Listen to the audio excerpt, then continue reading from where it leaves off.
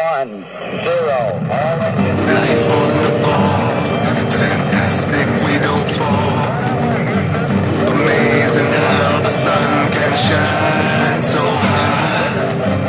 Life on the ball, gravity explains it all. Be thankful that the moon remains in your sky. You don't have to be 3 standard deviations higher than the average Asian to see someone's pissing down your leg and telling you it's raining. Who's your teacher? I'll step in the class and touch 'em. Lessons to smash and crush 'em. Weapons of mass destruction. Itching to gas and flush 'em. I know you know my motto. Nothing precedes my duty. They call me obligado. They think the house is holy. It's incommunicado. They full of guacamole. I crush the avocados. Call me the virtuoso now. That means aficionado. Master of the Stratocaster. Wizard with the pizzicato. Luciferian foolishness is what you follow. Believing you're on a ball, you have all knelt down to swallow. Fuck all your bravado. If you're dissing Mr. Dubay, you're dead or your head's just hollow. I used to marvel at your little blue marble, but now it's impossible to continent your global model. Life on the ball, fantastic, we don't fall. Ain't it amazing? Amazing how the sun can shine so high. That's what they told you. Life on the ball, gravity explains it all. That explains everything. Be thankful that the moon remains in your sky. Wolves in sheep's clothing have pulled the wool over our eyes. For almost 500 years, the masses have been thoroughly deceived by a cosmic fairy tale of astronomical proportions. We have been taught a falsehood so gigantic and diabolical that it has blinded us from our own experience and common sense, from seeing the world and the universe as they truly are. Through pseudoscience books and programs, mass media and public education, universities and government propaganda, the world has been systematically brainwashed, slowly indoctrinated over centuries into the unquestioning belief of the greatest lie of all time.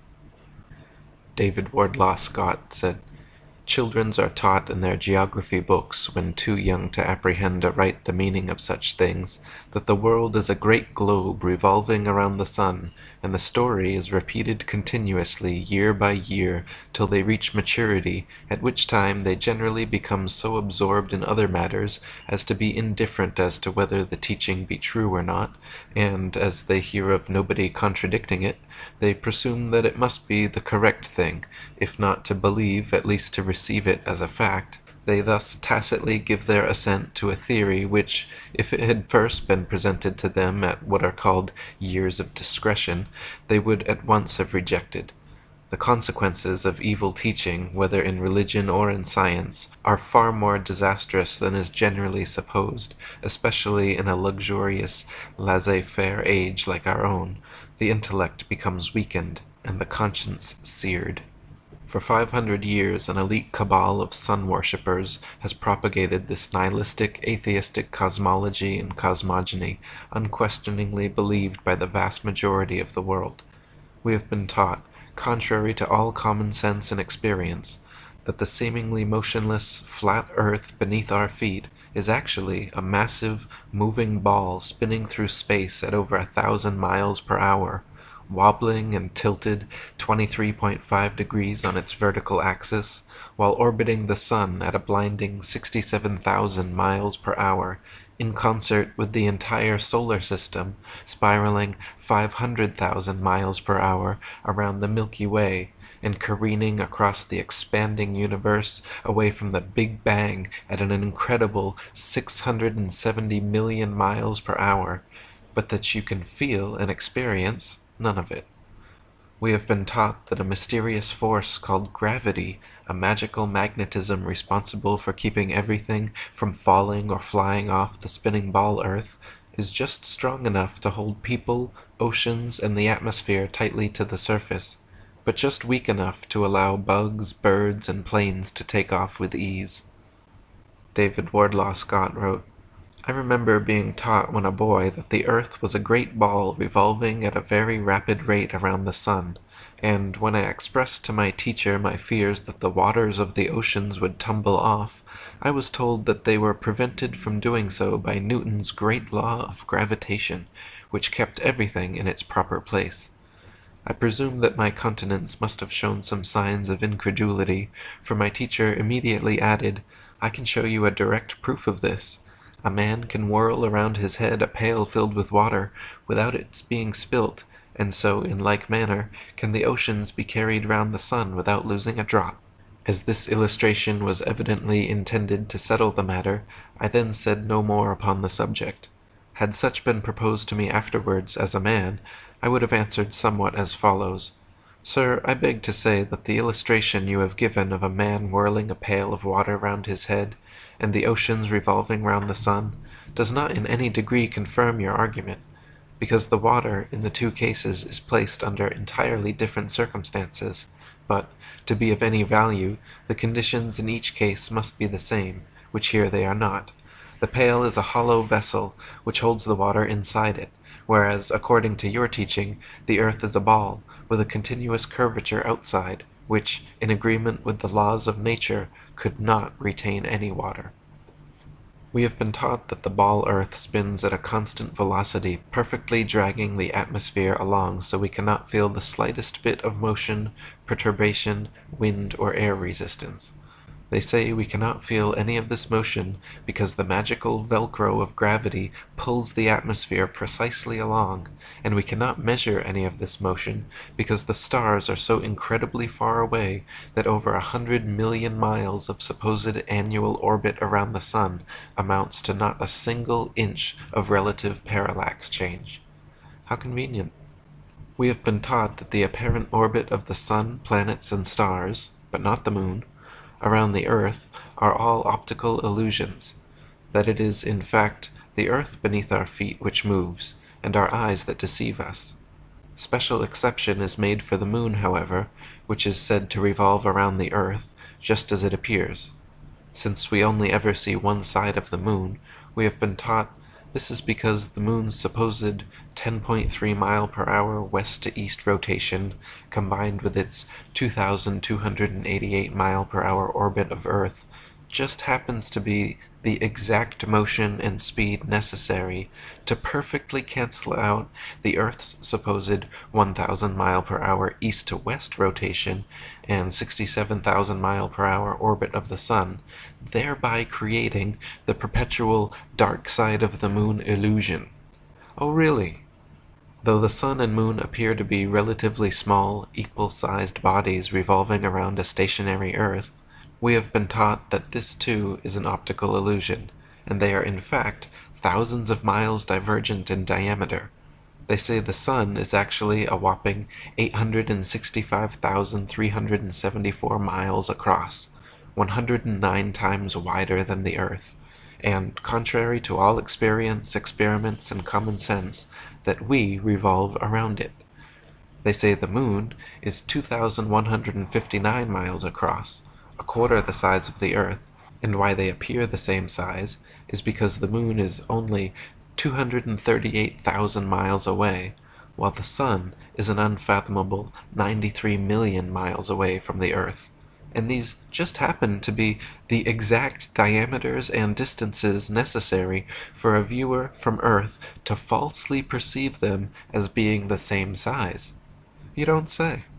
Lactantius, in his On the False Wisdom of the Philosophers, wrote, "A sphere where people on the other side live with their feet above their heads, where rain, snow, and hail fall upwards, where trees and crops grow upside down, and the sky is lower than the ground. The ancient wonder of the hanging gardens of Babylon dwindle into nothing in comparison to the fields, seas, towns, and mountains that pagan philosophers believe to be hanging from the earth without support." David Wardlaw Scott wrote, "I confess that I cannot imagine how any human being, in his proper senses, can believe that the sun is stationary when, with his own eyes, he sees it revolving around the heavens, nor how he can believe that the earth on which he stands is whirling with the speed of lightning around the sun when he feels not the slightest motion." We have been taught that those tiny pinpricks of light in the night sky known as planets or wandering stars are actually physical, globular, Earth-like habitations millions of miles away. We have even been shown supposed video footage of the one called Mars. We have been taught that the tiny pinpricks of light in the sky known as the fixed stars are actually distant suns trillions of miles away, each complete with their own solar systems, orbiting moons, and Earth-like planets which potentially harbor alien life. We have been taught that the moon has no light of its own, but is merely a reflector of the sun's light, that some masons from NASA actually walked on the moon, that some other masons from NASA sent rovers to Mars, that satellites and space stations are incessantly spinning in suspended animation above the Earth, that Hubble telescopes are taking snapshots of distant planets, galaxies, stars, quasars, black holes, wormholes, and other fantastic celestial phenomena. We have been taught that our ignorant ancient ancestors for millennia falsely believed the Earth to be the flat, immovable center of the universe, but thanks to modern science and its Masonic prophets like Copernicus, Newton, Galileo, Collins, Aldrin, and Armstrong, we now believe the world to be a giant whirling sea-Earth globe careening through infinite space. Thomas Winship wrote, "Modern astronomical teaching affirms that the world we live on is a globe which rotates, revolves, and spins away in space at brain-reeling rates of speed, that the sun is 1.5 million times the volume of the Earth globe and nearly 100 million miles distant from it, that the moon is about 1/4 the size of the Earth, that it receives all its light from the sun, and is thus only a reflector and not a giver of light, that it attracts the body of the Earth and thus causes the tides, that the stars are worlds and suns, some of them equal in importance to our own sun himself, and others vastly his superior, that these worlds inhabited by sentient beings are without numbers and occupy space boundless in extent and illimitable in duration, the whole of these interlaced bodies being subject to and supported by universal gravitation, the foundation and father of the whole fabric. To fanciful minds and theoretical speculators, the so-called science of modern astronomy furnishes a field unsurpassed in any science for the unrestrained license of the imagination, and the building up of a complicated conjuration of absurdities, such as to overawe the simpleton and make him gape with wonder, to deceive even those who truly believe their assumptions to be facts. We have been taught that science books like Newton's Principia Mathematica, which propound the spherical heliocentric myth, are the bearers of truth, while backwater religious books like the Bible, which propound a flat geocentric Earth, are merely outdated myths. We have been taught that the universe was unintelligently designed and randomly created in a cosmic coincidence of nothing inexplicably becoming everything. We have been taught that through millions upon millions of years of accidental evolution and happenstance, the Big Bang universe began manifesting suns, moons, planets, then water, then somehow out of dead, inert elements, single-celled conscious organisms came to life, grew and multiplied and mutated into larger, different organisms, which continued to grow, multiply, and mutate, gaining diversity and complexity, and losing credibility, to the point where amphibians crawled up on land, replaced gills with lungs, started breathing air, maturated into mammals, became bipedal, grew opposable thumbs, evolved into monkeys, then in one final fluke adaptation, a hybrid monkey man was made, and the rest is human history. Thomas Winship wrote, "Put together all the imaginary exploits in the air specially written to interest the young, add to this all the wonderful adventures of airships recorded in The Daughter of the Revolution, and tack on to this all the wild and impossible things found in current libraries of fiction, and I venture to say that the grand total will record nothing so utterly impossible or so supremely ridiculous as this modern scientific delusion of a globe spinning away in space in several different directions at the same time at rates of speed which no man is able to grasp, with the inhabitants, some hanging heads down and others at various angles to suit the inclination. Write down all the swindles that ever were perpetrated, name all the hoaxes you ever heard or read about, include all of the impostures and bubbles ever exposed, make a list of all the snares that popular credulity could ever be exposed to, and you will fail in getting within sight, or hearing of an imposture so gross, a hoax so ingenious, or a bubble of such gigantic proportions as has been perpetrated and forced upon unthinking multitudes in the name of science, and as proved incontrovertible fact by the expounders of modern astronomy. Again and again have their theories been combated and exposed, but as often have the majority, who did not think for themselves, accepted the popular thing. We have been taught that the height of stupidity and naivety was when our ignorant ancestors believed the earth to be flat, and that if any man somehow still thinks the earth to be the immovable center of the universe, that they must be the most primitive kind of ignoramus. Nowadays the label flat earther has become literally synonymous with moron, and is a common cliché derogatory term for insulting someone's intelligence.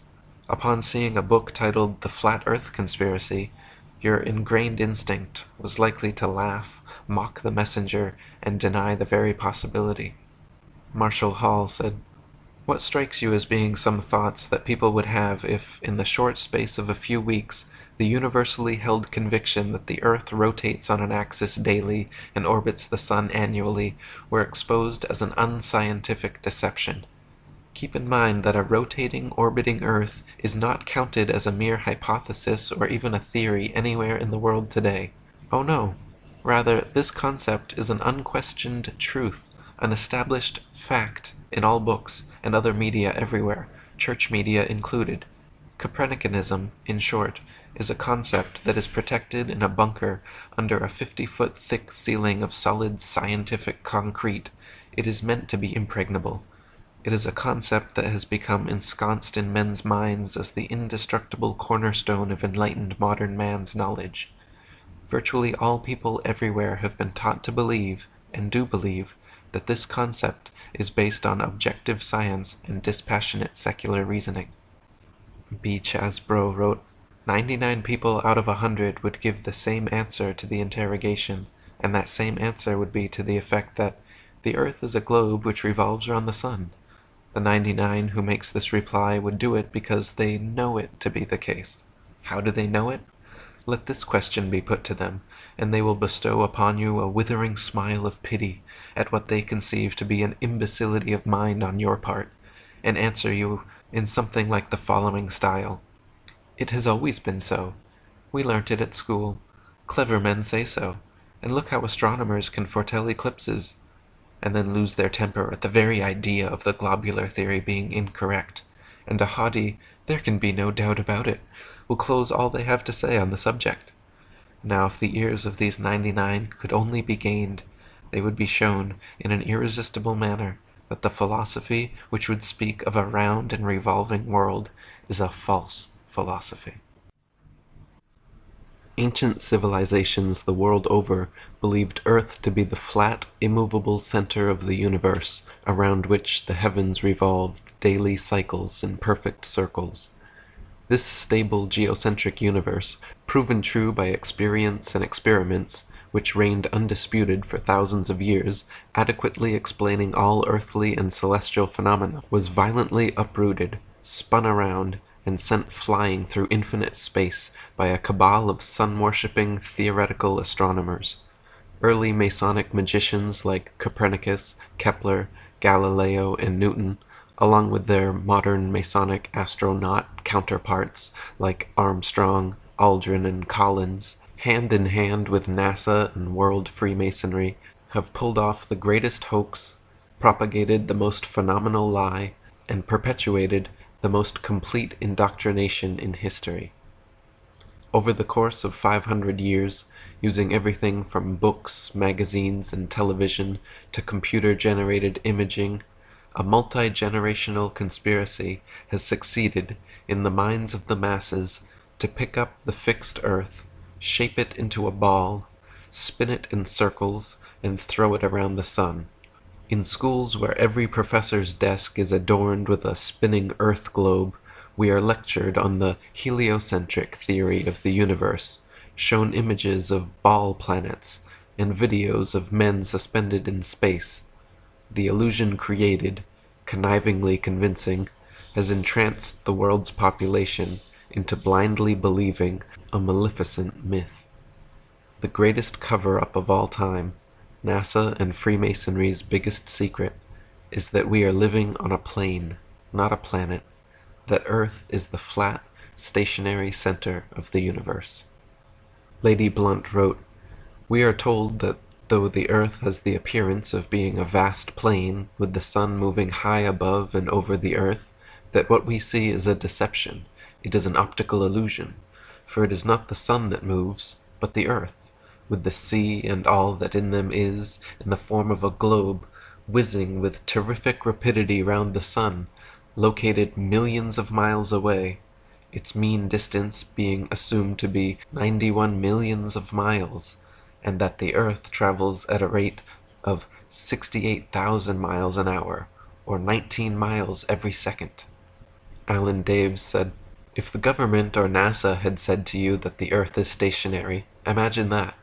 And then imagine we are trying to convince people that no, it's not stationary. It's moving forward at 32 times rifle bullet speed and spinning at 1,000 miles per hour. We would be laughed at. We would have so many people telling us, 'You are crazy. The Earth's not moving.' We would be ridiculed for having no scientific backing for this convoluted moving Earth theory. And not only that, but then people would say, 'Oh, then how do you explain a fixed calm atmosphere and the sun's observable movement? How do you explain that?' Imagine saying to people, 'No, the atmosphere is moving also, but is somehow magically velcroed to the moving Earth. The reason is not simply because the Earth is stationary.' So, what we are actually doing is what makes sense. We are saying that the moving Earth theory is nonsense. The stationary Earth theory makes sense, and we are being ridiculed. You've got to picture it being the other way around to realize just how ridiculous this situation is. This theory from the government and NASA that the Earth is rotating and orbiting and leaning over and wobbling is absolute nonsense, and yet people are clinging to it tightly, like a teddy bear. They just can't bring themselves to face the possibility that the Earth is stationary, though all the evidence shows it. We feel no movement. The atmosphere hasn't been blown away. We see the sun move from east to west. Everything can be explained by a motionless Earth without bringing in all these assumptions to cover up previous assumptions gone bad. If the Earth were truly a spinning ball orbiting the sun, there are several tests and experiments which could be and have been conducted to prove or disprove the veracity of such a claim. For example, Danish astronomer Tycho Brahe famously argued against the heliocentric theory in his time, positing that if the Earth revolved in an orbit around the Sun, the change in relative position of the stars after 6 months of orbital motion could not fail to be seen. He argued that the stars should seem to separate as we approach and come together as we recede. In actual fact, however, almost 200 million miles of supposed orbit around the Sun, and not a single inch of parallax can be detected in the stars. Thomas Winship wrote, "If the Earth is at a given point in space on, say, January 1st, and according to present-day science at a distance of 190 million miles from that point 6 months afterwards, it follows that the relative position and directions of the stars will have greatly changed, however small the angle of parallax may be. That this great change is nowhere apparent and has never been observed incontestably proves that the Earth is at rest, that it does not move in an orbit round the sun." Samuel Rowbotham wrote, "Take 2 carefully bored metallic tubes, not less than 6 feet in length, and place them 1 yard asunder on the opposite sides of a wooden frame or a solid block of wood or stone. So adjust them that their centers of axes of vision shall be perfectly parallel to each other. Now direct them to the plane of some notable fixed star a few seconds previous to its meridian time. Let an observer be stationed at each tube, and the moment the star appears in the first tube, let a loud knock or other signal be given, to be repeated by the observer at the second tube when he first sees the same star. A distinct period of time will elapse between the signals given. The signals will follow each other in very rapid succession, but still the time between is sufficient to show that the same star is not visible at the same moment by 2 parallel lines of sight when only 1 yard asunder. A slight inclination of the second tube towards the first tube would be required for the star to be seen through both tubes at the same instant. Let the tubes remain in their position for 6 months, at the end of which time the same observation or experiment will produce the same results. The star will be visible at the same meridian time without the slightest alteration being required in the direction of the tubes, from which it is concluded that if the Earth had moved 1 single yard in an orbit through space, there would at least be observed the slight inclination of the tube which the difference in position of 1 yard had previously required. But as no such difference in the direction of the tube is required, the conclusion is unavoidable, that in 6 months a given meridian upon the Earth's surface does not move a single yard, and therefore that the Earth has not the slightest degree of orbital motion. When Tycho Brahe demonstrated that after 190 million miles of supposed orbit around the Sun, not a single inch of parallax could be detected, desperate heliocentrists, instead of conceding, doubled down, claiming the stars were all actually trillions upon trillions of miles away from us, so distant that no appreciable parallax could ever be detected. This convenient explanation, which heliocentrists have clung to for centuries, has proven satisfactory to silence the uninquisitive minds of the masses, but still fails to adequately address many observable phenomena, such as our wildly implausible synchronization with Polaris. William Carpenter wrote, "The idea that the Earth, if it were a globe, could possibly move in an orbit of hundreds of millions of miles with such exactitude that the crosshairs in a telescope fixed on its surface would appear to glide gently over a star millions of miles away, is simply monstrous, whereas with a fixed telescope it matters not the distance of the stars, though we suppose them to be as far off as the astronomer supposes them to be, for, as Mr. Richard Proctor himself says, the further away they are, the less they will seem to shift. Why, in the name of common sense, should observers have to fix their telescopes on solid stone bases so that they should not move a hair's breadth, if the Earth on which they fix them moves at the rate of 19 miles in a second? Indeed, to believe that Mr. Proctor's mass of 6,000 million tons is rolling, surging, flying, darting on through space forever, with a velocity compared with which a shot from a cannon is a very slow coach, with such unerring accuracy that a telescope fixed on granite pillars in an observatory will not enable a lynx-eyed astronomer to detect a variation in its onward motion of the 1,000th part of a hair's breadth, is to conceive a miracle compared with which all the miracles on record put together would sink into utter insignificance. Captain R.J. Morrison, the late compiler of Zadkiel's Almanac, says, "We declare that this motion is all mere bosh, and that the arguments which uphold it are, when examined with an eye that seeks for truth, mere nonsense and childish absurdity." Another experiment repeatedly performed to disprove Earth's supposed rotation under our feet is firing cannonballs vertically and horizontally in all cardinal directions. If the Earth were truly spinning eastwards underneath us, as the heliocentric model suggests, then vertically fired cannonballs should fall significantly due west. In actual fact, though, whenever this has been tested, vertically fired cannonballs perfectly aimed with a plumb line, lit with a slow match, shoot upwards an average of 14 seconds ascending, 14 seconds descending, and fall back to the ground no more than 2 feet away from the cannon, sometimes directly back into the muzzle. If the Earth were actually spinning at the supposed rate of 600 to 700 miles per hour at the mid-latitudes of England and America, where the tests have been performed, the cannonballs should fall a full 8,400 feet, or over a mile and a half, behind the cannon. Again, at this point, instead of conceding, desperate heliocentrists triple down, claiming the reason cannonballs fall straight back is because the magical properties of gravity allow Earth to somehow drag the entire lower atmosphere in perfect synchronization with its axial spin, rendering even such breakneck speeds completely unnoticeable to the observer and unmeasurable by experimentation. This highly implausible, though clever and convenient explanation only holds for vertically fired cannons, however. If cannons are instead fired and measured in all cardinal directions, even the heliocentrist's atmospheric Velcro trump card becomes unplayable. north-south firing cannonballs establish a control, then east-firing cannonballs should fall significantly farther than all others, and west-firing cannonballs should fall significantly closer due to the supposed 1,000-mile-per-hour eastward rotation of the Earth. In actual fact, however, regardless of which direction cannons are fired, north, south, east, or west, the distance covered is always the same. Dr. Samuel Robotham wrote, "When sitting in a rapidly moving railway carriage, let a spring gun be fired forward, or in the direction in which the train is moving. Again let the same gun be fired, but in the opposite direction, and it will be found that the ball or other projectile will always go farther in the first case than in the latter. If a person leaps backward from a horse in full gallop, he cannot jump so great a distance as he can by jumping forward.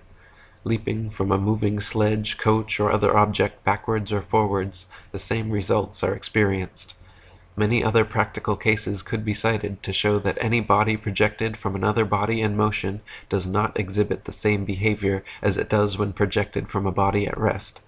Nor are the results the same when projected in the same direction as that in which the body moves, as when projected in the opposite direction, because, in the former case, the projected body receives its momentum from the projectile force plus that given to it by the moving body, and in the latter case, this momentum minus that of the moving body.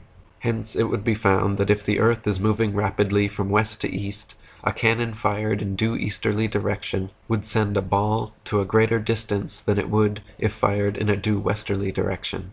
But the most experienced artillerymen, many of whom have had great practice both at home and abroad, in almost every latitude, have declared that no difference whatsoever is observable, that in charging and pointing their guns, no difference in the working is ever required. Gunners in warships have noticed a considerable difference in the results of their firing from guns at the bow when sailing rapidly toward the object fired at, and when firing from guns placed at the stern while sailing away from the object, and in both cases the results are different to those observed when firing from a ship at perfect rest. These details of practical experience are utterly incompatible with the supposition of a revolving Earth." William Carpenter wrote, "It is in evidence that if a projectile be fired from a rapidly moving body in an opposite direction to that in which the body is going, it will fall short of the distance at which it would reach the ground if fired in the direction of motion. Now since the Earth is said to move at the rate of 19 miles in a second of time from east to west, it would make all the difference imaginable if the gun were fired in an opposite direction. But as, in practice, there is not the slightest difference whichever way the thing may be done, we have a forcible overthrow of all the fancies relative to the motion of the Earth." During the Crimean War, the subject of artillery fire in connection with the Earth's rotation became a hotly discussed topic among military men, scientists, philosophers, and statesmen. Around this time, on December 20th, 1857, British Prime Minister Lord Palmerston wrote to the Secretary of War, Lord Panmure, stating, "There is an investigation which it would be important, and at the same time easy to make, and that is, whether the rotation of the Earth on its axis has any effect on the curve of a cannonball in its flight. One should suppose that it has, and that while the cannonball is flying in the air, impelled by the gunpowder, in a straight line from the cannon's mouth, the ball would not follow the rotation of the Earth in the same manner which it would if lying at rest on the Earth's surface. If this be so, a ball fired in the meridional direction, that is to say, due south or due north, ought to deviate to the west of the object at which it was aimed, because during the time of flight that object will have gone to the east somewhat faster than the cannonball will have done. The trial might be easily made in any place in which a free circle of a mile or more radius could be obtained, and a cannon placed in the center of that circle, and fired alternately north, south, east, and west, with equal charges, would afford the means of ascertaining whether each shot flew the same distance or not. Several such experiments have since been performed and shown that projectiles fired in various directions on Earth's surface always cover comparable distances with no appreciable difference whatsoever. These results are entirely against the theory of a rotating, revolving world, and serve as direct empirical evidence for the stationary Earth. More evidence, similar to the cannonball experiment, is found in helicopters and airplanes. If the Earth were spinning several hundred miles per hour beneath our feet, helicopter pilots and hot air balloonists should be able to simply ascend straight up, hover, and wait for their lateral destinations to reach them. Since such a thing has never happened in the history of aeronautics, however, haughty heliocentrists must once again rely on Newton's magical atmospheric Velcro, claiming the lower atmosphere, up to an undetermined height, somewhere above the reach of helicopters, hot air balloons, and anything not built by NASA, is pulled perfectly along with the rotating Earth, rendering such experiments moot. Granting heliocentrists their atmospheric glue supposition helps them dismiss the results of vertically fired cannonball experiments, but does not and cannot help them explain away the results of horizontal cardinally fired cannonballs. Similarly, granting them their magic Velcro helps dismiss the results of hovering helicopter and hot air balloon experiments, but does not and cannot explain away the results of airplanes flying in cardinal directions. For instance, if both the Earth and its lower atmosphere are supposedly rotating together eastwards 1,038 miles per hour at the equator, then airplane pilots would need to make an extra 1,038 mile per hour compensation acceleration when flying westwards. North and southbound pilots would by necessity have to set diagonal courses to compensate. Since no such compensations are ever necessary, except in the imaginations of astronomers, it follows that the Earth does not move. Gabrielle Henriette wrote, "If flying had been invented at the time of Copernicus, there is no doubt that he would have soon realized that his contention regarding the rotation of the Earth was wrong, on account of the relation existing between the speed of an aircraft and that of the Earth's rotation. The distance covered by an aircraft would be reduced or increased by the speed of the rotation according to whether such aircraft traveled in the same direction or against it. Thus, if the Earth rotates, as it is said, at 1,000 miles an hour, and a plane flies in the same direction at only 500 miles, it is obvious that its place of destination will be farther removed every minute. On the other hand, if flying took place in the direction opposite to that of the rotation, a distance of 1,500 miles would be covered in 1 hour, instead of 500, since the speed of the rotation is to be added to that of the plane.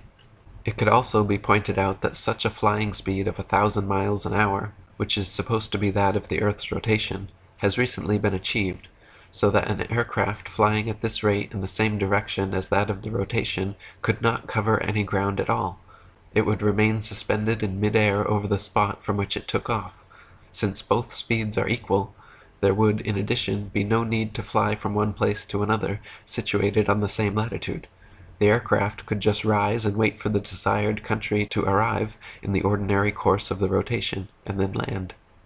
The heliocentric theory, literally flying in the face of direct observation, experimental evidence, and common sense, maintains that the ball Earth is spinning around its axis at 1,000 miles per hour, revolving around the Sun at 67,000 miles per hour, while the entire solar system rotates around the Milky Way galaxy at 500,000 miles per hour, and the Milky Way speeds through the ever-expanding universe at over 670 million miles per hour, yet no one in history has ever felt a thing.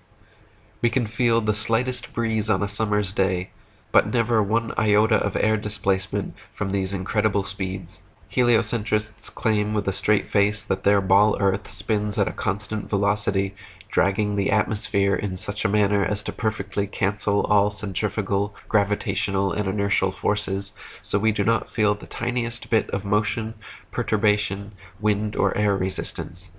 Such backpedaling, damage control, reverse-engineered explanations certainly stretch the limits of credibility in the imagination, leaving much to be desired by discerning minds. David Wardlaw Scott wrote, "Dear reader, do you feel the motion? I trow not, for if you did, you would not so quietly be reading my book. I doubt not you have been, like myself, on a railway platform when an express train rushed wildly past at the rate of 65 miles per hour, when the concussion of the air almost knocked you down.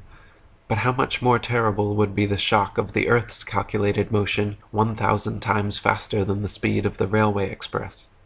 Thomas Winship wrote, Let imagination picture to the mind what force air would have which was set in motion by a spherical body of 8,000 miles in diameter, which in 1 hour was spinning round 1,000 miles per hour, rushing through space at 65,000 miles per hour, and gyrating across the heavens. Then let conjecture endeavor to discover whether the inhabitants on such a globe could keep their hair on. If the earth globe rotates on its axis at the terrific rate of 1,000 miles per hour, such an immense mass would of necessity cause a tremendous rush of wind in the space it occupied. The wind would go all one way, and anything like clouds which got within the sphere of influence of the rotating sphere would have to go the same way. The fact that the earth is at rest is proved by kite flying. If the earth and atmosphere are constantly revolving eastwards at 1,000 miles per hour, how is it that clouds, wind, and weather patterns, casually and unpredictably, go every which way, often traveling in opposing directions simultaneously? Why can we feel the slightest westward breeze, but not the earth's incredible supposed 1,000 mile per hour eastward spin? And how is it that the magic velcro of gravity is strong enough to drag miles of Earth's atmosphere along, but weak enough to allow little bugs, birds, clouds, and planes to travel freely unabated in any direction? David Wardlaw Scott wrote, "What about the lark which at early morn soars aloft, trilling its lays of luscious melody? Why was it not swept away in the tumultuous atmosphere? But it still continues singing in happy ignorance of any commotion in the heavens. Who has not noticed on a calm summer day the thistledown floating listlessly in the air, and the smoke ascending straight as an arrow from the peasant's cottage? Would not such light things as thistledown and smoke have to obey the impulse and go with the earth also? But they do not." Dr. Samuel Robotham wrote, "If the atmosphere rushes forward from west to east continually, we are again obliged to conclude that whatever floats or is suspended in it at any altitude must of necessity partake of its eastward motion. A piece of cork or any other body floating in still water will be motionless, but let the water be put in motion in any direction whatever, and the floating bodies will move with it, in the same direction and with the same velocity. Let the experiment be tried in every possible way, and these results will invariably follow. Hence, if the earth's atmosphere is in constant motion from west to east, all the different strata which are known to exist in it, and all the various kinds of clouds and vapors which float in it, must of mechanical necessity move rapidly eastwards. But what is the fact?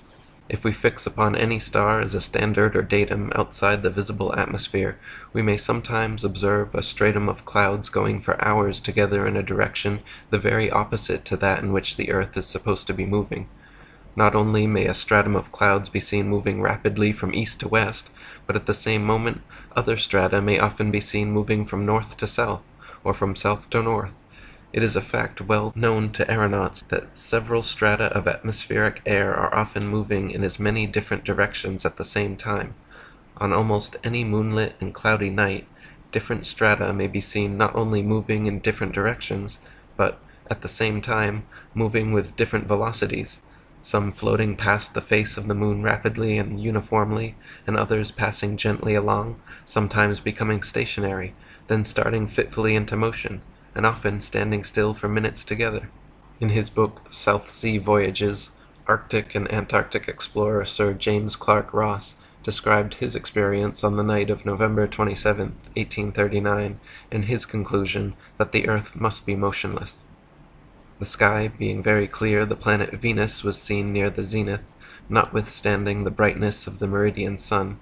It enabled us to observe the higher stratum of clouds to be moving in an exactly opposite direction to that of the wind, a circumstance which is frequently recorded in our meteorological journal, both in the northeast and southeast trades, and has also been observed by former voyagers.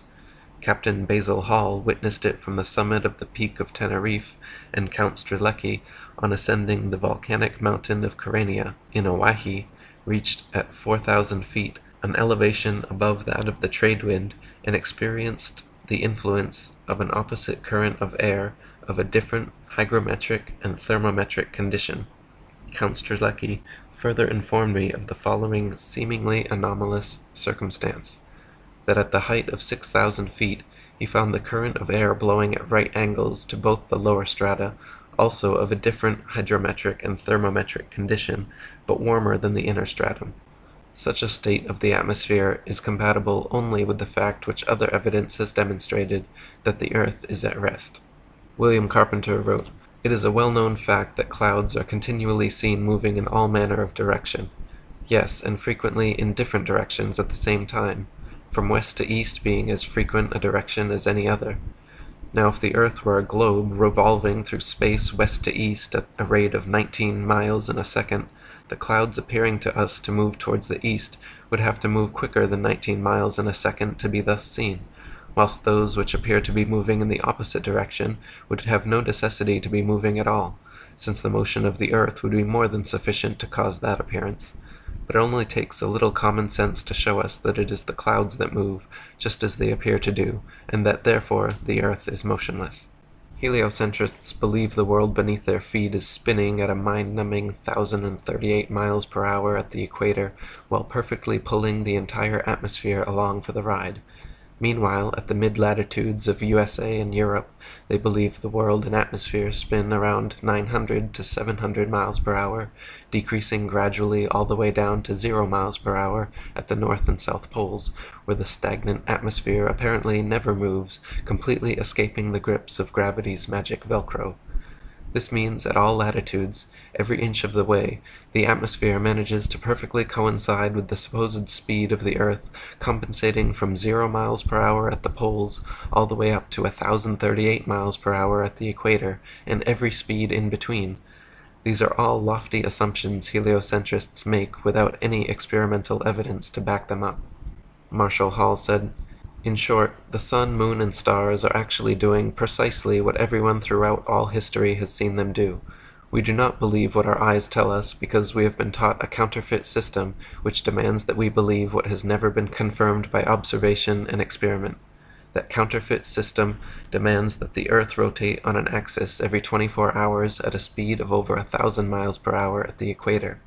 No one has ever seen or felt such movement, nor seen or felt the 67,000 mile per hour speed of the Earth's alleged orbit around the Sun, or its 500,000 mile per hour alleged speed around a galaxy, or its retreat from an alleged Big Bang at over 670 million miles per hour. Remember, no experiment has ever shown the Earth to be moving.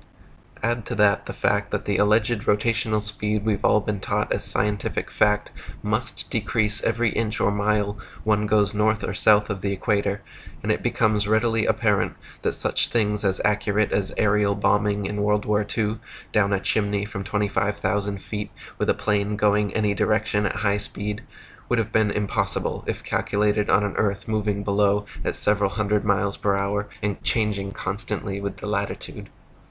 Before heliocentric indoctrination, any child will look up to the sky and notice that the sun, moon, and stars all revolve around a stationary Earth. All evidence from our perspective clearly demonstrates that we are fixed, and the heavenly bodies circle around us. We feel the Earth as motionless, and observe the sun, moon, stars, and planets to be moving entities. To suspend this common-sense geocentric perspective and assume that it is actually the Earth rotating beneath us daily while revolving around the sun yearly is quite a theoretical leap to take without any empirical evidence to land on." Alan Daves said, "Ignorant folk think that such minority opinions as geocentrism are conspiracy theories. There is a real conspiracy for sure, but the sad thing is it is mostly a conspiracy of willful and apathetic ignorance for numerous reasons. The very people who would call geocentrists quack conspiracy theorists are either themselves completely ignorant of even modern cosmological axioms and principles of gravitation and mechanics, or they are just playing stupid, hoping no one will notice or call their bluff. What's even more hilarious is the fact that even folk like Stephen Hawking and a few intellectually honest physicists and cosmologists who would read what we are saying and are capable of understanding it know that what we have been saying is absolutely true. Not only do they admit that, but even snicker about it to each other. But they won't dare to address that too openly with the dumb, ignorant masses. Best not to confuse the common folk with unnecessary information and facts. Even more sad are all the others out there who don't have a clue what I'm saying here and shake their heads, thinking they know something about physics that tells them that the Earth moves. If only they studied the textbooks and peer-reviewed papers a little closer, they would realize just how absolutely ignorant with a capital I that argument really is. It is part of the natural physics of water and other fluids to always find their level and remain flat. If disturbed in any way, motion ensues until the flat level is resumed.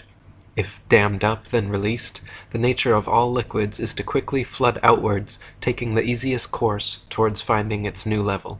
From W. T. Lynn's First Principles of Natural Philosophy, the upper surface of a fluid at rest is a horizontal plane, because if a part of the surface were higher than the rest, those parts of the fluid which were under it would exert a greater pressure upon the surrounding parts than they receive from them, so that motion would take place amongst the particles and continue until there were none at a higher level than the rest, that is, until the upper surface of the whole mass of fluid became a horizontal plane.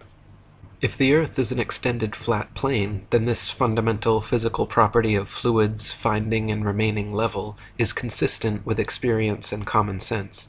If, however, the earth is a giant sphere tilted on its vertical axis, spinning through never-ending space, then it follows that truly flat, consistently level surfaces do not exist here. Moreover, if the earth is spherical, then it follows that the surface of all Earth's water, including the massive oceans, must maintain a certain degree of convexity. But this is contrary to the fundamental physical nature of water to always be and remain level. From William Thomas Wiseman's The Earth an Irregular Plane: the surface of all water, when not agitated by natural causes, such as winds, tides, earthquakes, etc., is perfectly level. The sense of sight proves this to every unprejudiced and reasonable mind. Can any so-called scientist, who teaches that the earth is a whirling globe, take a heap of liquid water, whirl it around, and so make rotundity? He cannot. Therefore it is utterly impossible to prove that an ocean is a whirling rotund section of a globular earth, rushing through space at the lying given rate of false philosophers. If we were living on a whirling ball earth, every pond, lake, marsh, canal, and other large body of standing water, each part would have to comprise a slight arc or semicircle curveting downwards from the central summit.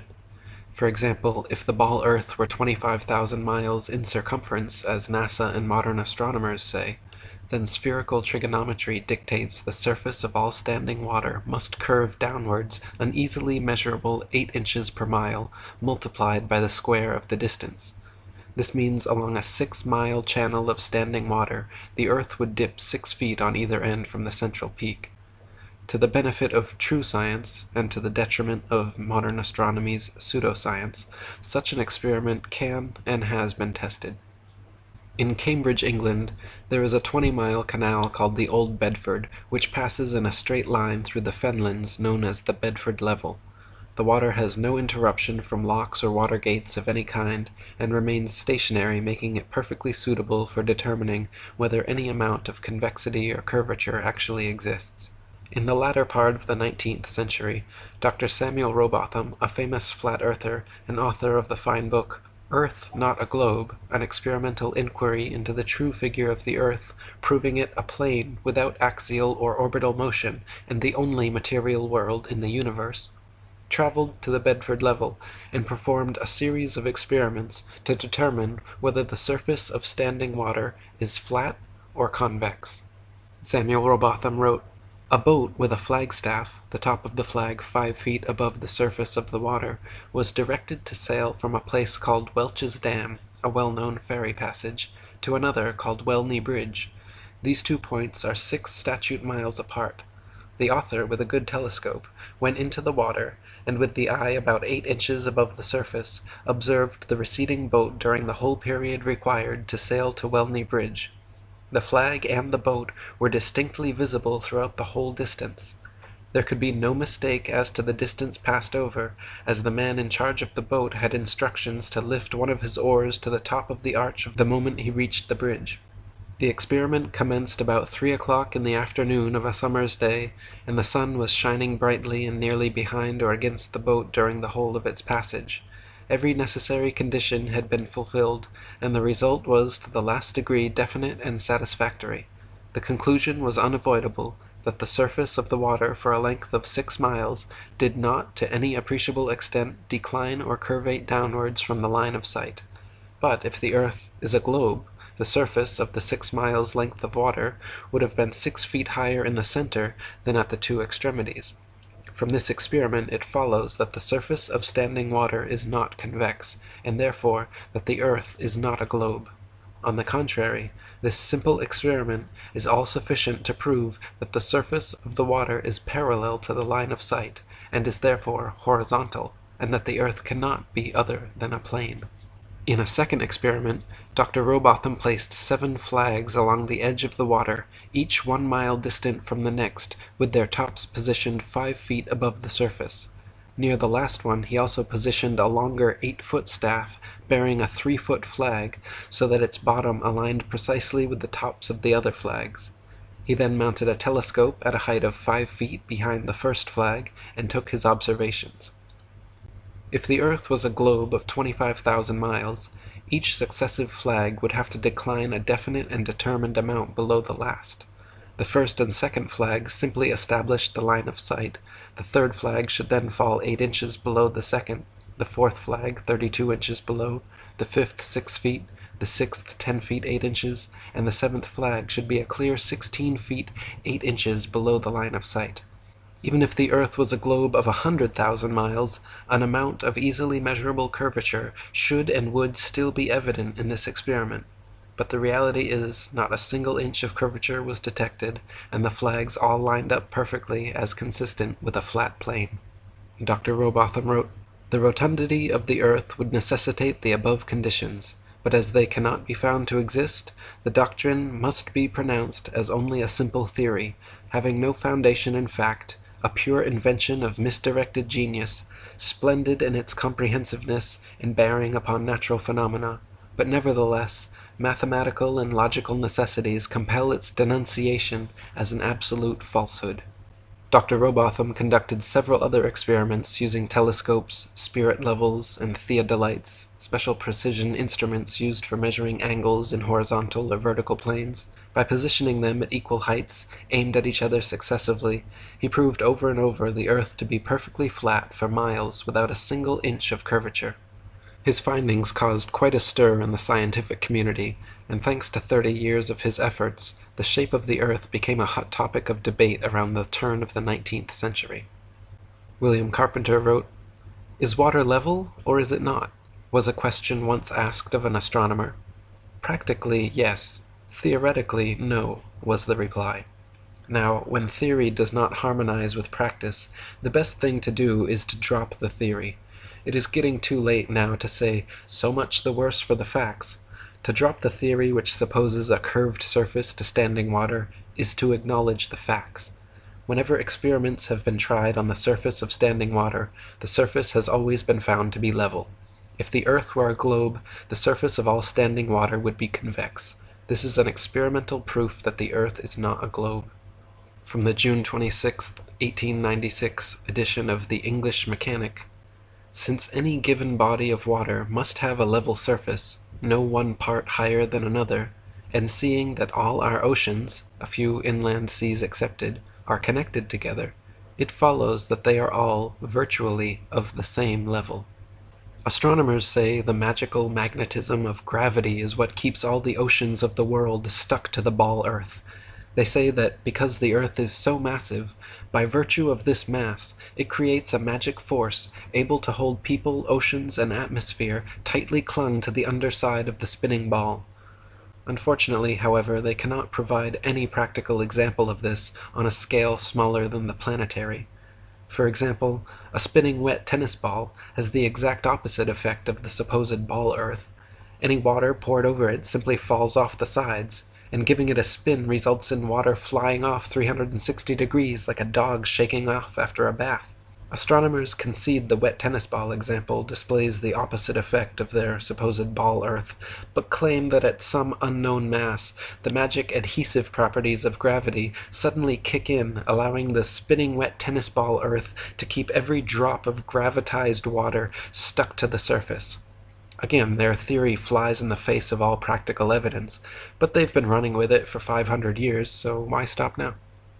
William Carpenter wrote, "If the Earth were a globe, rolling and dashing through space at the rate of 100 miles in 5 seconds of time, the waters of seas and oceans could not, by any known law, be kept on its surface.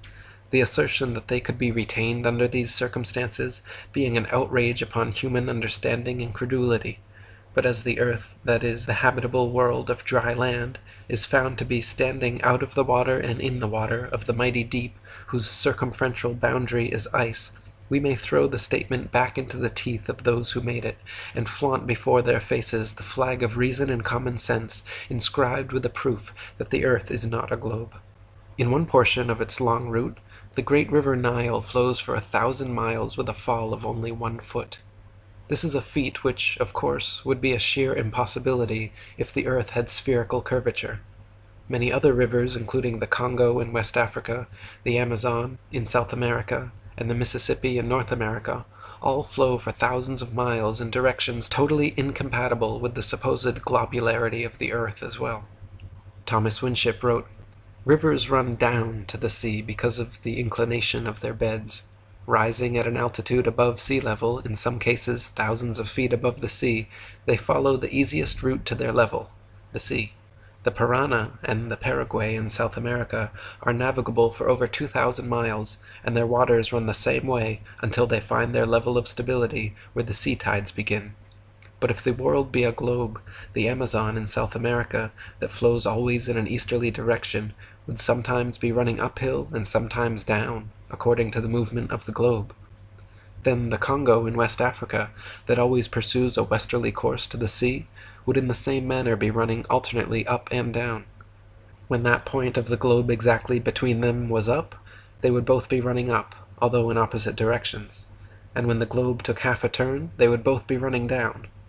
We know from practical experiment that water will find its level, and cannot by any possibility remain other than level, or flat, or horizontal, whatever term may be used to express the idea. It is therefore quite out of the range of possibility that rivers could do as they would have to do on a globe." David Wardlaw Scott wrote, "Whoever heard of a river in any part of its course flowing uphill? Yet this it would require to do were the earth a globe. Rivers like the Mississippi, which flow from the north southwards towards the equator, would need, according to modern astronomic theory, to run upwards, as the earth at the equator is said to bulge out considerably more, or, in other words, is higher than at any other part. Thus the Mississippi, in its immense course of over 3,000 miles, would have to ascend 11 miles before it reached the Gulf of Mexico." And William Carpenter wrote, "There are rivers which flow east, west, north, and south. That is, rivers are flowing in all directions over the earth's surface, and at the same time. Now if the earth were a globe, some of these rivers would be flowing uphill and others down, taking it for a fact that there really is an up and down in nature, whatever form she assumes. But since rivers do not flow uphill, and the globular theory requires that they should, it is a proof that the earth is not a globe." Whether at sea level, the top of Mount Everest, or flying 100,000 feet in the air, the always horizontal horizon line always rises up to meet the eye level of the observer and remains perfectly flat. You can test for yourself on a beach or hilltop, in a large field or desert, aboard a hot air balloon or helicopter. You will see the panoramic horizon ascend with you and remain completely level all around. If the earth were actually a big ball, however, the horizon should sink as you ascend, not rise to your eye level, and it would dip at each end of your periphery, not remain flat all around. Standing in a rising balloon, you would have to look downwards to the horizon. The highest point of the ball earth would be directly beneath you and declining on each side. Amateurs have sent balloons to heights of over 121,000 feet, and you can watch video online of the horizon rising with the camera level and remaining perfectly flat 360 degrees around. NASA videos and other official sources, however, such as the recent Red Bull skydive at 128,000 feet, have been caught adding fake curvature to the Earth via wide-angle lenses and post-production work. Panoramic photos atop Mount Everest also often claim to be displaying Earth's curvature, but this is simply the result of distortions and limitations inherent in wide-angle lenses. Samuel Shenton wrote, "The camera-distorted horizons have always been a misleading factor with those who have not freed their minds from the planet or globe Earth indoctrination. 3 or 4 years ago, the USIS booklet Science Horizons carried a note to the effect that the Americans hoped to produce a lens which would not distort level horizons. So far, I am not aware that such aid to truer photography has yet been made available. Flat earthers, however, can prove that due to the known laws of perspective, the horizon optically rises and remains level with the observer's or the camera's eye, no matter what height is achieved. In fact, the Earth immediately beneath balloon, airplane, rocket, or capsule presents a dish-shaped or concave-like appearance, the point of Earth immediately below the vehicle appearing the lowest. It is not the highest point of your globe Earth, with the dip or curvature of the ball sweeping away downward to a horizon far away below the eye level. If the Earth were actually a big ball 25,000 miles in circumference, the horizon would be noticeably curved even at sea level, and everything on or approaching the horizon would appear to tilt backwards slightly from your perspective. Distant buildings along the horizon would all look like leaning towers of Pisa falling away from the observer. A hot air balloon taking off, then drifting steadily away from you on a ball Earth would slowly and constantly appear to lean back more and more the farther away it flew, the bottom of the basket coming gradually into view as the top of the balloon disappears from sight. In reality, however, buildings, balloons, trees, people, anything and everything at right angles to the ground or horizon remains so regardless the distance of the observer." B. Chasbro wrote, "The marine horizon, from whatever position it is viewed, always appears to be, and is, in fact, a perfectly level line, and since this appearance is the same in all parts of the world, its surface must be level, and therefore the earth is a plane. This may be proved to be the case by erecting at a suitable elevation on the seashore a duly leveled board or a string, at right angles to a plumb line, tightly stretched between two vertical poles. On looking towards the sea, the horizontal line for a distance of 20 miles may be easily observed, and throughout its entire length it will be found to coincide with the straight edge or string. But if the earth were a globe, the horizontal line would form an arc of 20 miles in length, curveting both ways from the center, at the rate of 8 inches multiplied by the square of the distance. Hence the horizontal line at either end of the distance ought to be depressed some 66 feet below the horizon in the center. But as no such appearance is ever presented, it necessarily follows that the earth cannot be a globe, or other than a plane. Anyone can prove the sea horizon perfectly straight and the entire earth perfectly flat, using nothing more than a level, tripods, and a wooden plank. At any altitude above sea level, simply fix a 6 to 12 foot long, smooth leveled board edgewise upon tripods, and observe the skyline from eye level behind it. The distant horizon will always align perfectly parallel with the upper edge of the board. Furthermore, if you move in a half circle from one end of the board to the other, whilst observing the skyline over the upper edge, you will be able to trace a clear, flat 10 to 20 miles depending on your altitude. This would be impossible if the earth were a globe and the surface of water convex. If the earth were actually a globe 25,000 miles in circumference, the horizon would align over the center of the board, but then gradually, noticeably, decline towards the extremities. Just 10 miles on each side would necessitate an easily visible curvature of 66.6 feet from each end to the center." Dr. Samuel Robotham wrote, "It is known that the horizon at sea, whatever distance it may extend to the right and left of the observer on land, always appears as a straight line. The following experiment has been tried in various parts of the country. At Brighton, on a rising ground near the racecourse, 2 poles were fixed in the earth 6 yards apart, and directly opposite the sea. Between these poles a line was tightly stretched parallel to the horizon. From the center of the line, the view embraced not less than 20 miles on each side, making a distance of 40 miles.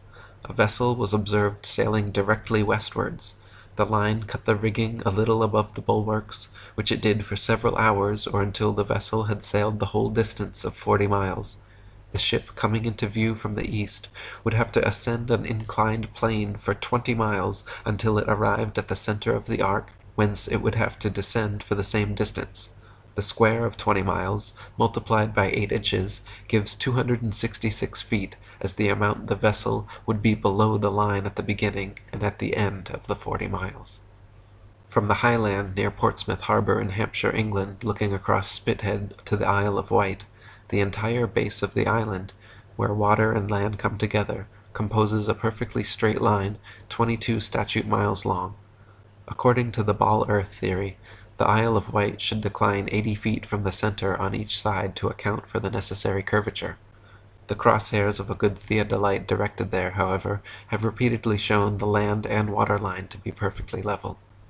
On a clear day from the high land near Douglas Harbour on the Isle of Man, the whole length of the coast of North Wales is often plainly visible to the naked eye.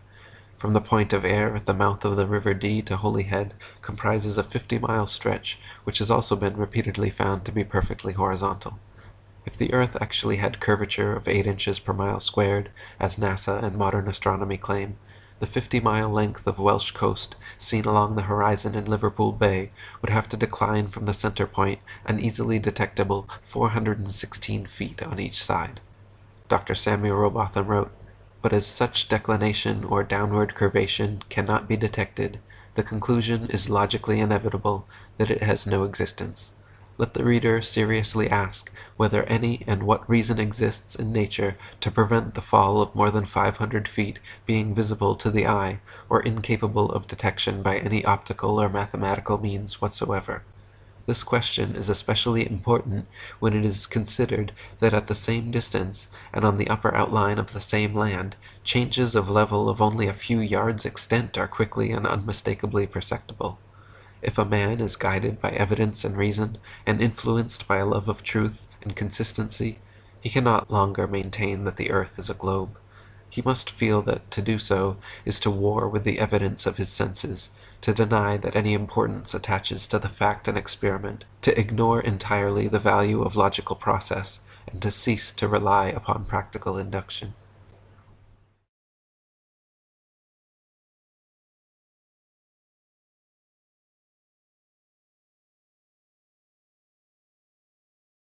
Surveyors, engineers, and architects are never required to factor the supposed curvature of the earth into their projects, providing another proof the world is a plane, not a planet. Canals and railways, for example, are always cut and laid horizontally, often over hundreds of miles, without any allowance for curvature.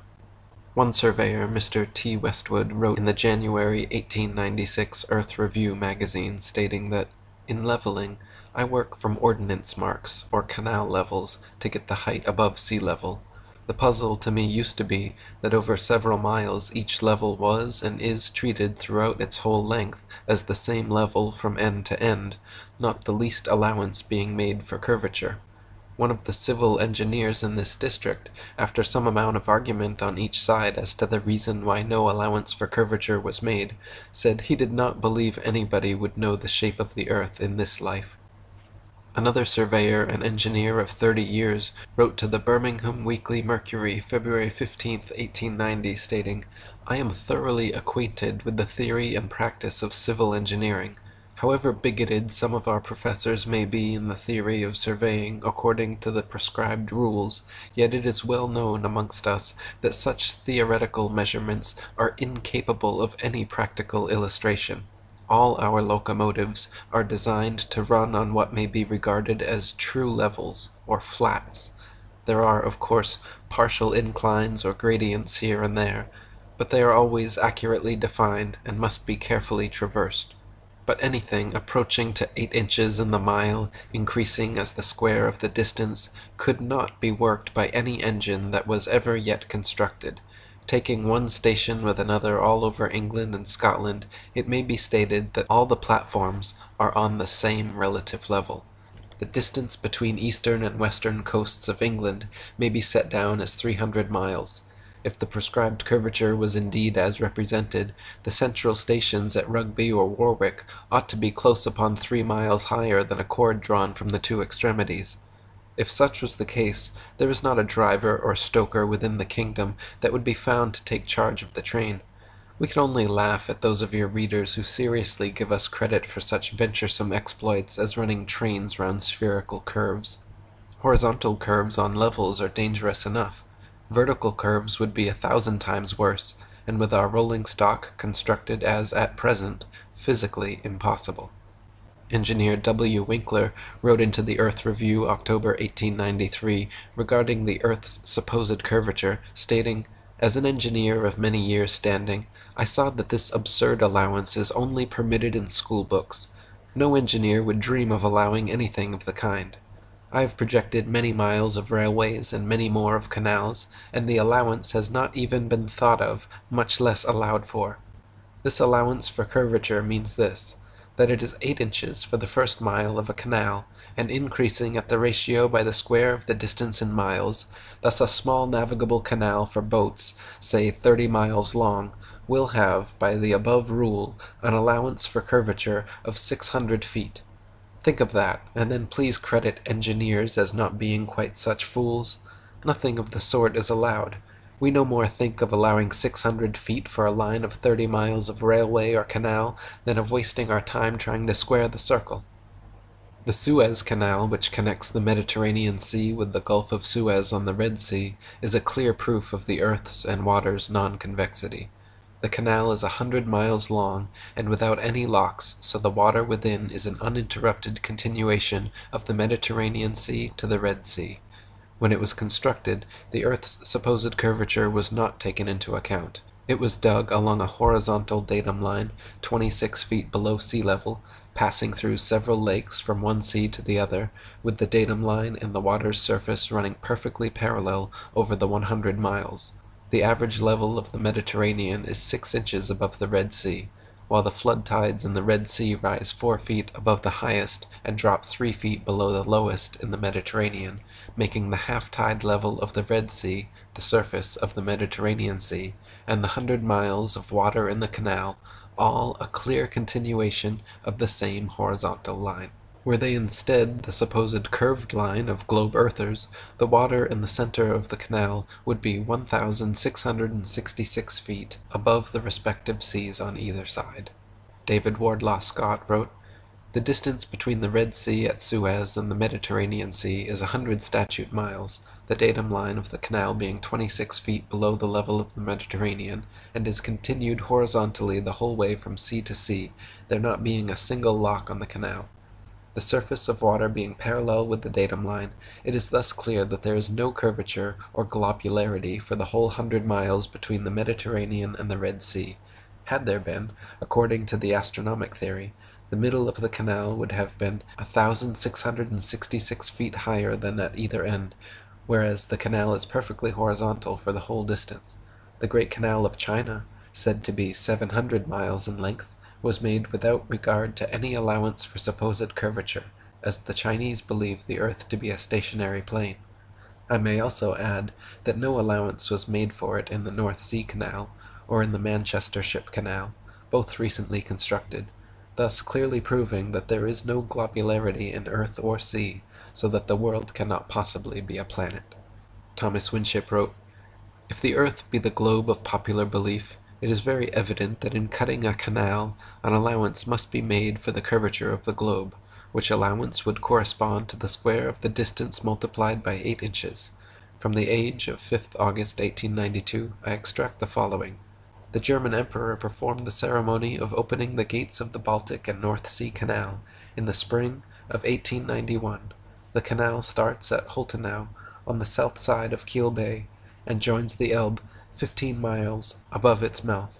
It is 61 miles long, 200 feet wide at the surface, and 85 feet at the bottom, the depth being 28 feet.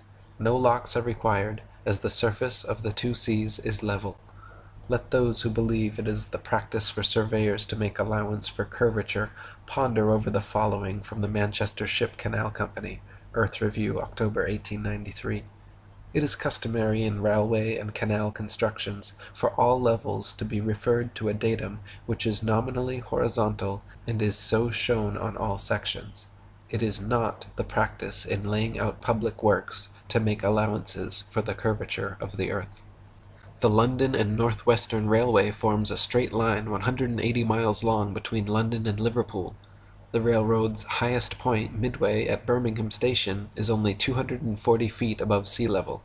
If the world were actually a globe, however, curvating 8 inches per mile squared, the 180-mile stretch of rail would form an arc, with the center point at Birmingham raising a full 5,400 feet above London and Liverpool. Adding the station's actual height, 240 feet, to its theoretical inclination, 5,400 feet, gives 5,640 feet as the rail's necessary height on a globe Earth, more than 1,000 feet taller than Ben Nevis, the tallest mountain in Great Britain. Thomas Winship wrote, "In projecting railways on a globe, the datum line would be the arc of a circle corresponding to the latitude of the place. That the datum line for the railway projections is always a horizontal line proves that the general configuration of the world is horizontal. To support the globe theory, the gentlemen of the observatories should call upon the surveyor to prove that he allows the necessary amount for curvature, but this is what the learned men dare not do, as it is well known that the allowance for the supposed curvature is never made." David Wardlaw Scott wrote, "In a long line like that of the Great Pacific Railway, extending across North America, the supposed curvature would, of course, be proportionally great, extending to many miles in height, but not 1 inch was allowed by the engineers for curvature during the whole course of the construction of that vast line of railway. And if we think of it, how could it be otherwise? All railway metals must of necessity be straight, for how could any engine or carriage run with safety on a convex surface?" J.C. Bourne, in his book The History of the Great Western Railway, stated that the entire original English railroad, more than 118 miles long, that the whole line with the exception of the inclined planes, may be regarded practically as level. The British Parliament session in 1862, that approved its construction, recorded in Order No. 44 for the proposed railway, that "the section be drawn to the same horizontal scale as the plan, and to a vertical scale of not less than 1 inch to every 100 feet, and shall show the surface of the ground marked on the plan, the intended level of the proposed work, the height of every embankment, and the depth of every cutting, and a datum horizontal line which shall be the same throughout the whole length of the work." Thomas Winship wrote, 118 miles of level railway, and yet the surface on which it is projected a globe? Impossible. It cannot be. Early in 1898 I met a Mr. Hughes, chief officer of the steamer City of Lincoln. This gentleman told me he had projected thousands of miles of level railway in South America, and never heard of any allowance for curvature being made. On one occasion he surveyed over 1,000 miles of railway, which was a perfect straight line all the way. It is well known that in the Argentine Republic and other parts of South America there are railways thousands of miles long, without curve or gradient. In projecting railways, the world is acknowledged to be a plane, and if it were a globe, the rules of projection have yet to be discovered. Level railways prove a level world, to the utter confusion of the globular school of impractical men with high salaries and little brains. That in all surveys no allowance is made for curvature, which would be a necessity on a globe, that a horizontal line is in every case the datum line, the same line being continuous throughout the whole length of the work, and that the theodolite cuts a line at equal altitudes on either side of it, which altitude is the same as that of the instrument, clearly proves, to those who will accept proof when it is furnished, that the world is a plane and not a globe.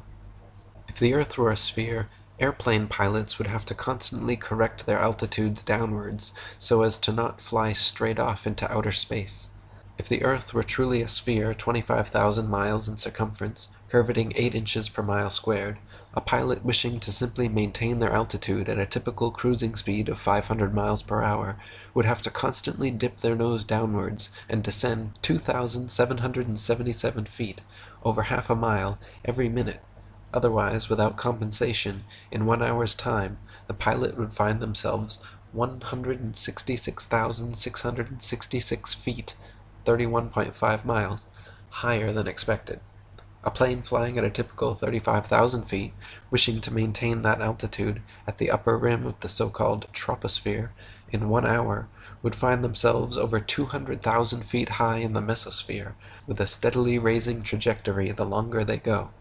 I have talked to several pilots, and no such compensation for the Earth's supposed curvature is ever made. When pilots set an altitude, their artificial horizon gauge remains level, and so does their course. Nothing like the necessary 2,777 foot per minute declination is ever taken into consideration. Thomas Winship wrote, "It must be obvious to the reader that if the earth be the globe of popular belief, the rules observed for navigating a vessel from one part of this globe to another must be in conformity to its figure. The datum line in navigation would be an arc of a circle, and all computations would be based on the convexity of water and worked out by spherical trigonometry. Let me preface my remarks on the important branch of our subject by stating that at sea the datum line is always a horizontal line. Spherical trigonometry is never used, and not 1 out of 1,000 shipmasters understands spherical trigonometry. Airline pilots and sea navigators fly and sail as though the earth were a plane. Pilots reach their desired altitude and maintain it effortlessly for hours, never contending with anything like the 2,777 feet per minute of forced inclination due to Earth's supposed curvature. Similarly, ship captains in navigating great distances at sea never need to factor the supposed curvature of the Earth into their calculations. Both plain sailing and great circle sailing, the most popular navigation methods, use plane, not spherical trigonometry." From Navigation and Nautical Astronomy, "Plain sailing is usually defined to be the art of navigating a ship on the supposition that the earth is a plane. Even when longitude enters into consideration, it is still with the plane triangle only that we have to deal. But as the investigation here given in the text shows, the rules for plain sailing would equally hold good though the surface were a plane." Thomas Winship wrote, "It must be evident to everyone who understands what a triangle is, that the base of any such figure on a globe would be an arc of a circle, of which the center would be the center of the globe. Thus, instead of a plane triangle, the figure would contain one plane angle and two spherical angles. Hence, if the plane triangle is what we have to deal with, and such is the case, the base of the triangle would be a straight line, the ocean. That all triangulation used at sea is plane proves that the sea is a plane. The foregoing quotation states that a plane triangle is used for a spherical surface, but the rules for plain sailing would equally hold good though the surface were a plane. What fine reasoning! It is like saying that the rules for describing a circle are those used for drawing a square, but they would equally hold good though the figure were a square. Plain sailing is navigating a ship making all mathematical calculations on the assumption that the earth is perfectly flat. If the earth were, in fact, a sphere, such an errant assumption would lead to constant glaring inaccuracies, and the necessity for using spherical trigonometry would become obvious. Plain sailing has worked perfectly fine in both theory and practice for thousands of years, however, and plain trigonometry has time and again proven more accurate than spherical trigonometry in determining distances across the oceans. It is so commonly used at sea. Navigation in theory and practice states that, in practice, scarcely any other rules are used but those derived from plain sailing. The great and serious objection to plain sailing is that longitude cannot be found by it accurately, although in practice it is more frequently found by it than any other method. So both latitude and longitude are found most often and most accurately by assuming the earth to be flat, more accurately even than assuming the earth to be spherical." Thomas Winship wrote, "Plain sailing proves that the surface of water is a plane or horizontal surface, and in practice it is shown that this plane extends for many thousands of miles. Whether the voyage is outwards or homewards makes no difference, thus showing that a short voyage to the Cape and back to England can be accomplished by plain sailing. The fact that water is flat like a sheet of paper, when undisturbed by wind and tide, is my working anchor.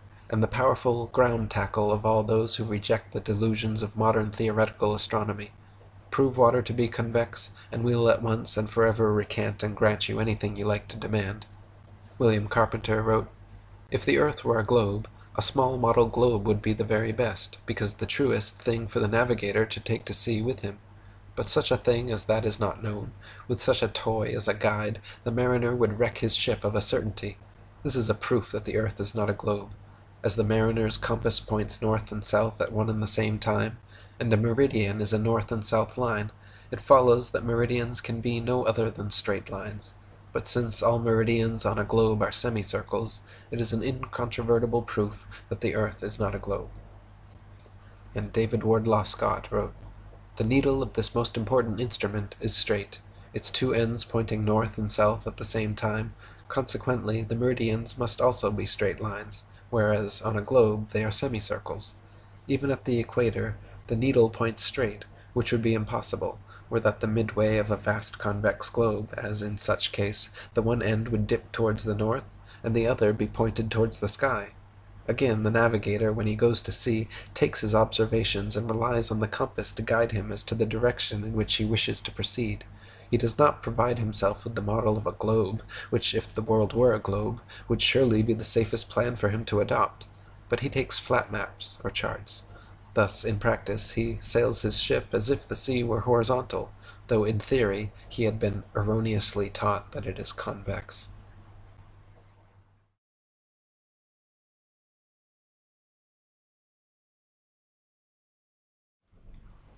In the flat Earth model of the cosmos, the North Pole is the immovable center of the world and the entire universe. Polaris, the North Star, sits straight over the North Pole, at the highest point in the heavens, and like a slowly rotating planetarium dome, all the celestial bodies revolve around Polaris and over the Earth once per day. The Sun circles over and around the circumference of Earth every 24 hours, steadily traveling each day from the equator during the March vernal equinox up to the Tropic of Cancer at the June summer solstice, back down to the equator for the September autumnal equinox, and all the way down to the Tropic of Capricorn on the December winter solstice. In the flat Earth model, the South Pole does not exist at all, and Antarctica is instead a gigantic ice wall extending the circumference of Earth, holding in the oceans like a giant bowl or a world cup.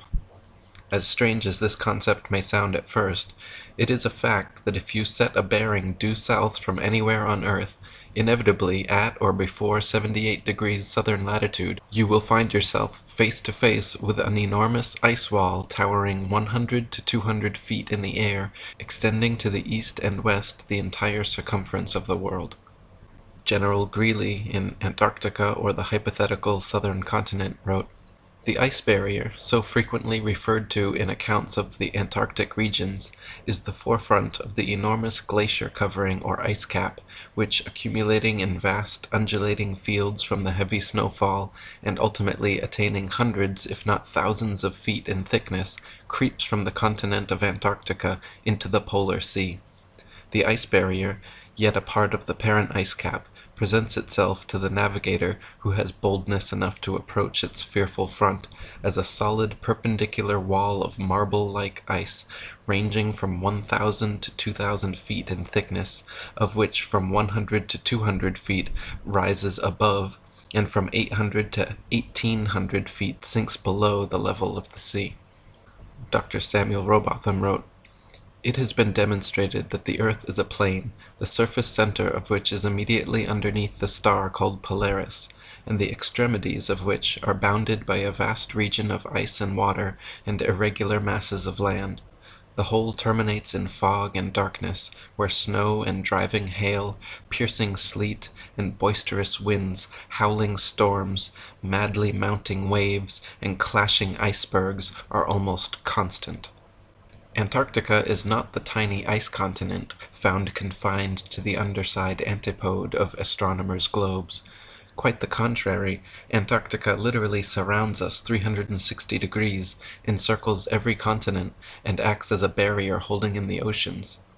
The most commonly asked questions, and the greatest mysteries yet to be solved, are, How far does the Antarctic ice extend outwards? Is there a limit? What lies beyond, or is it just snow and ice forever? Thanks to UN treaties and constant military surveillance, the North Pole and Antarctica remain cloaked in government secrecy, both purported no-fly and no-sail zones, with several reports of civilian pilots and captains being shooed away and escorted back under threats of violence. Dr. Samuel Robotham wrote, "How far the ice extends, how it terminates, and what exists beyond it, are questions to which no present human experience can reply. All we at present know is that snow and hail, howling winds, and indescribable storms and hurricanes prevail, and that in every direction human ingress is barred by unsealed escarpments of perpetual ice, extending farther than the eye or telescope can penetrate, and becoming lost in gloom and darkness." Before reaching the Antarctic ice wall, navigating the increasingly tumultuous southern oceans, explorers encounter the longest, darkest, coldest nights and the most dangerous seas and storms anywhere on Earth. Vasco da Gama, an early 16th century Portuguese explorer of the South Seas, wrote how the waves rise like mountains in height, ships are heaved up to the clouds, and apparently precipitated by circling whirlpools to the bed of the ocean.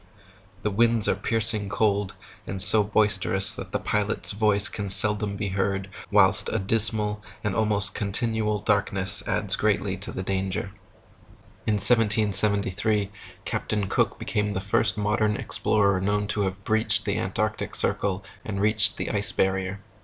During 3 voyages lasting 3 years and 8 days, Captain Cook and his crew sailed a total of 60,000 miles along the Antarctic coastline, never once finding an inlet or path through or beyond the massive glacial wall.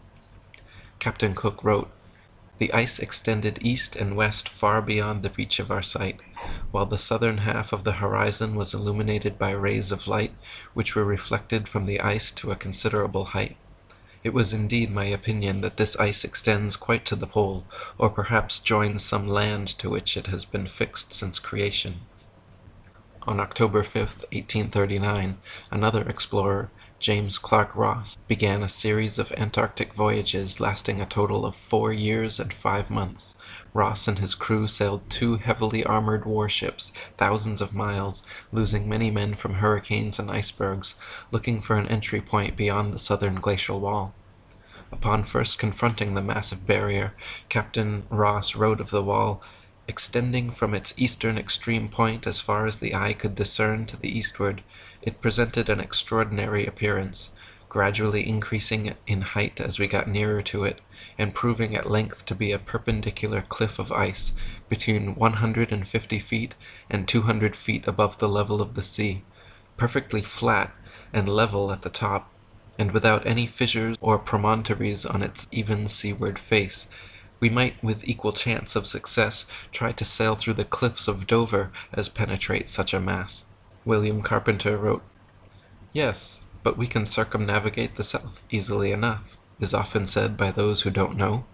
The British ship Challenger recently completed the circuit of the southern region, indirectly to be sure, but she was 3 years about it, and traversed nearly 69,000 miles, a stretch long enough to have taken her 6 times round on the globular hypothesis."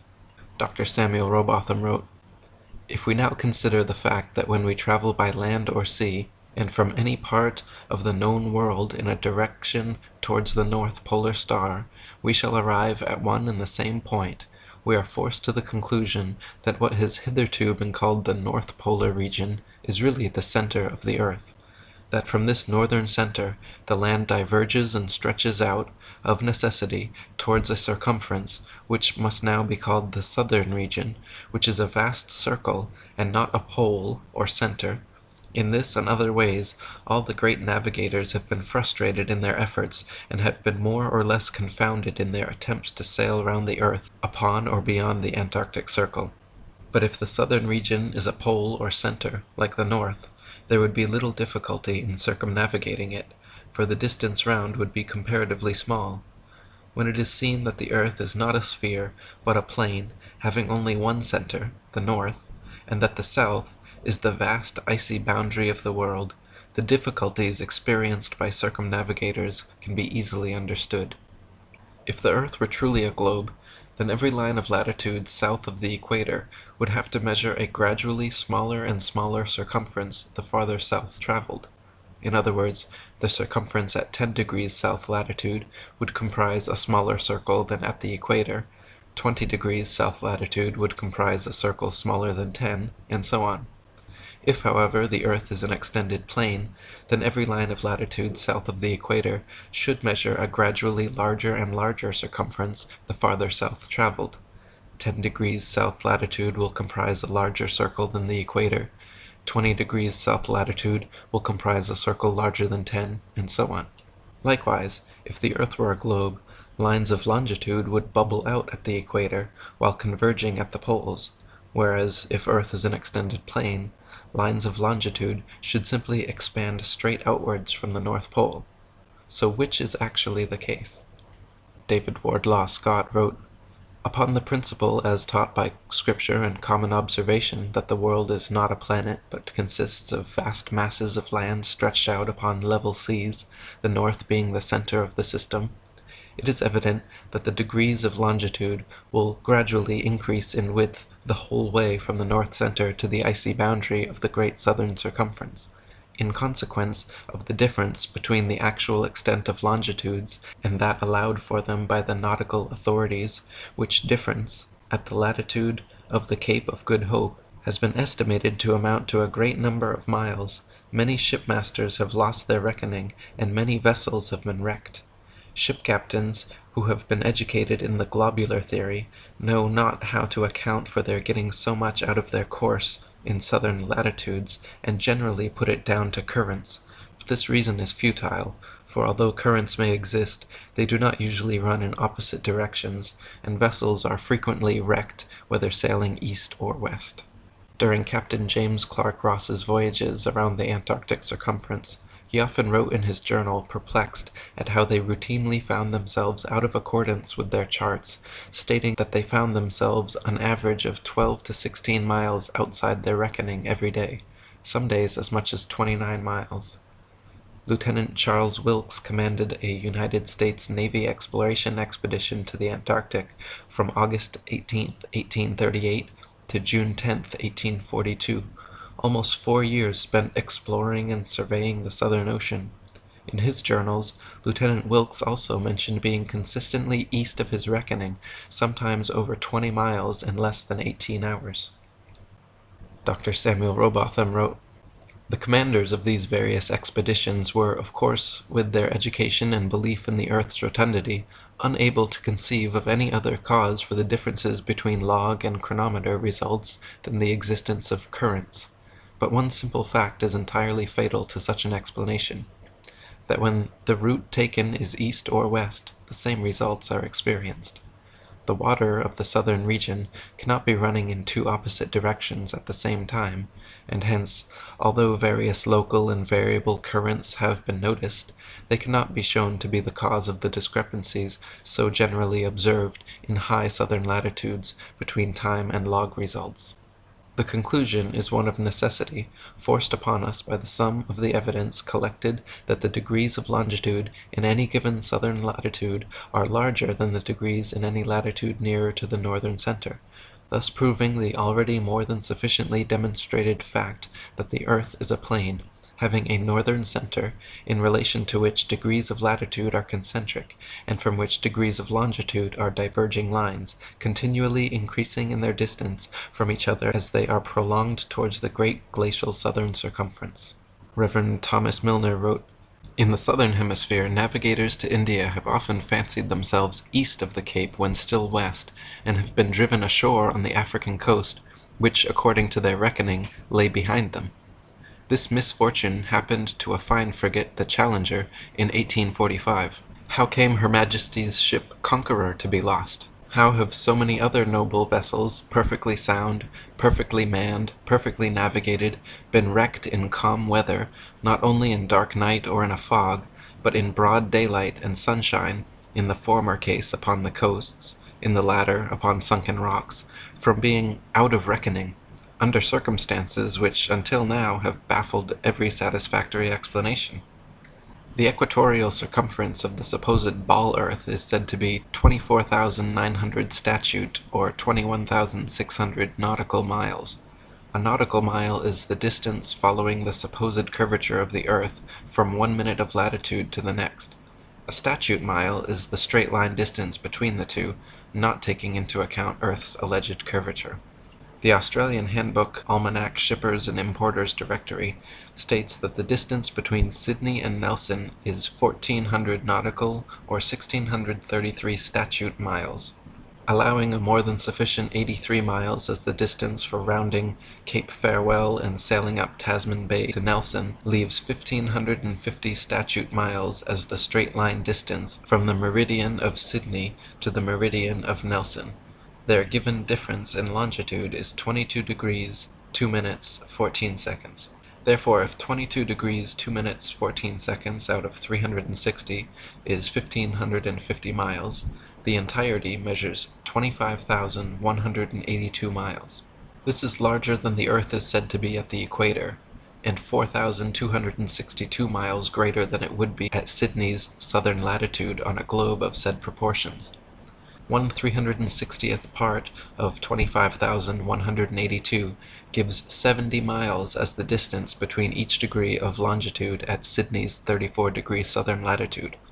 On a globe 25,000 miles in equatorial circumference, however, degrees of longitude at 34 degrees latitude would be only 58 miles, a full 12 miles per degree less than reality. This perfectly explains why Ross and other navigators in the deep south experienced 12-plus mile daily discrepancies between their reckoning and reality. The farther south traveled, the farther the divide. Dr. Samuel Robotham wrote, "From near Cape Horn, Chile, to Port Phillip in Melbourne, Australia, the distance is 9,000 miles. These two places are 143 degrees of longitude from each other. Therefore the whole extent of the Earth's circumference is a mere arithmetical question. If 143 degrees make 9,000 miles, what will be the distance made by the whole 360 degrees into which the surface is divided? The answer is 22,657 miles, or 8,357 miles more than the theory of rotundity would permit. It must be borne in mind, however, that the above distances are nautical measure, which, reduced to statute miles, gives the actual distance round the southern region at a given latitude as 26,433 statute miles, or nearly 1,500 miles more than the largest circumference ever assigned to the Earth at the equator. Similar calculations made from the Cape of Good Hope, South Africa, to Melbourne, Australia, at an average latitude of 35.5 degrees south, have given an approximate figure of over 25,000 miles, which is again equal to or greater than the Earth's supposed greatest circumference at the equator.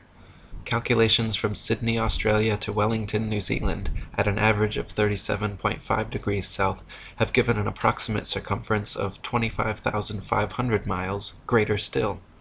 According to the ball Earth theory, the circumference of the Earth at 37.5 degrees southern latitude should be only 19,757 statute miles, almost 6,000 miles less than such practical measurements.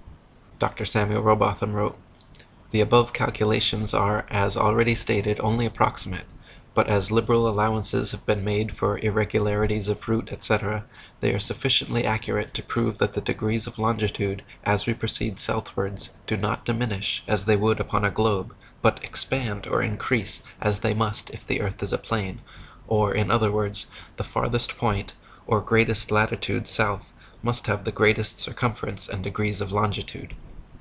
And William Carpenter wrote, "Parallels of latitude only, of all imaginary lines on the surface of the Earth, are circles, which increase progressively from the northern center to the southern circumference. The mariner's course in the direction of any one of these concentric circles is his longitude, the degrees of which increase to such an extent beyond the equator, going southwards, that hundreds of vessels have been wrecked because of the false idea created by the untruthfulness of the charts and the globular theory together, causing the sailor to be continually getting out of his reckoning. With a map of the Earth in its true form, all difficulty is done away with, and ships may be conducted anywhere with perfect safety. This, then, is a very important practical proof that the Earth is not a globe. I phoned up Antarctica. There's like a tourist umbrella you have to go through, and I sort of said, "Oh, I've got loads of money. I've got boats in Hawaii and India," which I don't. And me and some friends were going to hack down to Antarctica and walk across it. And I got loads of emails off these people saying, "No, you don't. No, you don't. Fill out your permits. You've got Orange membership. And fill out this. Why are you coming?" I got like totally hammered just for saying I'm coming to Antarctica. What I found is you're only allowed in through New Zealand, South America at the bottom, and South Africa at the bottom. And they take you in, you see some penguins, you sleep somewhere cold, and they throw you back out, all for like $5,000.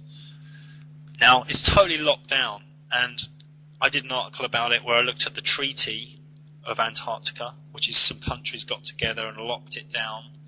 They've got a lot of science research going on there, and they just don't let anyone in. Now, where this treaty meet, they have a big table that's shaped in a pyramid with the top cut off. Which is, you can call me a conspiracy theorist, but there's obviously something there. What would you like to add on the Antarctica rim model, Eric? Yeah, so Antarctica is not just the tiny ice continent on the bottom of the globe that it shows, but it is the case that no matter where you are on Earth, if you go southwards from there, you'll hit Antarctica. So if you imagine expanding that little Antarctic continent on the bottom of the globe out to an ice rim all the way across, around the Earth, the North Pole being in the center, anywhere you go in a straight line, you will end up going to the ice wall. Yeah, and many boats through, since the 40s, 50s have talked about my instruments went crazy, there were ice walls for hundreds of miles, I got lost. There's so many of these stories. Yeah, and so they say that there's a South Pole somewhere too on part of that guided tour that you're talking about. They've got an arbitrary point along the Antarctic ice that they've put a red and white barbershop pole with a ball earth on top of it and claim that that's the South Pole. But they even admit that it's not the real South Pole because the real geomagnetic South Pole is constantly moving. So since it's constantly moving, you're never really going to be able to see it. But the reality is they can't have people going down there with a compass and checking to see if it really is the South Pole. Last year, Prince Harry was down there, and he basically just made some filming. He was with Rupert and Tarquin and a few of his friends, and the story was, it was on all the mainstream news, Prince Harry in Antarctica. Oh, we had to go back, it was just too cold, my foot got blisters and frostbite. What the message to the subconscious is, it doesn't matter how rich you are, don't go there, it's too cold. They know that Prince Harry and a team of injured servicemen and women have been walking to the South Pole. Well, they've got there. They've completed the 200-mile Walking with the Wounded South Pole Challenge. That's its proper name. They've spent more than 3 weeks trekking through Antarctica, and this was what it sounded like at the moment when they arrived at the bottom of the world. Let's go!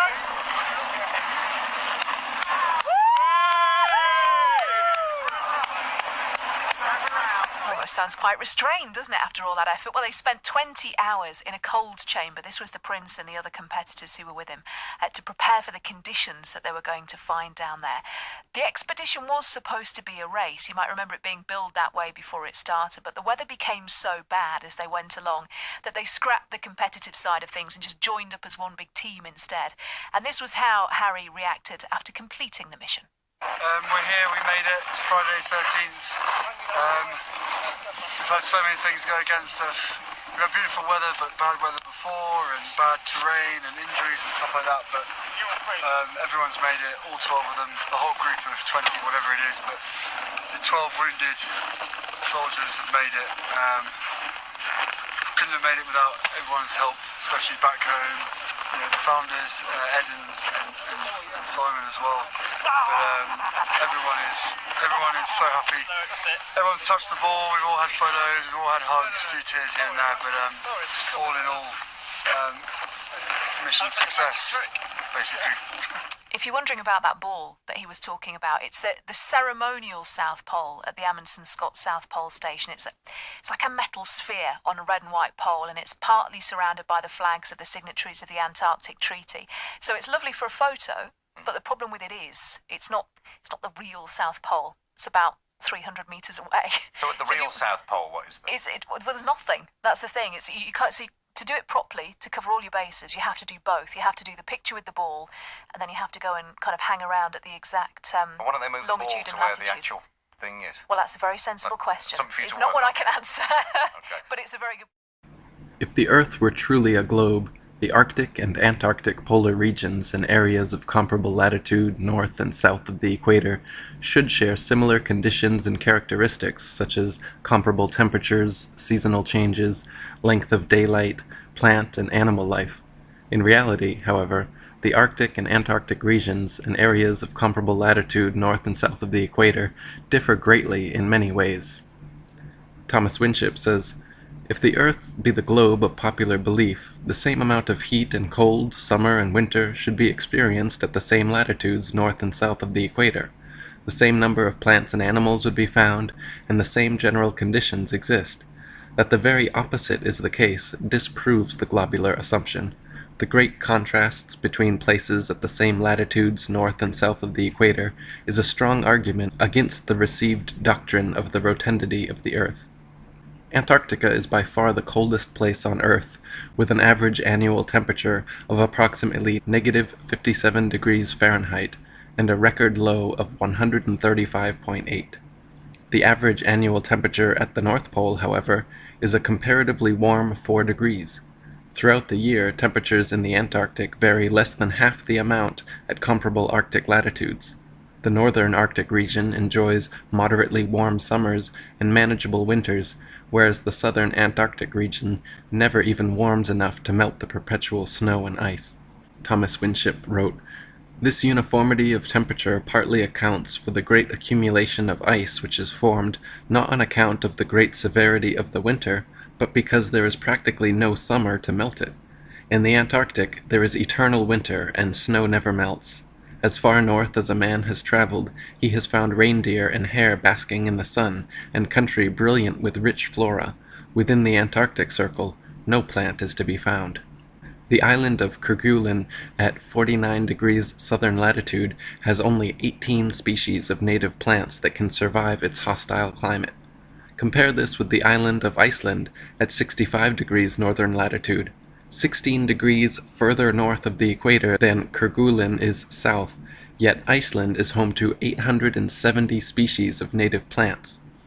On the Isle of Georgia, just 54 degrees southern latitude, the same latitude as Canada or England in the north, where dense forests of various tall trees abound, the infamous Captain Cook wrote that he was unable to find a single shrub large enough to make a toothpick. Cook wrote, "Not a tree was to be seen. The lands which lie to the south are doomed by nature to perpetual frigidness, never to feel the warmth of the sun's rays, whose horrible and savage aspect I have not words to describe. Even marine life is sparse in certain tracts of vast extent, and the sea-bird is seldom observed flying over such lonely wastes. The contrasts between the limits of organic life in Arctic and Antarctic zones is very remarkable and significant. Vegetables and land animals are found at nearly 80 degrees in the north, while from the parallel of 58 degrees in the south, the lichen and such-like plants only clothe the rocks, and seabirds and the cetaceous tribes alone are seen upon the desolate beaches. In the Arctic there are 4 clearly distinguished seasons, warm summers, and an abundance of plant and animal life, none of which can be said of the Antarctic. The Eskimo live as far north as the 79th parallel, whereas in the south no native man is found higher than the 56th. Admiral Ferdinand von Wrangel, the 19th century Russian Arctic explorer, wrote how in the north countless herds of reindeer, elks, black bears, foxes, sable, and gray squirrels fill the upland forests. Stone foxes and wolves roam over the low ground.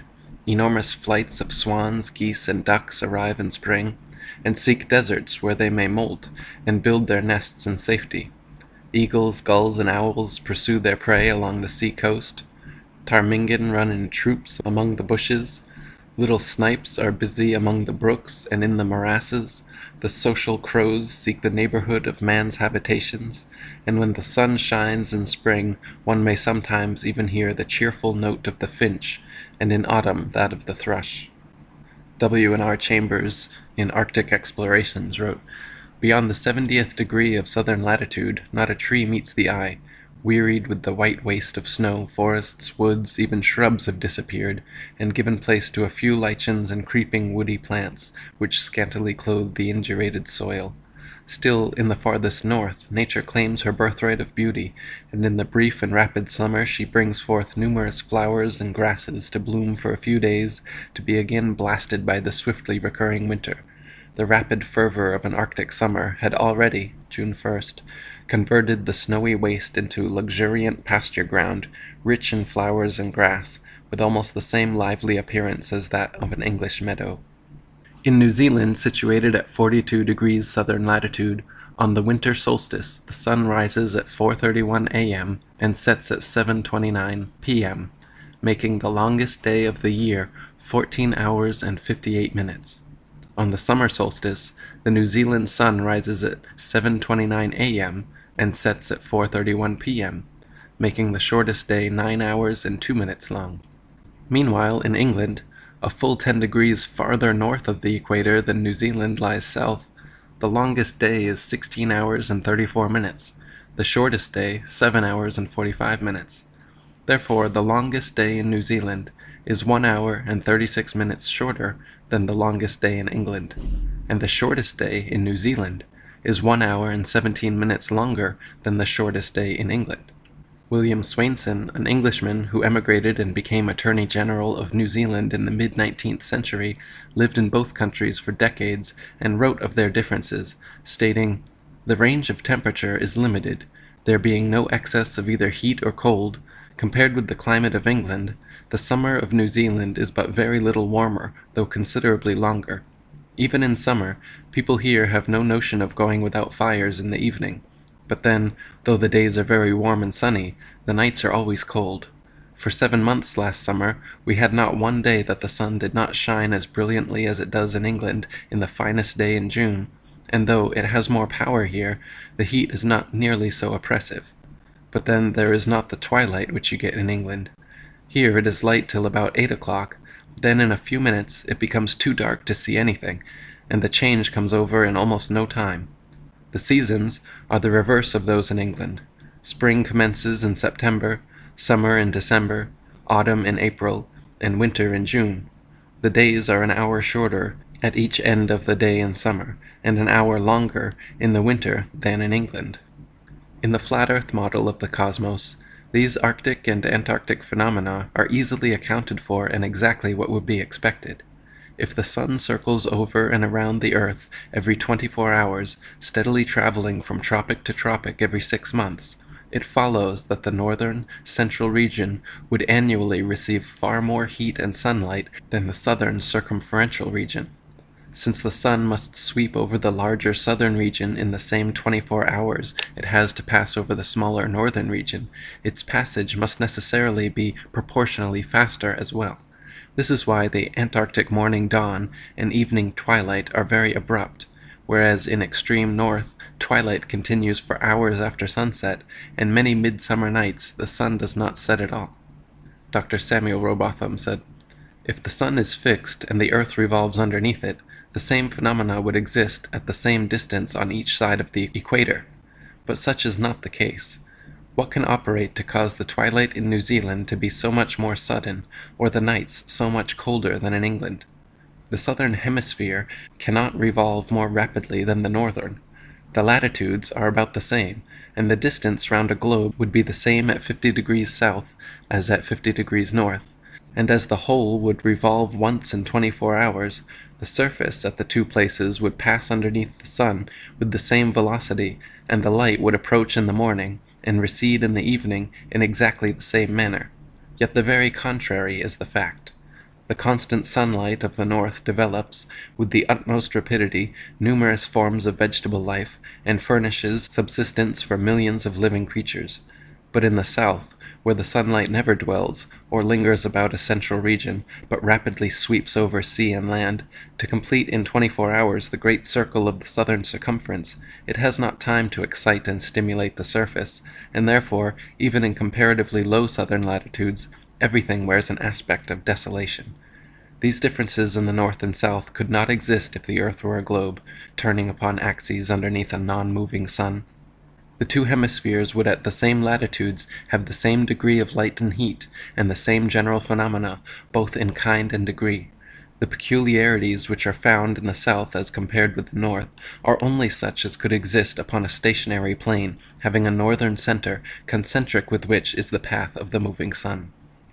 And William Carpenter wrote, "Every year the sun is as long south of the equator as he is north, and if the earth were not stretched out as it is, in fact, but turned under, as the Newtonian theory suggests, it would certainly get as intensive a share of the sun's rays south as north, but the southern region being, in consequence of the fact stated, far more extensive than the region north, the sun, having to complete his journey round every 24 hours, travels quicker as he goes further south, from September to December, and his influence has less time in which to accumulate at any given point. Since, then, the facts could not be as they are if the earth were a globe, it is a proof that the earth is not a globe." During Arctic summer, from approximately the 22nd to the 25th of June, at a high enough latitude and altitude, you can watch a phenomenon known as the midnight sun, where the sun stays continuously visible in the sky for 3 days straight. The midnight sun rises on the 22nd, and for the next 72 hours never disappears from sight, slowly ascending and descending every 12 hours, showing 3 brilliant sunsets and sunrises without ever actually setting below the horizon. In the Brighton Examiner of July 1870, United States Ambassador to Norway Mr. Campbell described his experience witnessing the midnight sun with a group of gentlemen on a cliff 1,000 feet above the Arctic Sea at the 69th north parallel. It was late but still sunlight. The Arctic Ocean stretched away in silent vastness at our feet. The sound of the waves scarcely reached our airy lookout. Away in the north the huge old sun swung low along the horizon, like the slow beat of the tall clock in our grandfather's parlor corner. We all stood silently, looking at our watches. When both hands stood together at 12 midnight, the full round orb hung triumphantly above the waves. A bridge of gold running due north spangled the water between us and him. There he shone in silent majesty, which knew no setting. We involuntarily took off our hats. No word was said. Combine the most brilliant sunrise you ever saw, and its beauties will pall before the gorgeous coloring which lit up the ocean, heaven, and mountains. In half an hour the sun had swung up perceptibly on its beat. The colors had changed to those of morning. A fresh breeze had rippled over the florid sea. One songster after another piped out of the ground behind us. We had slid into another day. From The Land of the Midnight Sun.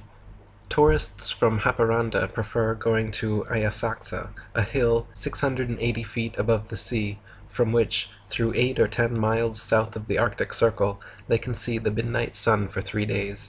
As the voyage drew to a close, and we approached the upper end of the Gulf of Bothnia, the twilight had disappeared, and between the setting and rising of the sun hardly 1 hour elapsed. Haparanda is in 65 degrees 31 minutes north latitude and 41 miles south of the Arctic Circle. It is 1 degree 18 minutes farther north than Archangel, and in the same latitude as the most northern part of Iceland. The sun rises on the 21st of June at 12:01 a.m. and sets at 11:37 p.m. From the 22nd to the 25th of June, the traveler may enjoy the sight of the midnight sun from Avasaxa, a hill 680 feet high and about 45 miles distant. If the earth were actually a spinning globe revolving around the sun, the only place such a phenomena as the midnight sun could be observed would be at the poles. Any other vantage point from 89 degrees latitude downwards could never, regardless of any tilt or inclination, see the sun for 24 hours straight.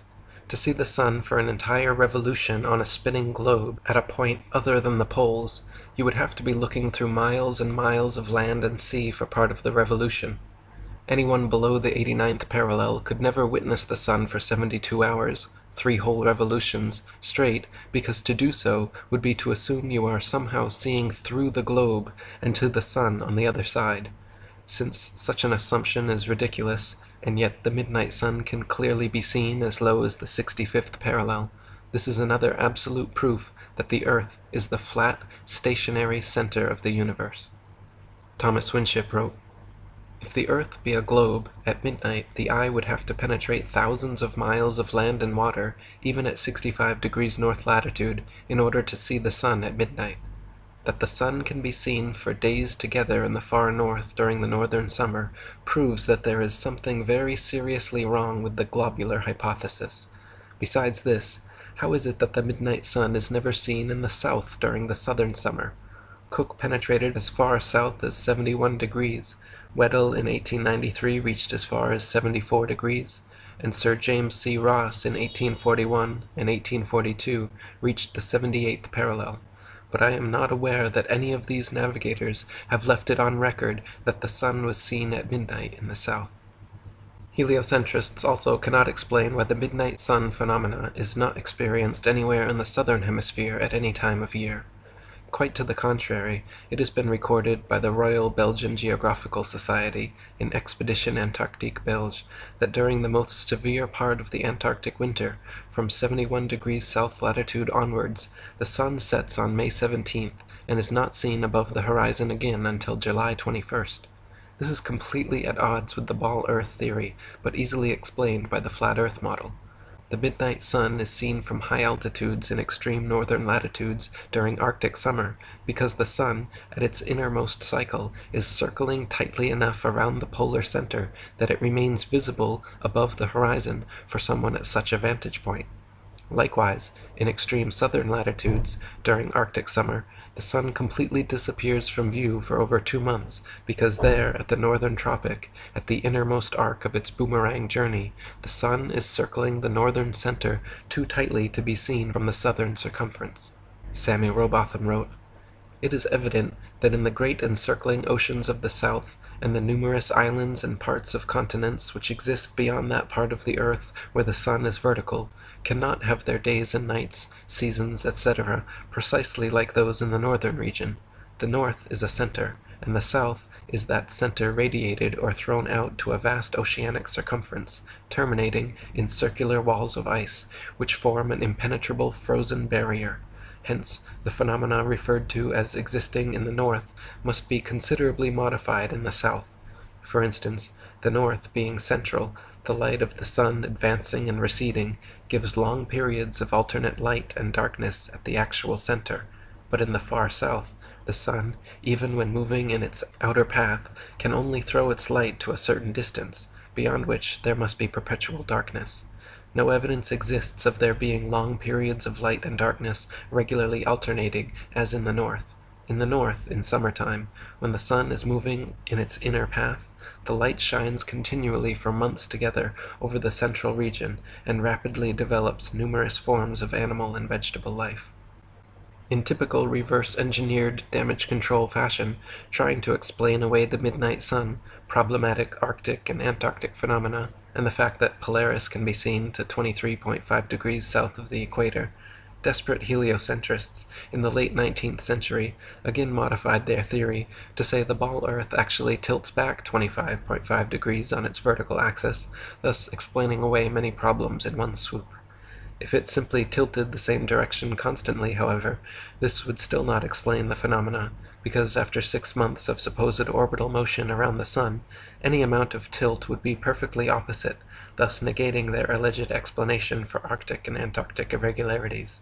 To account for this, heliocentrists then added that the Earth also wobbles in a complex combination of patterns known as planetary nutation, the Chandler wobble, and axial precession, which, in their vivid imaginations, somehow explains away common sense. Common sense, however, says that if the heat of the sun travels 93 million miles to reach us, a small axial tilt and wobble, the difference of a few thousand miles, should be completely negligible. If the ball Earth actually spun around 93 million miles from the sun, regardless of any tilt or wobble, temperature and climate the whole world over should be almost completely uniform. If the heat of the sun truly traveled 93 million miles to reach the Earth's equator, the extra few thousand miles to the poles, regardless of any supposed tilt or wobble, no matter how extreme, would surely be negligible in negating such intense heat. E. Eschini wrote, "The supposition that the seasons are caused by the Earth's annual motion round the sun at a mean distance of 93 million miles is grotesque. According to Piazzi, the size of the sun is in proportion to the Earth as 329,360 to 1. The diameter exceeds that of the Earth 112 times. The Earth appears, as Biot says, by this statement, a mere grain of sand as compared to the sun. This enormous expanse of light, focused on a rotating grain of sand, at the distance of 93 millions of miles, would cause the same season throughout it. The paltry few miles, in comparison, that separates London from Cape Town, could never cause diverse seasons, neither would the distance from London to the Riviera justify the difference in the climate that characterizes the two places. Common sense also says if the Earth were actually a ball spinning daily with uniform speed around the sun, there should be exactly 12-hour days and 12-hour nights everywhere, all year round, regardless of any alleged tilt or inclination. Half the sphere would always be lit, and the other half not. The great variety and length of days and nights throughout the year all over Earth testifies to the fact we do not live on a spinning ball planet. There cannot exist phenomena such as this on a globe, nor the midnight sun, nor anything like Antarctic winter, where the sun is nowhere to be found for over 2 months per year. NASA and modern astronomy say the Earth is a giant globe spinning 1,000 miles per hour around its central axis, traveling 67,000 mile per hour circles around the sun, spiraling 500,000 miles per hour around the Milky Way, while the entire galaxy rockets a ridiculous 670 million miles per hour through the universe, with all of these motions originating from an alleged Big Bang cosmogenic explosion 14 billion years ago. That's a grand total of 670,568,000 miles per hour in several different directions we're all supposedly speeding along at simultaneously.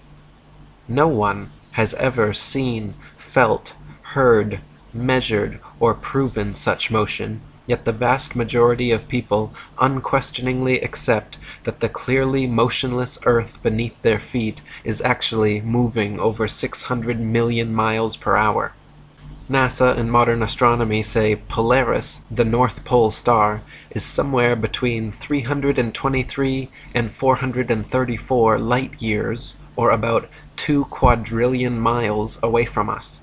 Firstly, note that is between 1.9 quadrillion to 2.6 quadrillion miles, making a difference of over 600 trillion miles. If modern astronomy cannot even agree on the distance to stars within hundreds of trillions of miles, perhaps their science is flawed and their theory needs re-examining. However, even granting them their obscurely distant stars, heliocentric astronomers cannot adequately explain how Polaris manages to always remain perfectly aligned straight above the North Pole. If the globe Earth was really spinning west to east 1,000 miles per hour, orbiting the sun counterclockwise at 67,000 miles per hour, spiraling around the outer arms of the Milky Way at 500,000 miles per hour, while shooting through the universe at 670 million miles per hour, how is it even conceptually possible that Polaris, 2 quadrillion miles away, day after day, year after year, always maintains its alignment straight above the North Pole? That would mean from 2 quadrillion miles away, Polaris would have to be perfectly mirroring Earth's several simultaneous wobbling, spinning, spiraling, and shooting motions. Polaris would have to be shooting the same direction through the universe at exactly 670 million miles per hour. It would have to be following the same 500,000 mile per hour, 225 million year spiral around the Milky Way, and mirroring the same 67,000 mile per hour, 365-day orbit around our sun. Or, the Earth is stationary, as common sense and everyday experience testifies. William Carpenter wrote, It is supposed in the regular course of the Newtonian theory that the Earth is in June about 190 million miles away from its position in December. Now, since we can in middle north latitudes see the North Star on looking out of a window that faces it, and out of the very same corner of the very same pane of glass in the very same window all the year round, it is proof enough for any man in his senses that we have made no motion at all. Not only this, but viewed from a ball earth, Polaris, situated almost straight over the North Pole, should not be visible anywhere in the southern hemisphere. For Polaris to be seen from the southern hemisphere of a globular earth, the observer would have to be somehow looking through the globe, and miles of land and sea would have to be transparent. Polaris can be seen, however, up to approximately 23.5 degrees south latitude. Dr. Robotham wrote, "If the Earth is a sphere and the pole star hangs over the northern axis, it would be impossible to see it for a single degree beyond the equator, or 90 degrees from the pole. The line of sight would become a tangent to the sphere, and consequently several thousand miles of and divergent from the direction of the pole star. Many cases, however, are on record of the North Polar Star being visible far beyond the equator, as far even as the Tropic of Capricorn." William Carpenter wrote, "The astronomer's theory of a globular Earth necessitates the conclusion that if we travel south of the equator, to see the North Star is an impossibility. Yet it is well known that this star has been seen by navigators when they have been more than 20 degrees south of the equator. This fact, like hundreds of other facts, puts the theory to shame and gives us a proof that the Earth is not a globe." To account for this glaring problem in their model, desperate heliocentrists since the late 19th century have claimed the ball Earth actually tilts a convenient 23.5 degrees back on its vertical axis. Even this brilliant revision to their theory cannot account for the visibility of many other constellations, though. For instance, Ursa Major, very close to Polaris, can be seen from 90 degrees north latitude, the North Pole, all the way down to 30 degrees south latitude. The constellation Vulpecula can be seen from 90 degrees north latitude all the way to 55 degrees south latitude. Taurus, Pisces, and Leo can be seen from 90 degrees north all the way to 65 degrees south.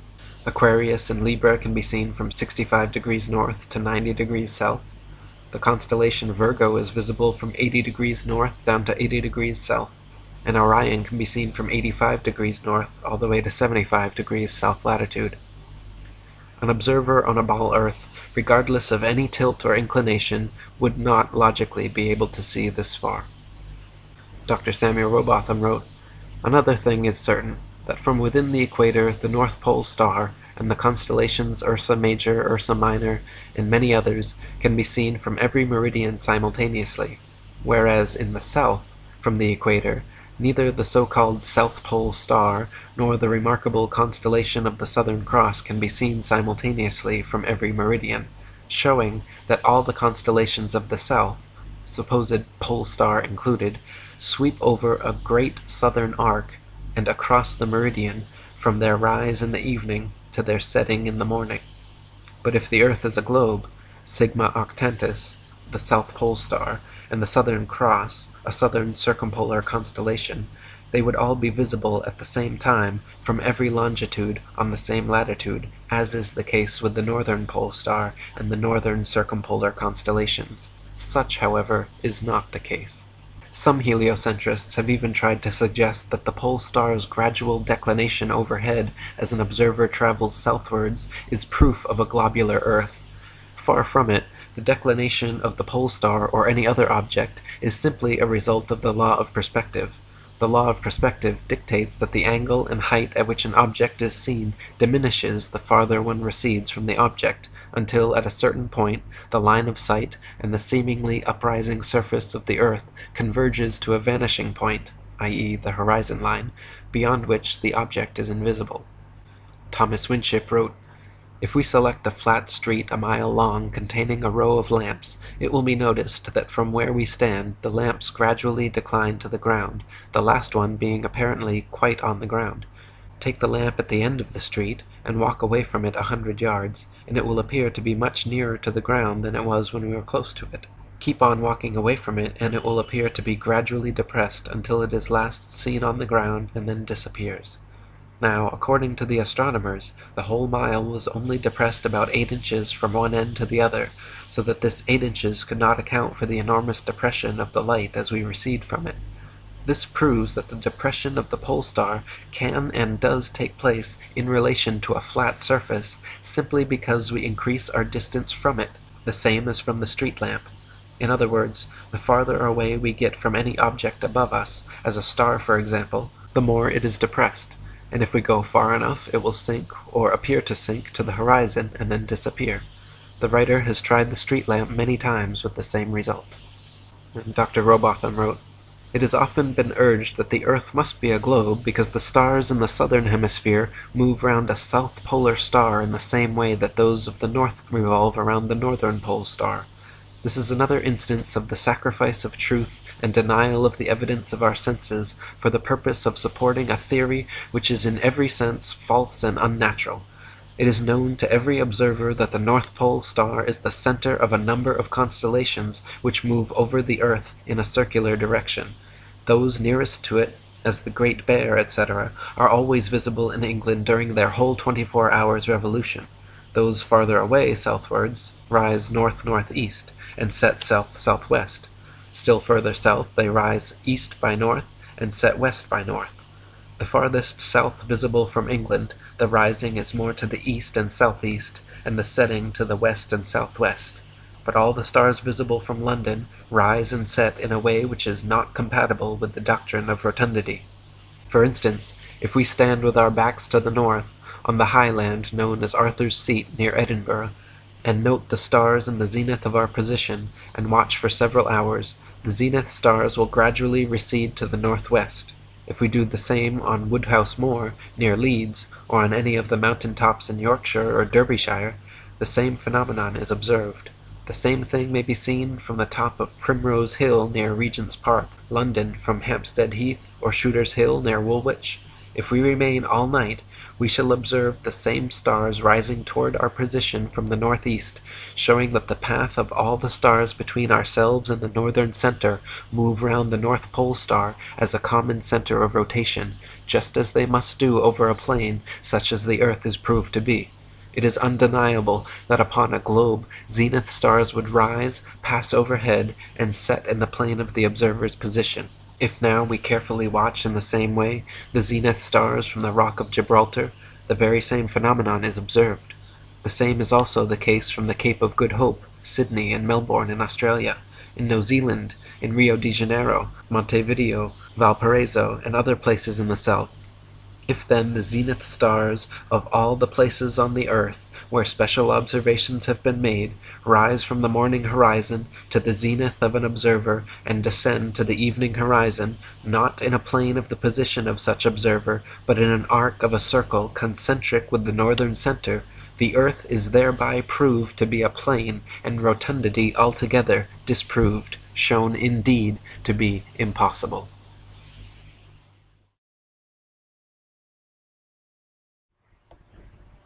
When you look up at the sun and moon, you see two equally sized, equidistant circles tracing similar paths at similar speeds around a flat, stationary Earth.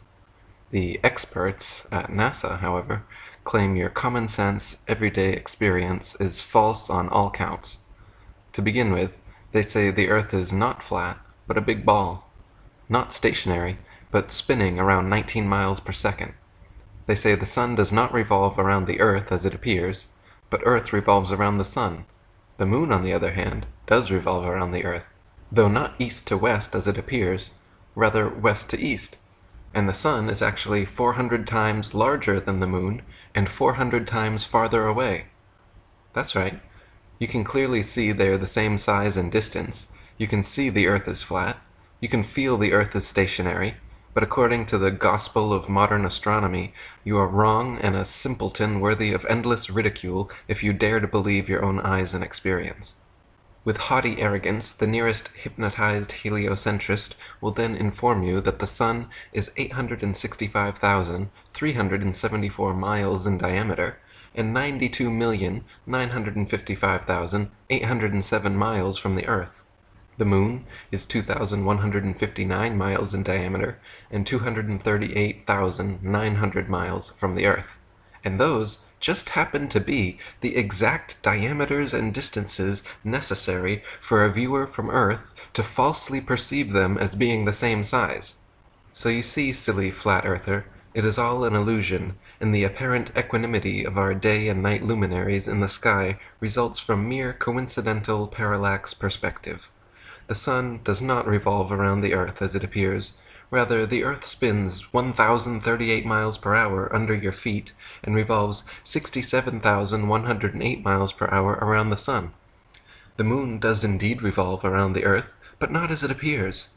Though it seems to move east to west, just like the sun and everything else in the heavens, the Moon actually spins west to east at 10.3 miles per hour, while orbiting Earth at 2,288 miles per hour, which, combined with Earth's 1,038 mile per hour spin and 67,108 mile per hour orbit around the sun, coincidentally results in all motions perfectly canceling out, making the Moon seem to move across the heavens with similar path and similar speed as the sun, while always only showing us one side of its surface and perpetually hiding its dark side. Bernard Brewer said, "The Moon presented a special math problem for the construction of the heliocentric model. The only way to make the Moon fit in with the other assumptions was to reverse its direction from that of what everyone who has ever lived has seen it go. The math model couldn't just stop the Moon like it did the sun, that wouldn't work. And it couldn't let it continue to go east to west as we see it go either, at the same speed or at a different speed. The only option was to reverse its observed east to west direction and change its speed from about 64,000 miles an hour to about 2,200 miles an hour. This reversal, along with the change in speed, were unavoidable assumptions that needed to be adopted if the model was to have any chance of mimicking reality." And Marshall Hall said, "They want you to believe that the Moon's rotation is perfectly synchronized with its orbit, so that's why we only ever see one side of the Moon, rather than conclude the obvious, that the Moon is simply not rotating. Moreover, they had to slow down the Moon's speed by 58,870 miles per hour and reverse its direction to west to east to successfully sell their phony heliocentricity system to a gullible public. I don't think there is one person in many, many thousands, regardless of education, who knows that the Copernican model had to turn the Moon's observable direction around and give it a new speed to accommodate the phases and eclipses." William Carpenter said, "Astronomers tell us that the Moon goes round the Earth in about 28 days. Well, we may see her making her journey round every day if we make use of our eyes, and these are about the best things we have to use. The Moon falls behind in her daily motion as compared with that of the Sun, to the extent of 1 revolution in the time specified. But that is not making a revolution. Failing to go as fast as other bodies go in one direction does not constitute a going round in the opposite one, as the astronomers would have us believe. And since all this absurdity has been rendered necessary for no other purpose than to help other absurdities along, it is clear that the astronomers are on the wrong track." There are several theories about the relative size and distance of the Sun and Moon, all with their points of evidence and points of contention. Flat earthers throughout the ages have used sextants and plane trigonometry attempting to make such calculations, usually concluding the Sun and Moon both to be only about 32 miles in diameter and less than a few thousand miles from Earth. Perhaps the least plausible model, certainly the most exaggerated and imaginative, is the reigning heliocentric theory, claiming the Sun to be a whopping 865,374 miles in diameter, 92,955,807 miles from the Earth, and the Moon 2,159 miles in diameter, 238,900 miles from the Earth. Heliocentrists' astronomical figures always sound perfectly precise, but they have historically been notorious for regularly and drastically changing them to suit their various models. For instance, in his time, Copernicus calculated the Sun's distance from Earth to be 3,391,200 miles. The next century, Johannes Kepler decided it was actually 12,376,800 miles away. Isaac Newton once said, "It matters not whether we reckon it 28 or 54 million miles distant, for either would do just as well." How scientific! Benjamin Martin calculated between 81 and 82 million miles. Thomas Dilworth claimed 93,726,900 miles. John Hine stated positively 95,298,260 miles. Benjamin Gould said more than 96 million miles, and Christian Mayer thought it was more than 104 million. Thomas Winship says, "As the sun, according to science, may be anything from 3 to 104 million miles away, there is plenty of space to choose from. It is like the showman and the child. You pay your money for various astronomical works, and you take your choice as to what distance you wish the sun to be. If you are a modest person, go in for a few millions, but if you wish to be very scientific and to be mathematically certain of your figures, then I advise you to make your choice somewhere about 100 millions. You will at least have plenty of space to retreat into should the next calculation be against the figures of your choice. You can always add a few millions to keep up with the times, or take off as many as may be required to adjust the distance to the very latest accurate column of figures. Talk about ridicule. The whole of modern astronomy is like a farcical comedy, full of surprises. One never knows what monstrous or ludicrous absurdity may come forth next. You must not apply the ordinary rules of common sense to astronomical guesswork. No, the thing would fall to pieces if you did.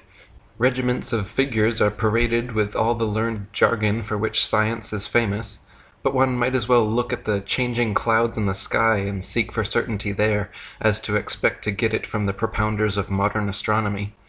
But there is no means of testing these ever-changing, never-stable speculations and bringing them to the scrutiny of hard logic and fact. Indeed there is.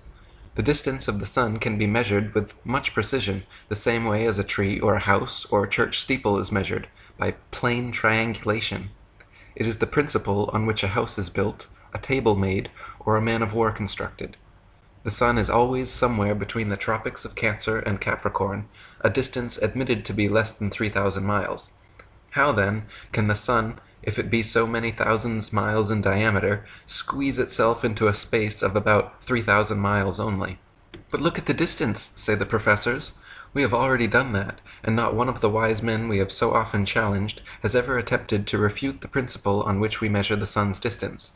If the navigator neglects to apply the sun's semi-diameter to his observation at sea, he is 16 nautical miles out in calculating the position his ship is in. A minute of arc on the sextant represents a nautical mile, and if the semi-diameter be 16 miles, the diameter is of course 32 miles, and as measured by the sextant, the sun's diameter is 32 minutes of arc, that is 32 nautical miles in diameter. Let him disprove this who can. If ever disproof is attempted, it will be a literary curiosity well worth framing. Measuring with sextants and calculating with plane trigonometry, both the sun and moon figure to be only about 32 miles in diameter and approximately 3,000 miles away. The moon is actually a semi-transparent luminary, and not the solid, spherical desert planet that NASA would have us believe. In fact, it is likely that both the sun and moon are not densely physical at all, and are simply luminous flat disks able to pass by or through one another during eclipses. E. Eschini said, "The results of recent research prove that the heavenly luminaries are not worlds, but lights, and should cause all men who have been led to accept as proven Copernicus's theory of the motions of the earth to reconsider this subject." Gabrielle Henriette said, "The satellites of the earth are not masses of matter. They are luminous and transparent disks without substance. The moon, in particular, conveys the impression of being an ethereal manifestation, and the uncertain and elusive character which is usually associated with this satellite results precisely from its immaterial nature. It was recognized from the earliest times that the satellites of the earth, particularly the sun and the moon, were not solid, opaque bodies. They were first, until Aristotle, considered to be souls or spirits, which does not imply a physical nature. To the ancients, They were simply lights, and they gave the sun and the moon a very apt name. They called them luminaries. In the flat Earth model, the sun and moon luminaries revolve around the Earth once every 24 hours for the sun, and approximately 25 hours for the moon, illuminating like spotlights the areas over which they pass. The sun's annual journey from tropic to tropic, solstice to solstice, is what determines the length and character of days, nights, and seasons. This is why equatorial regions experience almost year-round summer and heat, while higher latitudes north and especially south experience more distinct seasons with harsh winters. The heliocentric model claims seasons change based on the ball Earth's alleged axial tilt and elliptical orbit around the sun. Their flawed current model even places us closest to the sun, 91,400,000 miles, in January, when it is actually winter, and farthest from the sun, 94,500,000 miles, in July, when it's actually summer throughout much of the Earth. They say due to the ball Earth's tilt, different places receive different amounts of direct sunlight, and that is what produces the seasonal and temperature changes. This makes little sense, however, because if the sun's heat travels over 90 million miles to reach the ball Earth, how could a slight tilt, a mere few thousand miles maximum, negate the sun's 90 million mile journey, giving us simultaneous tropical summers and Antarctic winters? Thomas Winship said, "The Earth is a stretched-out structure which diverges from the central north in all directions towards the south. The equator, being midway between the north center and the southern circumference, divides the course of the sun into north and south declination. The longest circle around the world which the sun makes is when it has reached its greatest southern declination. Gradually going northwards, the circle is contracted. In about 3 months after the southern extremity of its path has been reached, the sun makes a circle round the equator. Still pursuing a northerly course as it goes round and above the world, in another 3 months the greatest northern declination is reached, when the sun again begins to go towards the south. In north latitudes, when the sun is going north, it rises earlier each day, is higher at noon, and sets later, while in southern latitudes at the same time, the sun as a matter of course rises later, reaches a lesser altitude at noon, and sets earlier. In northern latitudes, during the southern summer, say from September to December, the sun rises later each day, is lower at noon, and sets earlier, while in the south he rises earlier, reaches a higher altitude at noon, and sets later each day. This movement round the earth daily is the cause of the alternations of day and night, while his northerly and southerly courses produce the seasons. When the sun is south of the equator, it is summer in the south and winter in the north, and vice versa. The fact of the alternation of the seasons flatly contradicts the Newtonian delusion that the Earth revolves in an orbit around the sun. It is said that summer is caused by the Earth being nearest the sun, and winter by its being farthest from the sun. But if the reader will follow the argument in any textbook, he will see that according to the theory, when the Earth is nearest the sun, there must be summer in both northern and southern latitudes, and in like manner, when it is farthest from the sun, it must be winter all over the Earth at the same time, because the whole of the globe Earth would then be farthest from the sun. In short, it is impossible to account for the recurrence of seasons on the assumption that the Earth is globular and that it revolves in an orbit around the sun."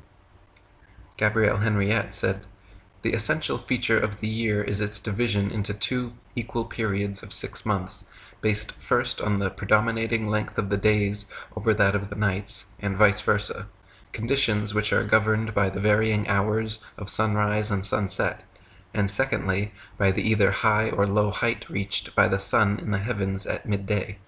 The first cycle, during which the days are longer than the nights, and the sun reaches its culminating point of the year, extends from the spring equinox to the autumn equinox, i.e. March 21st to September 22nd, and the second cycle, during which, inversely, the duration of the nights exceeds that of the days, and the sun descends to its lowest point of the year, extends from the autumn equinox to the spring equinox, i.e. September 23rd to March 20th. These two 6-month periods are also characterized by an opposition of temperature.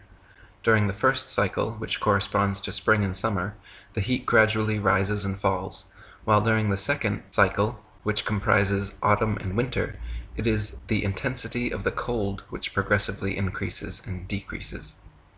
In the flat Earth model, the sun and moon spotlights are perpetually hovering over and parallel to the surface of the Earth. From our vantage point, due to the law of perspective, the day and night luminaries appear to rise up the eastern horizon, curve peaking high overhead, and then sink below the western horizon. They do not escape to the underside of the flat Earth, as one might imagine, but rather rotate concentric clockwise circles around the circumference from tropic to tropic. The appearance of rising, peaking, and setting is due to the common law of perspective, where tall objects appear high overhead when nearby, but at a distance gradually lower towards the vanishing point. Samuel Rowbotham said, "Although the sun is at all times above and parallel to the Earth's surface, he appears to ascend the firmament from morning until noon, and to descend and sink below the horizon at evening. This arises from a simple and everywhere visible law of perspective.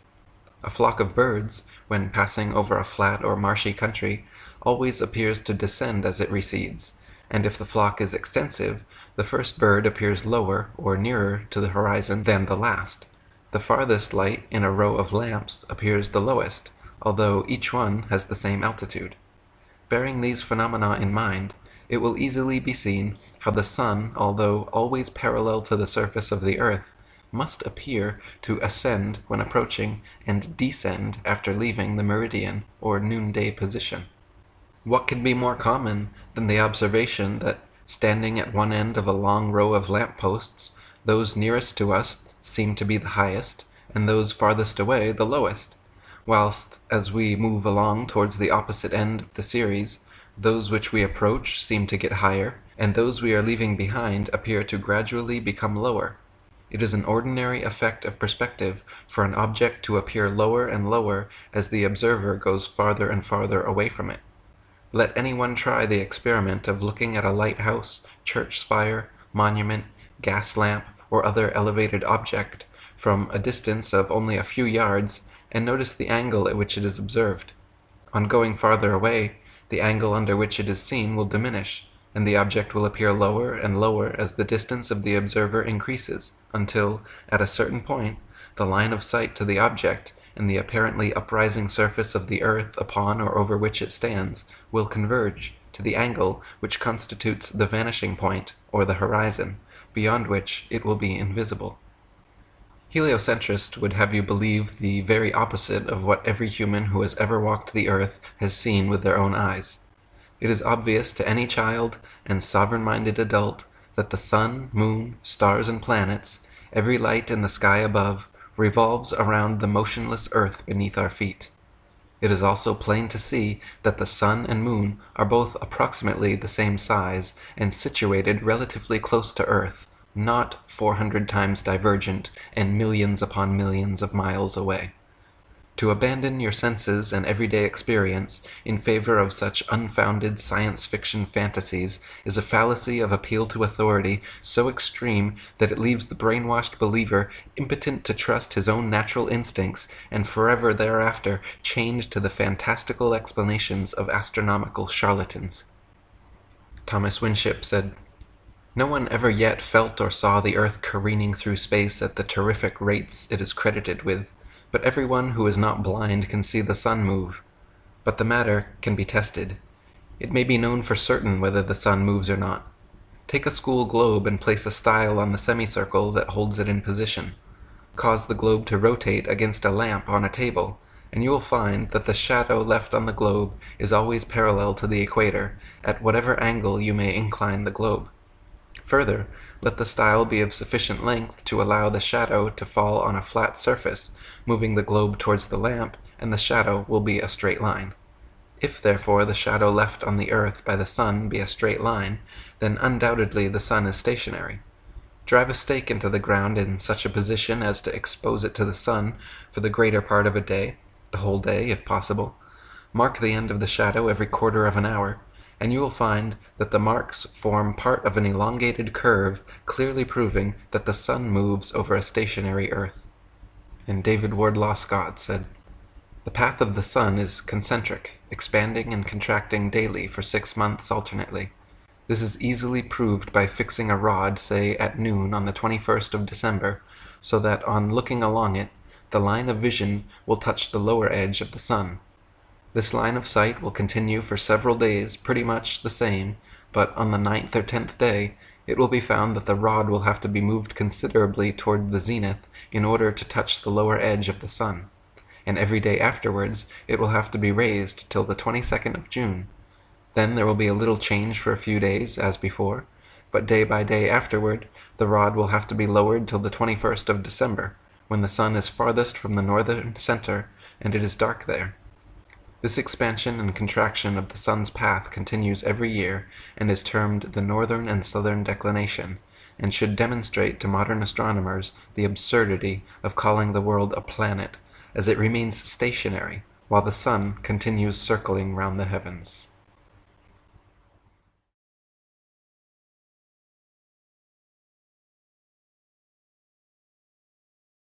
In the heliocentric model, Earth is just one of 8 planets in our solar system, all of which are said to be huge spherical Earth-like habitations or globular gas giants millions of miles away.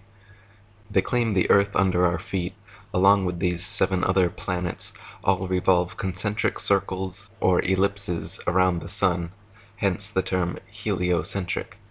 The previously prevailing geocentric model had placed Earth as the immovable center of the universe, with the sun, moon, stars, and planets all revolving around us, just as they appear. In the heliocentric model, however, which would be more appropriately titled the acentric model, the sun is only the center of our solar system, while itself, supposedly, simultaneously, revolving 500,000 mile-per-hour spirals around the Milky Way galaxy, which itself is constantly shooting 670 million miles per hour away from an alleged Big Bang creationary explosion at the beginning of time. In the geocentric model, the 7 planets were known as wandering stars, with the multitude of other stars known as fixed stars. The wandering stars were so called because they can be seen meandering their own unique paths around the heavens, while all the other stars remain fixed in their steady group rotation around Polaris. The wandering stars also happen to be among the brightest in the night sky, and just as heliocentrists falsely claim the moon to be a mere reflector of the sun's light, they claim the bright starlight of these planets is merely them reflecting the sun's light back at us. This has already been shown to be geometrically impossible, however, as convex bodies do not and cannot reflect light in this way.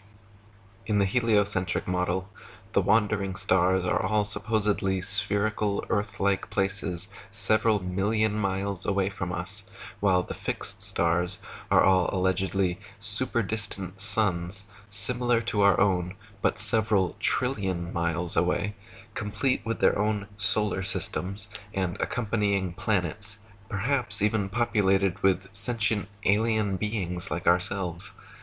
NASA's current official astronomical statistics state that there are upwards of 10 trillion such planets in our galaxy alone, and at least 200 billion galaxies in the universe. Therefore, they claim Earth is only one of 1 septillion planets in the universe.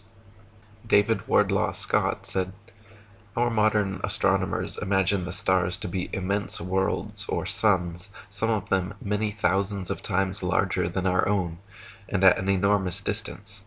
Sir Robert Ball, in his Cause of an Ice Age, says of Sirius that it is 1,000,000 times as distant from us as the sun, that it is 92 millions of miles from the earth. It is thought that stars are in a more or less advanced state of development, and that probably some of them may be already inhabited by beings suited to their spheres. Their distance from us they calculate to be so immense that, according to Sir William Herschel, the light from some of them will take 1,000 years to reach this world of ours. Dr. Samuel Robotham said, "Again, these stars are assumed to have positions so far from the Earth that the distance is almost inexpressible. Figures, indeed, may be arranged on paper, but in reading them no practical idea is conveyed to the mind. Many are said to be so distant that they should fall with the velocity of light, or above 160,000 miles in a second of time, 600 million miles per hour. They would require nearly 2,000,000 years to reach the Earth." Sir William Herschel, in a paper on "The Power of Telescopes to Penetrate into Space," affirms that with his powerful instruments he discovered brilliant luminaries so far from the Earth that the light which they emitted could not have been less than 1,900,000 years in its progress. Albert Smith said, "The fixed stars are so called because, except for very long periods, they do not appreciably alter their relative positions, and they are mere points of light, so small that the most powerful telescopes cannot magnify them into disks.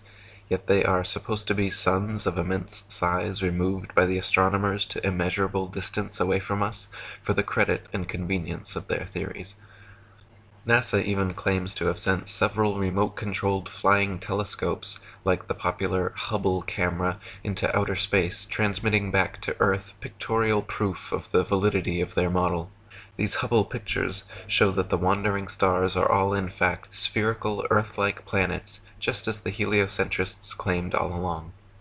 The Hubble pictures show that the fixed stars are also in fact distant suns, trillions of miles away, just as the heliocentrists claimed.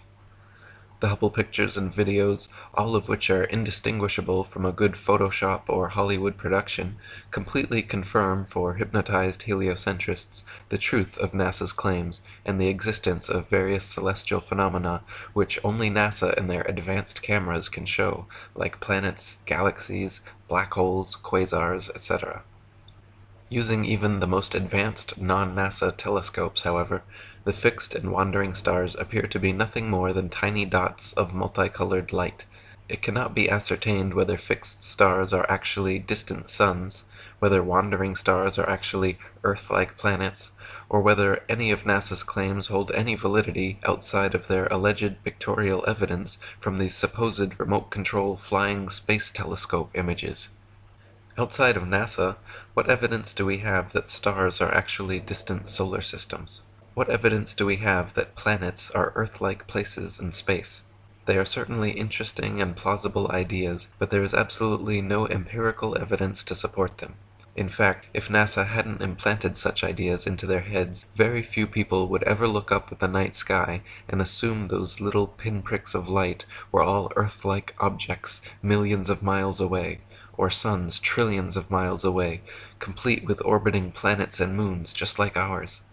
The only reason people believe wandering stars are Earth-like planets and fixed stars are distant suns is because of NASA propaganda. As Gabrielle Henriette said, the planets are not solid, opaque masses of matter, as is believed. They are simply immaterial, luminous, and transparent disks. If stars are all distant planets or suns, how is it that various phenomena have been observed, including stars changing color, intensity of light, sudden appearance, disappearance, or shooting quickly from one place to another? I have watched single stars changing their colors as regularly as a disco ball, others shooting through the sky and disappearing, and stranger still, I once saw a star shoot quickly straight upwards through the sky for 2 seconds and then stop again. Back in the late 16th century, when the heliocentric theory was starting to take hold over the imaginations of an unsuspecting public, Danish astronomer Tycho Brahe famously argued for geocentricity, positing that if the Earth revolved in an orbit around the Sun, the change in relative position of the stars after 6 months of orbital motion could not fail to be seen. The stars should seem to separate as we approach and come together as we recede. In actual fact, however, after 190 million miles of supposed orbit around the Sun, not a single inch of parallax can be detected in the stars. Thomas Winship said, "In the time of Tycho Brahe, it was said that the Earth revolved around the Sun, but he argued that if the Earth revolved around the Sun, the relative position of the stars would change very much, and the matter must, in the nature of the case, be easily detected. Accordingly, experiments were tried at intervals of 6 months, and the result showed that the stars were in exactly the same position as they had occupied 6 months before, thus proving that the Earth does not move at all. If the Earth is at a given point in space on, say, January 1st, and according to its present-day science at a distance of 190 million miles from that point 6 months afterwards, it follows that the relative position and directions of the stars will have greatly changed, however small the angle of parallax may be. That this great change is nowhere apparent and has never been observed incontestably proves that the Earth is at rest, that it does not move in an orbit around the Sun. When Tycho Brahe demonstrated that after 190 million miles of supposed orbit around the Sun, not a single inch of parallax could be detected, heliocentrists, desperate to patch the glaring hole in their theory, pushed their hypothetical distances to the stars into the trillions of miles, claiming the closest one, Proxima Centauri, was a ludicrous 25 trillion miles away, and thereby making all the stars so conveniently far that no appreciable parallax could be detected. This expedient explanation, which heliocentrists have clung to ever since, has proven satisfactory to silence the manipulated minds of the masses, but still fails to adequately account for several issues. Dr. Samuel Rowbotham wrote, "It is found by observation that the stars come to the meridian about 4 minutes earlier every 24 hours than the Sun, taking the solar time as the standard. This makes 120 minutes every 30 days, and 24 hours in the year. Hence all the constellations have passed before or in advance of the Sun in that time. This is the simple fact as observed in nature, but the theory of rotundity and motion on axes and in an orbit has no place for it. Visible truth must be ignored because this theory stands in the way and prevents its votaries from understanding it." William Carpenter said, "Considerably more than 1,000,000 Earths would be required to make up a body like the Sun, the astronomers tell us, and more than 53,000 suns would be wanted to equal the cubic contents of the star Vega. And Vega is a small star, and there are countless millions of these stars, and it takes 30 million years for the light of some of those stars to reach us at 12 million miles in a minute. And, says Mr. Proctor, I think a moderate estimate of the age of the Earth would be 500 million years. Its weight, says the same individual, is 6 heptillion tons. Now, since no human being is able to comprehend these things, the giving of them to the world is an insult, an outrage, and though they have all risen from the one assumption that Earth is a planet, instead of upholding the assumption, they drag it down by the weight of their own absurdity and leave it lying in the dust, a proof that the Earth is not a globe. Several experiments have since been performed and repeated by notable scientists like Albert Michelson, Edward Morley, George Airy, and George Sagnac, proving that it is the stars that revolve around a stationary Earth and not the other way around. The conclusive results of their experiments are not contested or even mentioned in modern astronomy books. Rather, they are conveniently swept under the carpet to keep prying minds from seeing through the lies. For example, the experiment known as Airy's failure, since it failed to prove heliocentricity, involved filling a telescope with water to slow the speed of light inside. Usually, telescopes must be slightly tilted to get starlight down the axis of the tube, supposedly due to Earth's speed around the Sun. Airy discovered that actually the starlight was already coming in at the correct angle, so no change was necessary. This demonstrated that the stars move relative to a stationary Earth and not the other way around, because if it was the telescope moving, he would have to change the angle. Gabrielle Henriette said, "All the planets, including the Sun, revolve around the Earth. These circumstances cannot be denied since they are plainly visible, either in the ordinary way with the naked eye or with the help of the telescope. It can be said in this connection that in the case of a science which should be based exclusively on observation and not on speculation, such as astronomy, the evidence of the senses is the only factor upon which conclusions can and must be based. If the planets can be seen revolving around the Earth, it is for the decisive factor that they do revolve in such a way. It is asserted that this is not so, and it is maintained that the Earth and the planets revolve round the Sun. We note with astonishment, however, the bizarre and definitely suspicious fact that these planetary movements are not visible. They cannot be seen, and yet they are called real. How can these movements be proved and their speed be ascertained, since they are invisible? On the other hand, the existing geocentric planetary motions which can be observed and measured, and which consequently constitute a perfectly valid system, are condemned as unreal and apparent. A pertinent remark may incidentally be made on the subject. Why do the astronomical tables which are published year after year give the so-called apparent movements of the planets in the zodiac? Why take the trouble of calculating and putting them on record at all if they are not real? Why is it also that no mention is made of the so-called real movements of the planets? Marshall Hall said, "Trust your eyes and your cameras. They have no reason to deceive you about whether the stars are going around you nightly. Then get it in your mind. This single fact surrounding star trails that has been photographed thousands of times and cannot be denied must be explained away by the theoretical science establishment.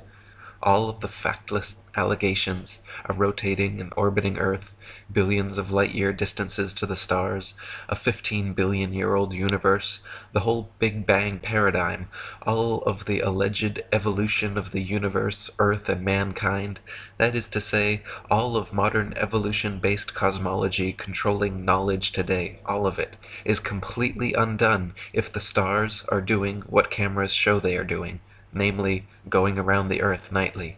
If you can do so for a few minutes, just lay aside the Copernican indoctrination that accompanies such pictures, and take a good hard look at these photographs of something that really, really happens every single night. Do you see what I see? I see all the visible stars in the northern skies going around the North Star in perfect circles. In other words, I see all the stars which these time exposures have recorded actually going around that navigational star that God put there for us in the northern hemisphere." Thomas Winship said, "The plurality of worlds is based on assumptions so contrary to known possibilities that the grand idea must be thrown into the waste paper basket. The supposed great distance of the sun from the earth is the main cause of the delusions of the learned as to the so-called worlds above us being inhabited. This distance is based on a fictitious idea, that of the revolution of the earth round the sun, which I have already shown to be unconditionally false. The sun is a small body of light and near the earth, therefore all the star distances are wrong, their sizes and all other suppositions. The plurality of worlds is only the logical sequence of belief if the earth be a rapidly revolving globe, but this has been shown to be ridiculous in the extreme. Evidence, apart from any theory, has been presented which entirely nullifies such an assumption and renders it absurd, showing that such an unnatural idea has not a vestige of natural fact to support it. The grand doctrine of the plurality of worlds, therefore, like all of the other grand doctrines of modern astronomy, must be consigned to oblivion. When it can be shown that this world is a globe, and by what known principle the inhabitants can hang onto the swinging ball, like the housefly crawls along the ceiling, it will be quite time enough to talk about the plurality of worlds." In other words, the plurality of worlds, if there's supposed to be many, many ball planets spinning around in this infinite universe, that only makes sense in the heliocentric spinning ball cosmology. It's been shown that the Earth is flat and motionless, so the idea that there are many other Earth-like planets out there, or there are many other ball habitations spinning around in the sky, is ridiculous.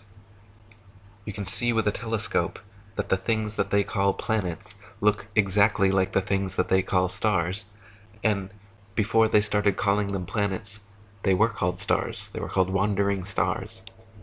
If the planets are supposed to be masses like Earth, why is it that their starlight is often brighter than the other stars, which they claim are suns?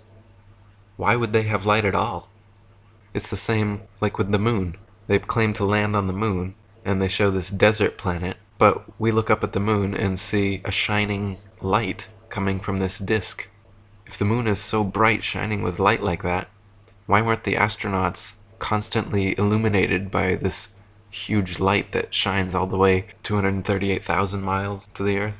But then when they're on the moon, it's just dirt.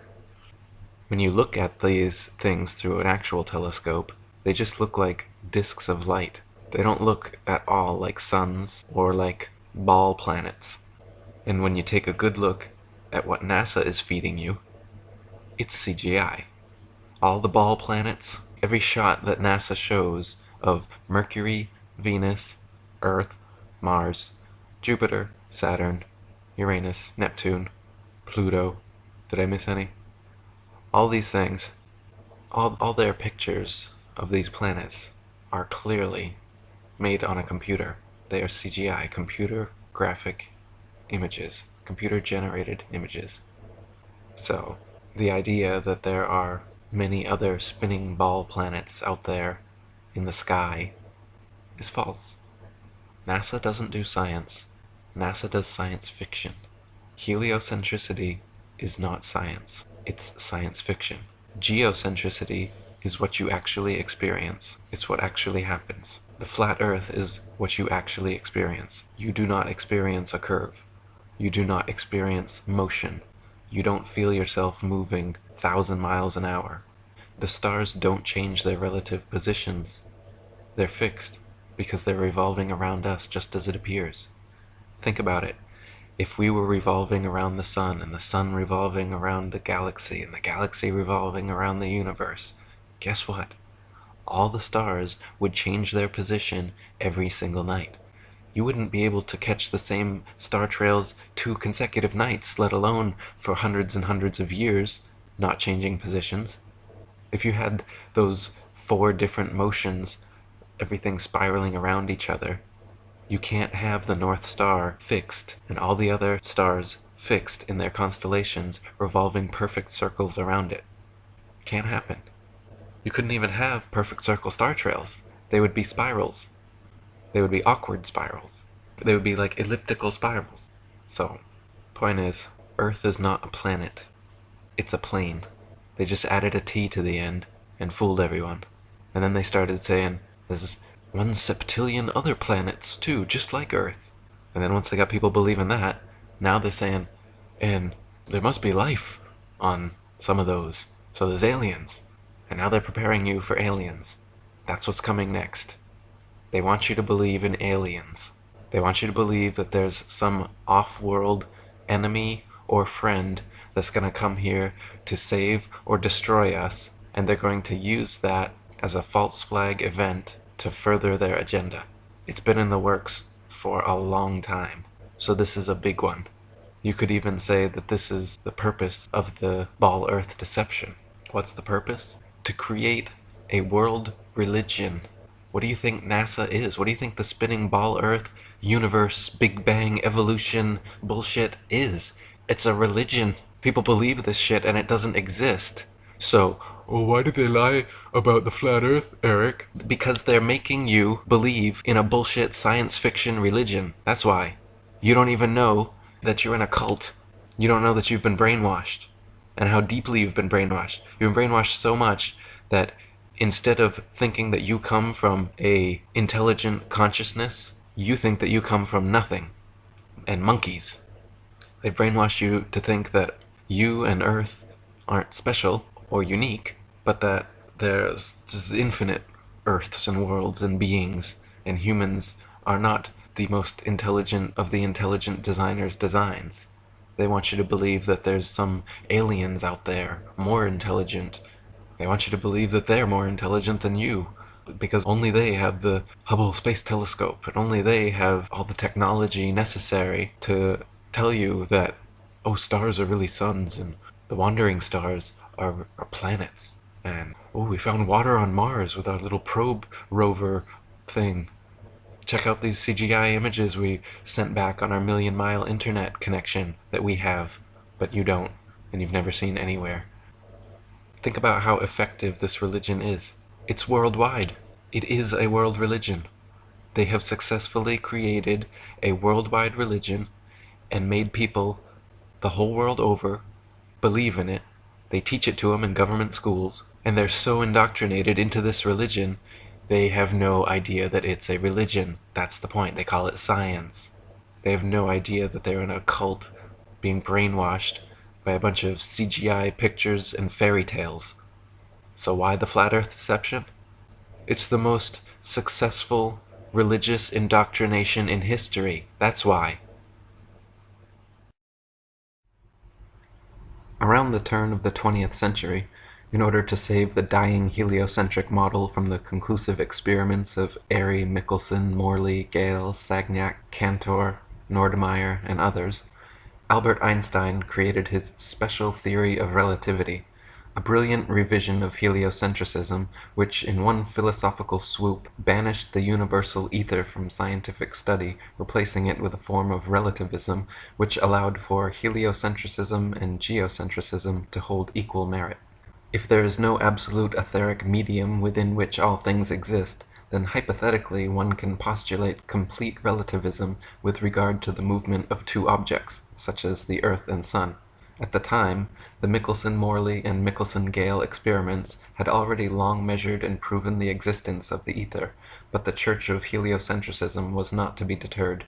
Einstein never tried to refute the experiments scientifically, choosing instead to object philosophically with his notion of absolute relativity, claiming that all uniform motion is relative, and there exists no absolute state of rest anywhere in the universe.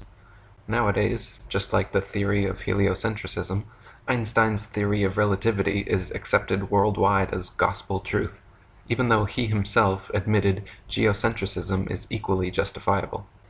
Albert Einstein said, "The struggle so violent in the early days of science between the views of Ptolemy and Copernicus would be quite meaningless. Either coordinate system could be used with equal justification. The two sentences, 'the sun is at rest and the earth moves,' or 'the sun moves and the earth is at rest,' would simply mean two different conventions concerning two different coordinate systems." George Ellis said, "People need to be aware that there is a range of models that could explain the observations. For instance, I can construct you a spherically symmetrical universe with Earth at its center, and you cannot disprove it based on observations. You can only exclude it on philosophical grounds. In my view, there is absolutely nothing wrong in that. What I want to bring into the open is the fact that we are using philosophical criteria in choosing our models. A lot of cosmology tries to hide that." Einstein's necessary modification to the heliocentric theory ultimately resulted in transforming it into the acentric theory of the universe, because the sun was no longer the center of anything, and all motion was only relative. Acentrists soon began postulating that not only is the Earth spinning 1,000 miles per hour and revolving 67,000 miles per hour around the sun, but the Earth, Sun, and entire solar system as a whole are simultaneously rotating around the Milky Way galaxy at 500,000 miles per hour. Furthermore, the entire galaxy with the Earth, Sun, and entire solar system are also simultaneously shooting 670 million miles per hour through the universe away from a Big Bang explosion at the beginning of time. E. Eschini said, "The theory of the three, now four, motions of the Earth and subsequent relativity is the result of trying to cover up one lie by another. They say that as we whirl in London at the rate of nearly 11 miles a minute, we are shooting into space around the sun at nearly 20 miles a second, and the sun itself moves around a point in space at the immense speed of 150 million miles in a year, pulling our poor Earth with him at the added speed, the distance that separates us from the sun, and in this maddening whirlwind of motions, they try to apply Euclid's spherical trigonometry to locate distances, which data was intended by Euclid to determine fixed points only, with the result that they have brought out wild calculations which have been fostered dogmatically on a gullible world, but are about as infallible as the utterances of Borgia." When Einstein first introduced his theory of relativity to the world, he often used the analogy of a wagon rolling along the street as an illustration. "What we mean by relative motion," he stated in a Princeton University lecture, "in a general sense, is perfectly plain to everyone. If we think of a wagon moving along a street, we know that it is possible to speak of the wagon at rest and the street in motion, just as well as it is to speak of the wagon in motion and the street at rest. That, however, is a very special part of the ideas involved in the principle of relativity. Gerard Hickson says, "That would be amusing if we read it in a comic paper, but when Professor Einstein says it in a lecture at Princeton University, we are expected not to laugh. That is the only difference. It is silly, but I may not dismiss the matter with that remark, and so I will answer quite seriously that it is only possible for me to speak of the street moving while the wagon remains still, and to believe it, when I cast away all the experience of a lifetime and am no longer able to understand the evidence of my senses, which is insanity. Such self-deception as this is not reasoning, it is the negation of reason, which is the faculty of forming correct conclusions from things observed, judged by the light of experience. It is unworthy of our intelligence and a waste of our greatest gift, but that introduction serves very well to illustrate the kind of illusion that lies at the root of relativity. When he suggested that the street might be moving, while the wagon with its wheels revolving was standing still, he was asking us to imagine that in a similar manner the earth we stand upon might be moving, while the stars that pass in the night stand still. It is a case of appeal, where Einstein appeals in the name of a convicted Copernican astronomy against the judgment of Michelson, Morley, Nordemeyer, physics, fact, experience, observation, and reason. On the surface, relativity may seem plausible enough, especially when presented by a charismatic character of Einstein's caliber, but is it really so simple and straightforward? In fact, Einstein's theory of relativity is so complicated and convoluted that when it first came to the public's attention, it was said that there were probably less than a dozen people on Earth capable of understanding it. After Einstein presented his theory to the Royal Astronomical Society, philanthropist Eugene Higgins offered a prize of $5,000 for the best explanation of relativity in essay form, describing it so the general public could understand what it was all about. Prize winner Mr. L. Bolton himself admitted that even when stated in its simplest form, it remains a tough proposition. Along with Einstein's denial of the ether and anything absolute, except the absoluteness of relativity, he had to create a litany of new terms and ideas, each depending upon another and contributing to support the whole. For example, Einstein claimed that there was no ether, that time is a fourth spatial dimension, that infinity and eternity do not exist, and that light is a material thing. This meant that time must be added to the three dimensions of length, breadth, and thickness, that space be renamed a continuum, and points in the space-time continuum be renamed to events. Gerard Hickson said, "What we have always known as a point in the terms of Euclid, Einstein calls an event. But if words have any meaning, a point and an event are two totally different things, for a point is a mark, a spot or place, and is only concerned in the consideration of material things, while an event is an occurrence, it is something that happens. There is as much difference between them as there is between the sentence, 'This is a barrel of apples,' and 'These apples came from New Zealand.'" While claiming time as a fourth dimension, Einstein explains that by dimension we must understand merely one of four independent quantities which locate an event in space. This is to imply that the other three dimensions which are in common use are independent quantities, which is not the case, for length, breadth, and thickness are essentially found in combination. They coexist in each and every physical thing so that they are related. Hence they are not independent quantities. On the contrary, time is an independent quantity. It is independent of any one or all the three proportions of material things. It is not in any way related, and therefore cannot be used as a fourth dimension. Einstein's theory of relativity claims that light is a material thing which therefore has weight and is subject to gravity. This idea meant starlight could now bend under its own weight and curve its path based on the distance and mass of objects along with its trajectory, which allowed heliocentrists like Einstein to claim stars are in reality not where they appear to be, and that with his new geometry the stars must be moved to much farther away than previously assumed. Einstein's law of the constancy of the velocity of light states that light always travels at the same speed, 186,414 miles per second, or 671,900,400 miles per hour, But Einstein also claims that gravity causes light to bend towards massive objects along its trajectory. If a ray of light can be said to bend, curve, or deviate from its course due to the gravitational pull of masses in its path, it must by necessity accelerate when approaching and decelerate when receding from these things.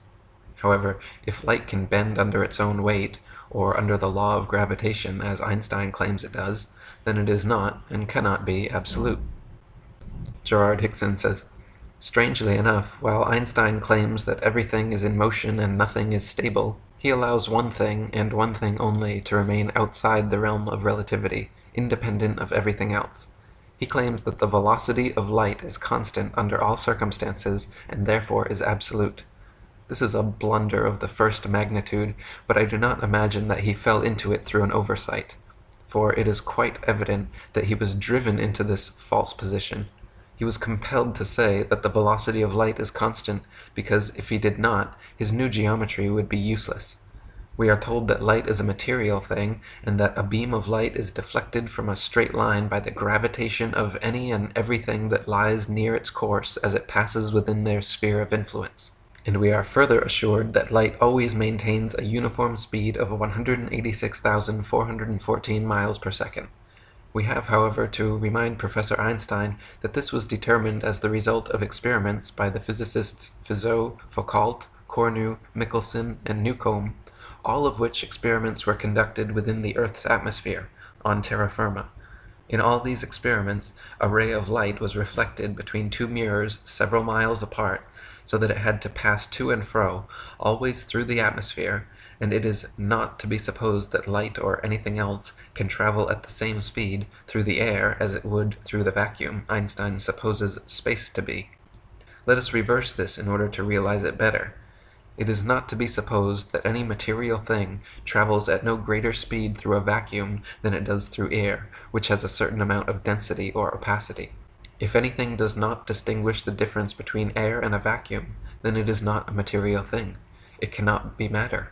On the other hand, anything that is matter must, of necessity, make such a distinction, and in that case, its velocity cannot be constant. Conventional wisdom before Einstein's theory was that light was not a material thing, that it discharged in a straight line in every direction from the source, that it could not be influenced by gravity, could not bend, curve, or be deflected from its course by anything. As Lord Kelvin said, light diverges from a luminous center outwards in all directions. Its velocity may be affected according to the density of the medium through which it passes, but this fact simply proves Einstein's law of the constancy of the velocity of light is incorrect. Gerard Hickson said, the length of the course used by Newcomb in the final determination of the velocity of light was 7.44242 kilometers.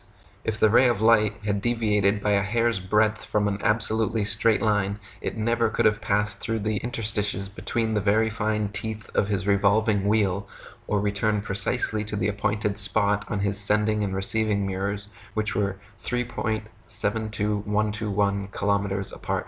The fact that the ray of light did pass from mirror to mirror, and through the wheel, proves that it maintained a straight line. Hence it is certain that it was not deflected from its course by the gravitation of the earth between the two mirrors, wherefore it is obvious that it was not affected by gravitation. So we find that the very experiments by which the accepted 186,414 miles per second as the velocity of light was measured, experiments which were carried out with the utmost painstaking and minute attention to detail, prove that a ray of light is not influenced by the gravitation of the earth in the slightest degree.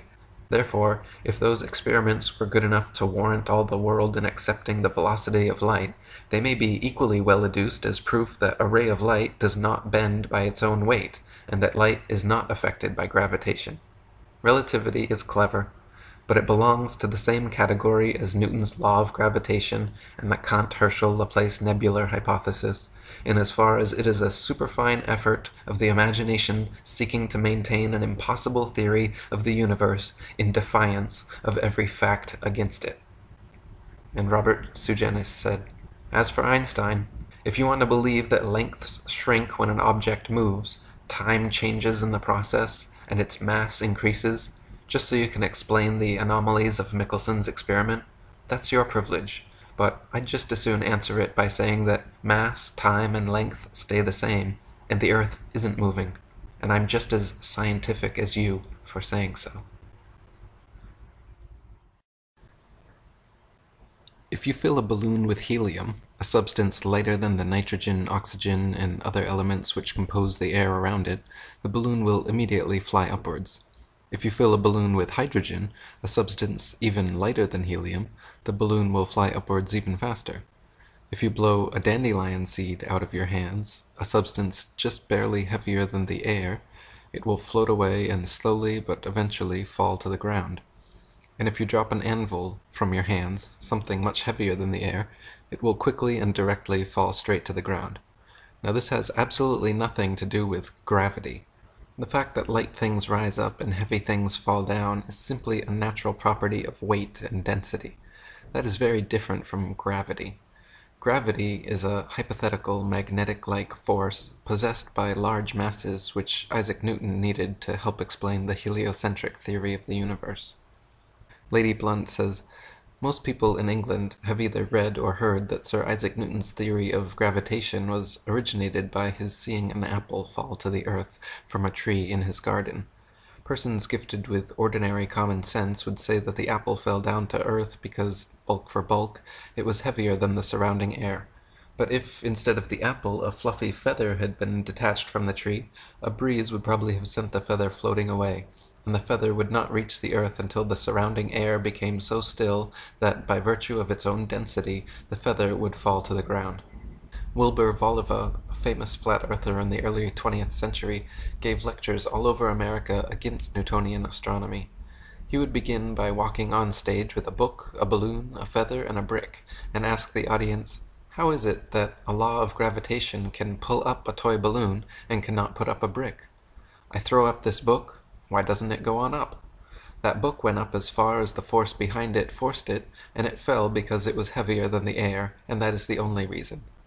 I cut the string of a toy balloon. It rises, gets to a certain height, and then it begins to settle. I take this brick and a feather. I blow the feather. Yonder it goes. Finally, it begins to settle and comes down.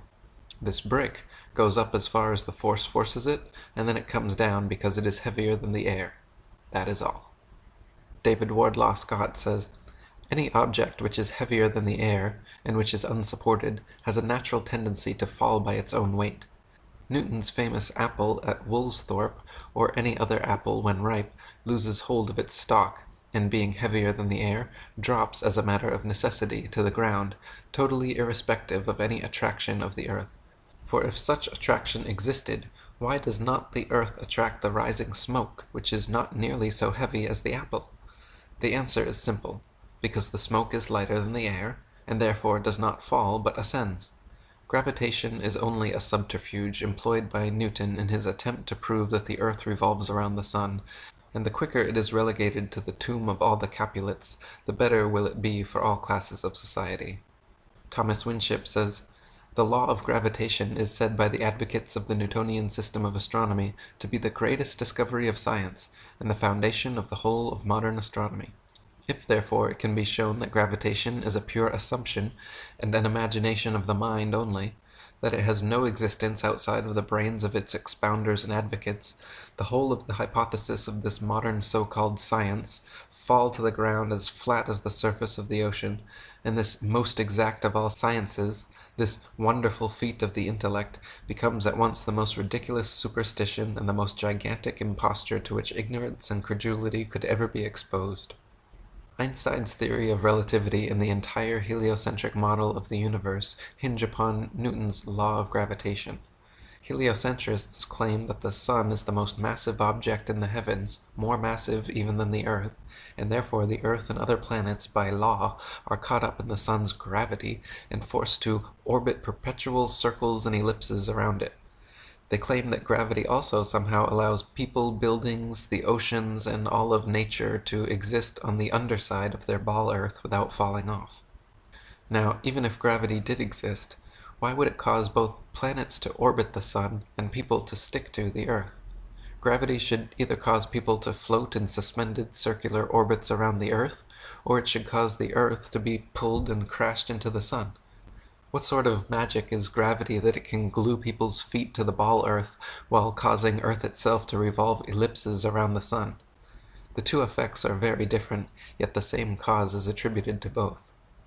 Furthermore, this magnetic-like attraction of massive objects gravity is purported to have can be found nowhere in the natural world. There is no example in nature of a massive sphere or any other shaped object which, by virtue of its mass alone, causes smaller objects to stick to or orbit around it. There is nothing on Earth massive enough that it can be shown to cause even a dust bunny to stick to or orbit around it. Try spinning a wet tennis ball or any other spherical object with smaller things placed on its surface, and you will find that everything falls or flies off, and nothing sticks to or orbits around it. To claim the existence of a physical law without a single practical evidential example is hearsay, not science. Lady Blunt and Albert Smith wrote, "That bodies in some instances are seen to approach each other is a fact, but that their mutual approach is due to an attraction or pulling process on the part of these bodies is, after all, a mere theory. Hypotheses may sometimes be admissible, but when they are invented to support other hypotheses, they are not only to be doubted, but discredited and discarded. The hypothesis of a universal force called gravitation is based upon, and was indeed invented with a view to support another hypothesis, namely that the earth and sea together make up a vast globe whirling away through space, and therefore needing some force or forces to guide it in its mad career, and so control it as to make it conform to what is called its annual orbit round the sun. The theory, first of all, makes the earth to be a globe, then not a perfect globe, but an oblate spheroid, flattened at the poles, then more oblate, until it was in danger of becoming so flattened that it would be like a cheese, and passing over minor variations of form, we are finally told that the earth is pear-shaped, and that the ellipsoid has been replaced by an apoid. What shape it may assume next, we cannot tell. It will depend upon the whim or fancy of some astute and speculating scientist. How is it that gravity is so strong that it can hold all the oceans, buildings, and people stuck to the underside of the ball Earth, but so weak that it allows birds, bugs, smoke, and balloons to casually evade its grips completely? How is it that gravity holds our bodies clung to the underside of a ball Earth, but yet we can easily raise our legs and arms, walk or jump, and feel no such constant downward pulling force? How is it that gravity can cause planets to revolve elliptical orbits around a single center of attraction? Ellipses by nature require two foci, and the force of gravitation would have to regularly increase and decrease to keep planets in constant orbit and prevent pulling them into direct collision courses. Thomas Winship says that the sun's path is an exact circle for only about 4 periods in a year, and then of only a few hours at the equinoxes and solstices, completely disproves the might have been of circular gravitation, and by consequence all of gravitation. If the sun were of sufficient power to retain the earth in its orbit when nearest the sun, when the earth arrived at that part of its elliptical path farthest from the sun, the attractive force, unless very greatly increased, would be utterly incapable of preventing the earth rushing away into space in a right line forever, as astronomers say. On the other hand, it is equally clear that if the sun's attraction were just sufficient to keep the earth in its proper path when farthest from the sun, and thus to prevent it rushing off into space, the same power of attraction when the earth was nearest the sun would be so much greater that, unless the attraction were very greatly diminished, nothing would prevent the earth rushing towards and being absorbed by the sun, there being no counterbalancing focus to prevent such a catastrophe. As astronomy makes no reference to the increase and diminution of the attractive force of the sun, called gravitation, for the above necessary purposes, we are again forced to the conclusion that the great discovery of which astronomers are so proud is absolutely non-existent. And Ed Crossland says, We are asked by the Newtonian to believe that the action of gravitation, which we can easily overcome by the slightest exercise of volition in raising a hand or foot, is so overwhelmingly violent when we lose our balance and fall a distance of a few feet, that this force, which is imperceptible under usual conditions, may, under extraordinary circumstances, cause the fracture of every limb we possess. Common sense must reject this interpretation. Gravitation does not furnish a satisfactory explanation of the phenomena here described, whereas the definition of weight already given does, for a body seeking in the readiest manner its level of stability would produce precisely the result experienced. If the influence which kept us securely attached to this earth were identical with that which is powerful enough to disturb a distant planet in its orbit, we should be more immediately conscious of its masterful presence and potency, whereas this influence is so impotent in the very spot where it is supposed to be most dominant that we find an insurmountable difficulty in accepting the idea of its existence. Heliocentrists claim the ball Earth is perpetually spinning on its axis at a mind-numbing 1,038 miles per hour, or 19 miles per second, and somehow people, animals, buildings, oceans, and other surface phenomena can stick to the underside of the spinning ball without falling or flying off. Take a ride on the gravitron at your local amusement park, however, and notice how the faster it spins, the more you are pushed away from the center of spin, not towards it. Even if the centripetal, inward-pulling force of gravity did exist, which it does not, the centrifugal, outward-pushing force of the ball Earth's supposed 19-mile-per-second spin would also exist and have to be overcome, yet neither of these opposing forces have ever been shown to have any existence outside the imaginations of heliocentric scientists. David Wardlaw Scott says, "We are not like flies which, by the peculiar formation of their feet, can crawl on a ball, but we are human beings who require a plane surface on which to walk, and how could we be fastened to the earth whirling, according to your theory, around the sun, at the rate of 19 miles per second? The famed law of gravitation will not avail, though we are told that we have 15 pounds of atmosphere pressing on every square inch of our bodies, but this does not appear to be particularly logical, for there are many athletes who can leap nearly their own height and run a mile in less than 5 minutes, which they could not possibly do if they were thus handicapped." And Crossland says, "The attraction of gravitation is said to be stronger at the surface of the earth than at a distance from it. Is it so? If I spring upwards perpendicularly, I cannot with all my might ascend more than 4 feet from the ground. But if I jump in a curve with a low trajectory, keeping my highest elevation about 3 feet, I might clear a bound of space above the earth of about 18 feet, so that practically I can overcome the so-called force, pull, at the distance of 4 feet, in the proportion of 18 to 4, being the very reverse of what I ought to be able to do according to the Newtonian hypothesis." Newton also theorized, and it is now commonly taught, that the Earth's ocean tides are caused by gravitational lunar attraction. If the moon is only 2,160 miles in diameter, and the Earth 8,000 miles, however, using their own math and law, it follows that the Earth is 87 times more massive, and therefore the larger body should attract the smaller to it, and not the other way around. If the Earth's greater gravity is what keeps the moon in orbit, it is impossible for the moon's lesser gravity to supersede the Earth's gravity at Earth's sea level, where its gravitational attraction would even further outtrump the moon's. Not to mention the velocity and path of the moon are uniform, and should therefore exert a uniform influence on the Earth's tides, when in actuality the Earth's tides vary greatly. Furthermore, if ocean tides are caused by moon's gravitation, how is it that lakes, ponds, and other smaller bodies of standing water remain outside the moon's grasp, while the gigantic oceans are so affected? Thomas Winship says, "If the moon lifted up the water, it is evident that near the land the water would be drawn away and low instead of high tide caused. Again, the velocity and path of the moon are uniform, and it follows that if she exerted any influence on the earth, that influence could only be a uniform influence. But the tides are not uniform. At Port Natal the rise and fall is about 6 feet, while at Beira, about 600 miles up the coast, the rise and fall is 26 feet. This effectually settles the matter that the moon has no influence on the tides. Tides are caused by the gentle and gradual rise and fall of the earth on the bosom of the mighty deep.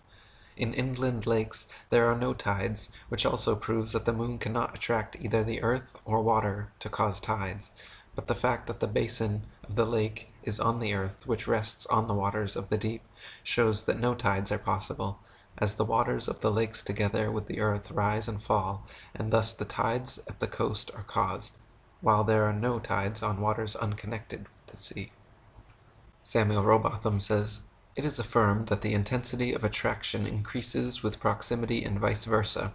How then, when the waters are drawn up by the moon from their bed and away from the earth's attraction, which at that greater distance from the center is considerably diminished, while that of the moon is proportionally increased, how is it possible that all the waters acted on should be prevented leaving the earth and flying away to the moon?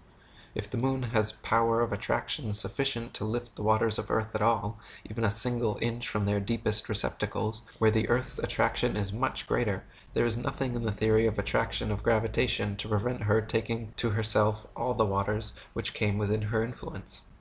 Let the smaller body once overcome the power of the larger, and the power of the smaller becomes greater than when it first operated, because the matter acted on is nearer to it.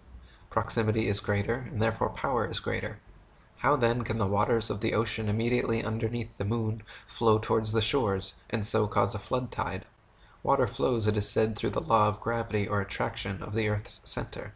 Is it possible, then, for the moon, having once overcome the power of the earth, to let go her hold upon the waters through the influence of a power which she has conquered, and which therefore is less than her own?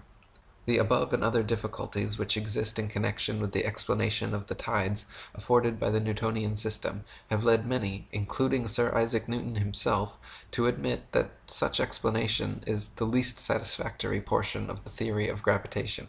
Thus we have been carried forward by the sheer force of evidence to the conclusion that the tides of the sea do not arise from the attraction of the moon, but simply from the rising and falling of the floating earth in the waters of the great deep.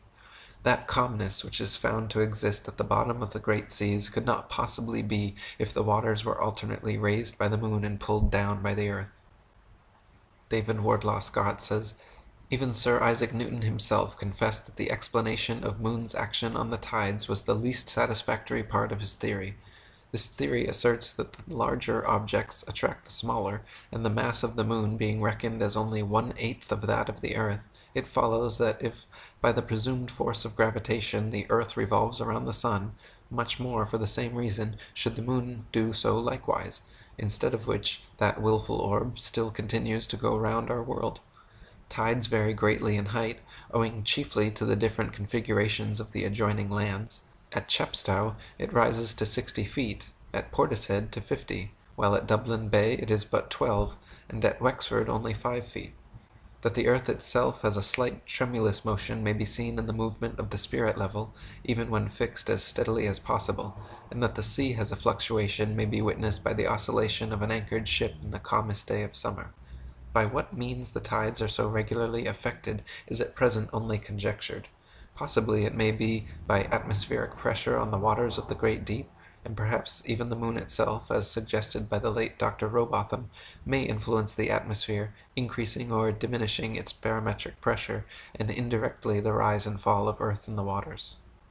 Samuel Rowbotham says, "Bearing this fact in mind, that there exists a continual pressure of the atmosphere upon the earth, and associating it with the fact that the earth is a vast plain stretched out upon the waters, and it will be seen that it must of necessity slightly fluctuate or slowly rise and fall in the water.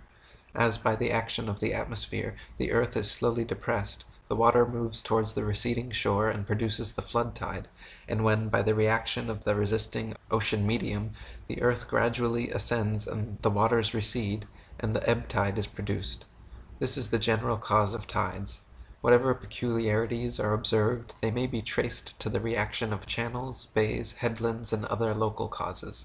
That the earth has a vibratory or tremulous motion, such as must necessarily belong to a floating and fluctuating structure, is abundantly proved by the experience of astronomers and surveyors. If a delicate spirit level be firmly placed upon a rock or upon the most solid foundation which it is possible to construct, the very curious phenomenon will be observed of constant change in the position of the air bubble.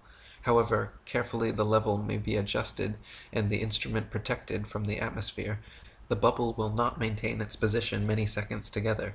A somewhat similar influence has been noticed in astronomical observatories, where instruments of the best construction and placed in the most approved positions cannot always be relied upon without occasional readjustment.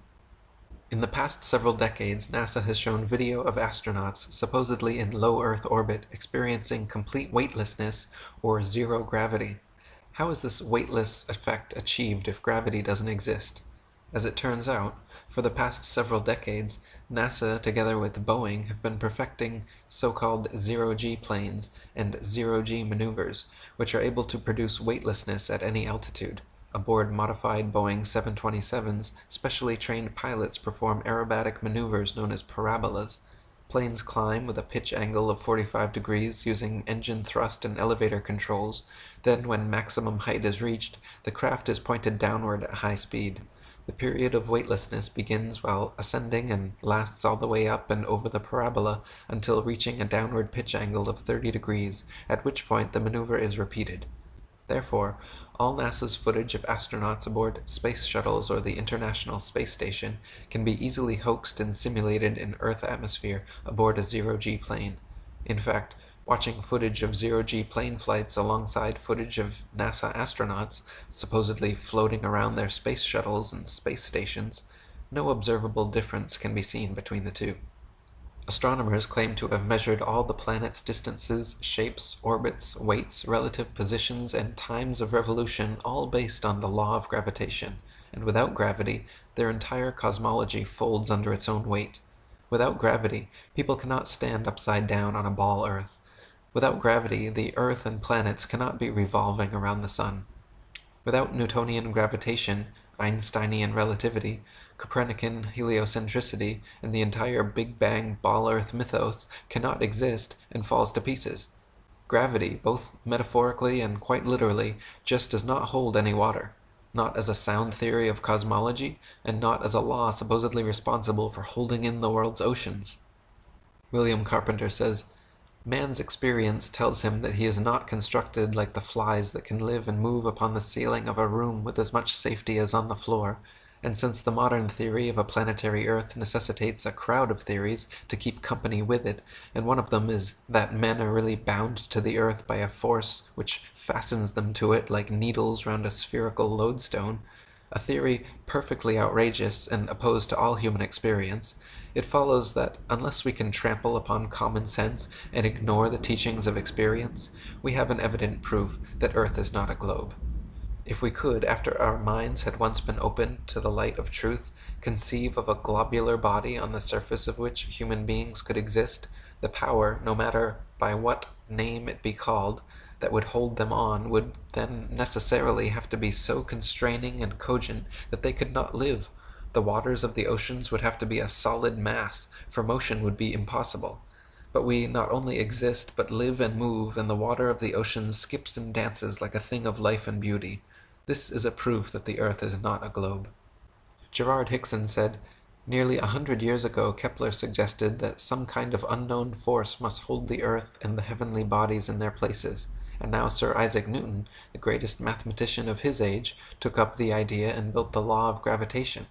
The name is derived from the Latin word gravis, which means heavy, having weight, while the law of gravitation is defined as that mutual action between masses of matter by virtue of which every such mass tends toward every other with a force varying directly as the product of the masses and inversely as the square of their distances apart. Reduced to simplicity, gravitation is said to be that which attracts everything towards every other thing. That does not tell us much, and yet the little it does tell us is not true, for a thoughtful observer knows very well that everything is not attracted towards every other thing. The definition implies that it is a force, but it does not say so, for that phrase mutual action is ambiguous and not at all convincing. Gabrielle Henriette says, "The system of gravitation which makes the sun the moving center of the universe, the awkward principles of which are anything but certain since they apply to invisible circumstances so that they cannot be checked, is here replaced by the old geocentric system universally accepted until the 17th century, in view, of course, of its undisputable obviousness, and in which the Earth, in a state of immobility and surrounded by the planets visibly moving round it, including the Sun, is at the center of our universe. These two facts, which explain almost everything, are firstly the positive existence above the Earth of a solid dome constituting the sky, and secondly the non-material nature of the planets and constellations, which are not physical masses, but merely luminous manifestations without substance. These are the two circumstances which lead today to the fundamental transformation of astronomy. And Professor Bernstein, in his Letters to the British Association, writes, "The theory that motions are produced through material attraction is absurd. Attributing such a power to mere matter, which is passive by nature, is a supreme illusion. It is a lovely and easy theory to satisfy any man's mind, but when the practical test comes, it falls all to pieces and becomes one of the most ridiculous theories to common sense and judgment ever conceived." Many people think that modern astronomy's ability to accurately predict lunar and solar eclipses is a result and proof positive of the heliocentric theory of the universe.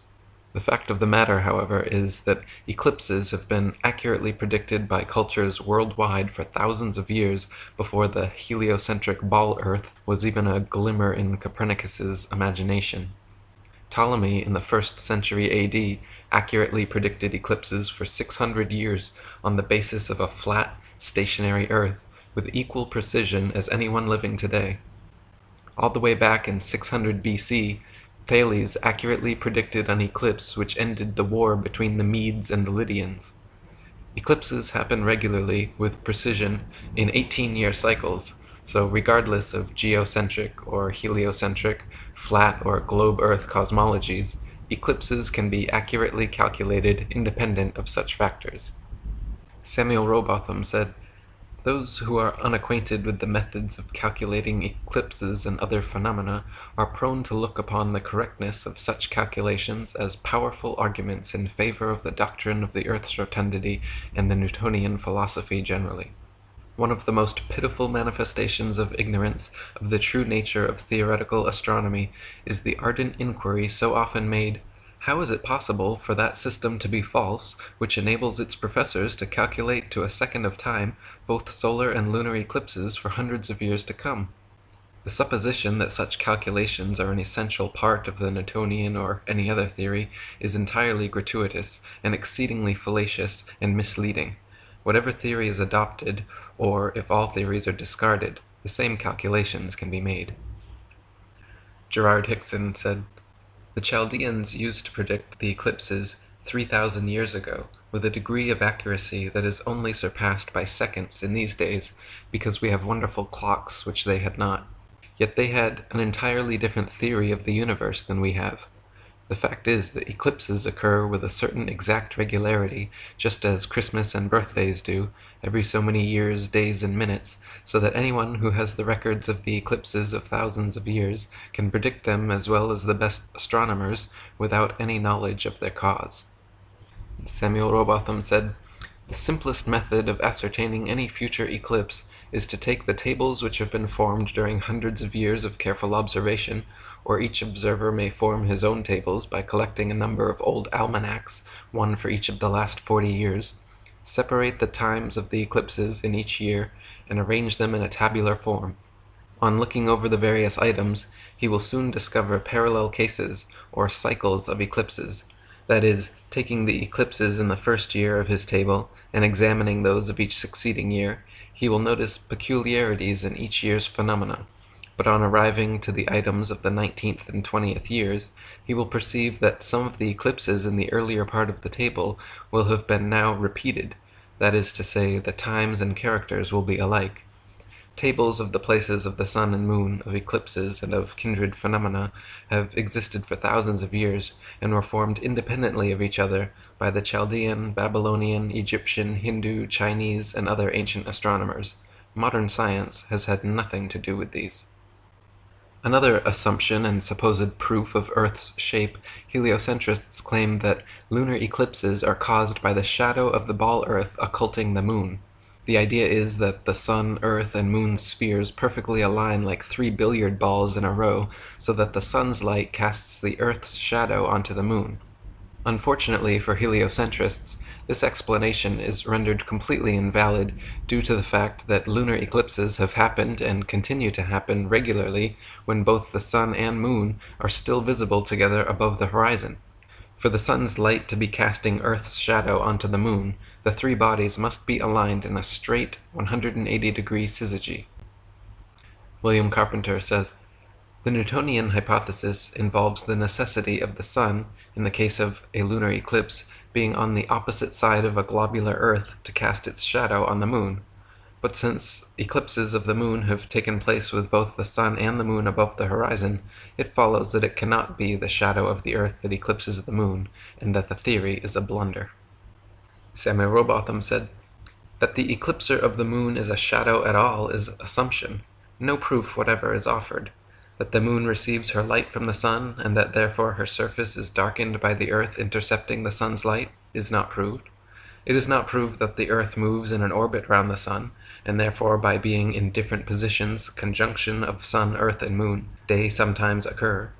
The contrary has been clearly proved, that the moon is not eclipsed by a shadow, that she is self-luminous, and not merely a reflector of solar light, and therefore could not possibly be obscured or eclipsed by a shadow from any object whatsoever, and that the Earth is devoid of motion, either on axes or in an orbit through space. Hence, to call that an argument for the Earth's rotundity, where every necessary proposition is only assumed, and in relation to which direct and practical evidence to the contrary is abundant, is to stultify the judgment and every other reasoning faculty." And F.H. Cook wrote, "According to the globular theory, a lunar eclipse occurs when the sun, earth, and moon are in a direct line, but it is on record that since about the 15th century, over 50 eclipses have occurred while both the sun and moon have been visible above the horizon. As early as the time of Pliny, there are records of lunar eclipses happening while both the sun and moon are visible in the sky. The Greenwich Royal Observatory recorded that during the lunar eclipses of July 17th, 1590, November 3rd, 1648, June 16th, 1666, and May 26th, 1668, the moon rose eclipsed while the sun was still above the horizon. McCullough's Geography recorded that on September 20th, 1717, and April 20th, 1837, the moon appeared to rise eclipsed before the sun had set. Sir Henry Holland also noted in his Recollections of Past Life the April 20th, 1837 phenomena where the moon rose eclipsed before the sun set. The Daily Telegraph recorded it happening again on January 17th, 1870, then again in July of the same year, and it continues to happen during lunar eclipses to this very day. Thomas Winship wrote, "It is alleged by the learned that at a lunar eclipse the Earth casts a shadow on the moon by intercepting the light of the sun. The shadow, it is alleged, is circular, and as only a globe can cast a circular shadow, and as that shadow is cast by the Earth, of course the Earth is a globe. In fact, what better proof could any reasonable person require? Powerful reasoning, says the dupe. Let us see. I have already cited a case where sun and moon have been seen with the moon eclipsed, and as the Earth was not between, or they both could not have been seen, the shadow said to be on the moon could not possibly have been cast by the Earth. But as refraction is charged with raising the moon above the horizon, when it is said to be really beneath, and the amount of refraction made to tally with what would be required to square the matter, let us see how refraction would act in regard to a shadow. Refraction can only exist where the object and the observer are in different densities. If a shilling be put in the bottom of a glass and observed, there is no refraction. Refraction casts the image of the shilling upwards, but a shadow always downwards. If a basin be taken and put near a light, so that the shadow will shorten inwards and downwards, but if the rod is allowed to rest in the basin and water poured in, the rod will appear to be bent upwards. This places the matter beyond dispute, and proves that it is out of the range of possibility that the shadow said to be on the moon could be that of the Earth. In an attempt to explain away the inconsistencies in their theory, heliocentrists usually claim light refraction must be happening on a scale large enough to account for the phenomena. George G. Carey, in his Astronomy and Astronomical Instruments, claims that this is the reason the full moon has sometimes been seen eclipsed above the horizon before the sunset, due to a horizontal refraction of 36 or 37 minutes, generally about 33 minutes, which is equal to the diameter of the sun or moon. Even if this highly implausible, reverse-engineered damage control explanation is accepted, it cannot explain how Earth-bound observers are supposedly able to see 12,000 miles, 180 degrees, around the globe. Thomas Winship wrote, "Even if we admit refraction, and that to the extent seemingly required to prove that when the eclipsed moon is seen above the horizon, we are still confronted with a fact which entirely annihilates every theory propounded to account for the phenomena. Taking the astronomer's own equation of 8 inches to the mile, varying inversely as the square of the distance for the curvature of the earth, where sun and moon are both seen at a lunar eclipse, the center of the sun is said to be in a straight line with the centers of the earth and the moon, each luminary being 90 degrees from the observer. This would give about 6,000 miles as the distance of each body from the observer. Now what is the curvature in 6,000 miles? No less than 24 million feet, or 4,545 miles. Therefore, according to the astronomer's own showing, an observer would have to get up into space 4,545 miles before he could see both the sun and moon above his horizon at a lunar eclipse. As lunar eclipses have been seen from the surface of the earth, with sun and moon both above the horizon at the same time, it is conclusively proved that there is no curvature of the earth, and therefore that the world is a plane and cannot by any possibility be globular. This one proof alone demolishes forever the fabric of astronomical imagination and popular credulity." One of heliocentrists' favorite supposed proofs of their ball earth theory is the ability for ships and planes to circumnavigate, to sail or fly at right angles to the North Pole, and eventually return to their original location. Since the North Pole and Antarctica are covered in ice and guarded no-fly zones, however, no ships or planes have ever been known to circumnavigate the Earth in north-south directions, only east-west. And herein lies the rub. East or westbound circumnavigation can just as easily be performed on a flat plane as it can on a globular sphere. Just as a compass can place its center point on a flat piece of paper and trace a circle either way around the pole, so can a ship or plane circumnavigate a flat earth. The only kind of circumnavigation which could not happen on a flat earth is north-south bound, which is likely the very reason for the heavily enforced flight restrictions. Flight restrictions originating from none other than the United Nations, the same United Nations which haughtily uses the flat earth map as its official logo and flag. David Wardlaw Scott says, "Circular sailing no more proves the world to be a globe than an equilateral triangle. The sailing round the world would of course take very much longer, but in principle it is exactly the same as that of the yachtsman circumnavigating the Isle of Wight. Let me give a simple illustration. A boy wants to sail his iron toy boat by a magnet, so he gets a basin, in the middle of which he places a soap dish or anything else which he may think suitable to represent the earth, and then fills the basin with water to display the sea. He puts his boat and draws it by the magnet round his little world, but the boat never passes over the rim to sail under the basin, as if that were globular, instead of being simply circular. So is it in this world of ours. From the extreme south we can sail from east to west or from west to east around it, but we cannot sail from north to south or from south to north, for we cannot break through intervening lands, nor pass the impenetrable ramparts of ice and rocks which enclose the great southern circumference." Samuel Rowbotham says, "A very good illustration of the circumnavigation of a plane will be seen by taking a round table and fixing a pin in the center to represent the magnetic pole. To this central pin attach a string drawn out to any distance towards the edge of the table. This string may represent the meridian of Greenwich, extending due north and south. If now a pencil or other object is placed across or at right angles to the string, at any distance between the center and the circumference of the table, it will represent a vessel standing due east and west.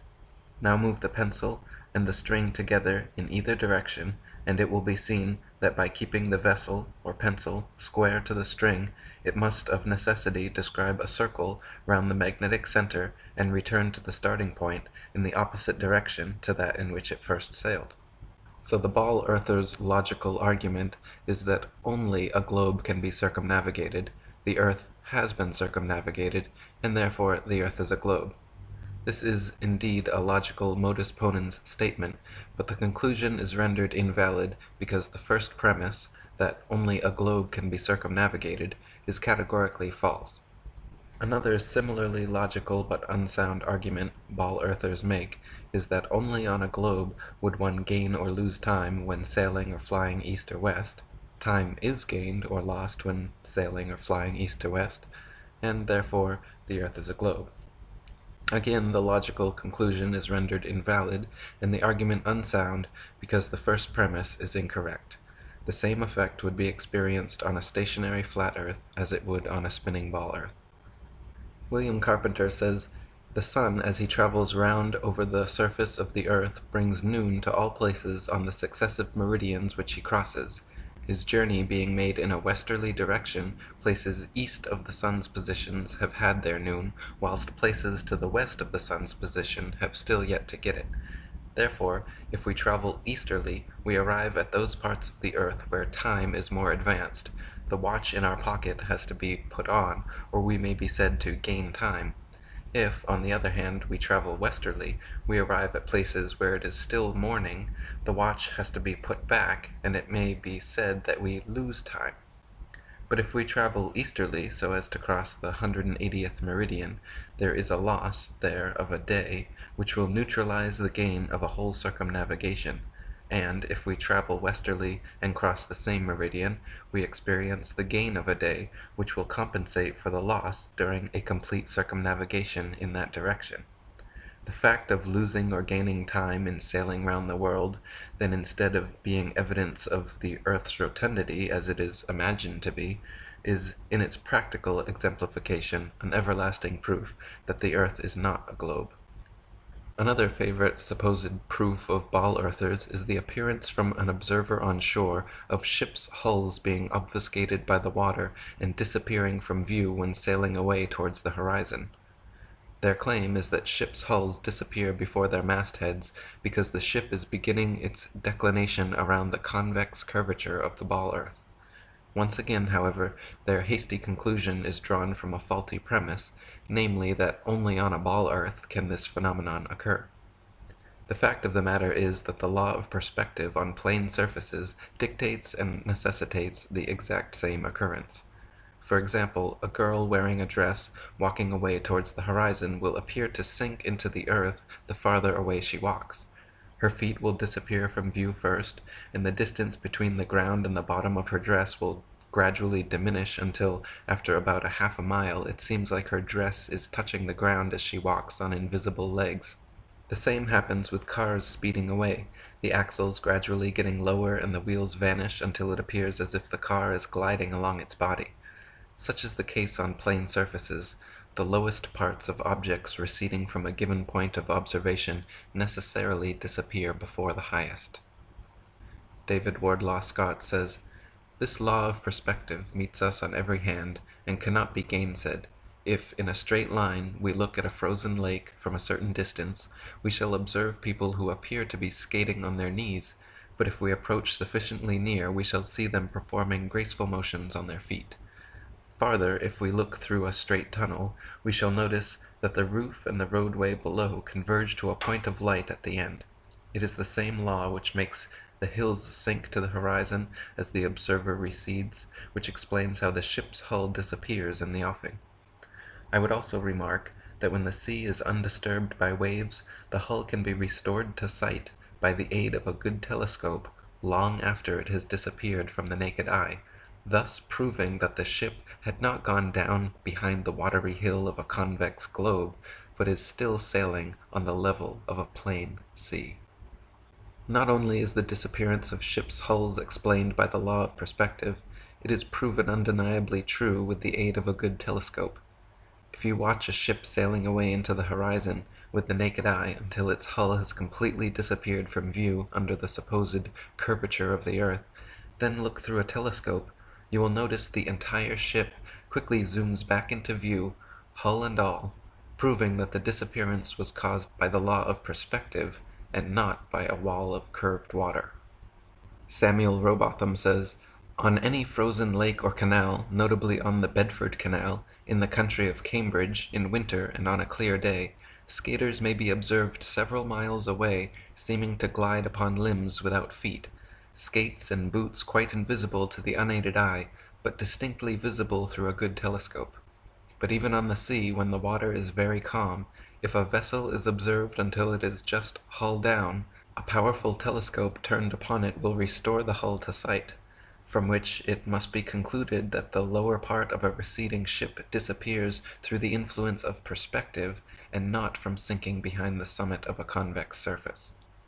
Ball earthers will often also quip that if the earth were flat, then we could see all over it. But this is, of course, ignorant and inaccurate. If you stand on the beach, a plain or prairie, you will find the horizon extends about 3 to 6 miles around you, depending on the weather and your eyesight.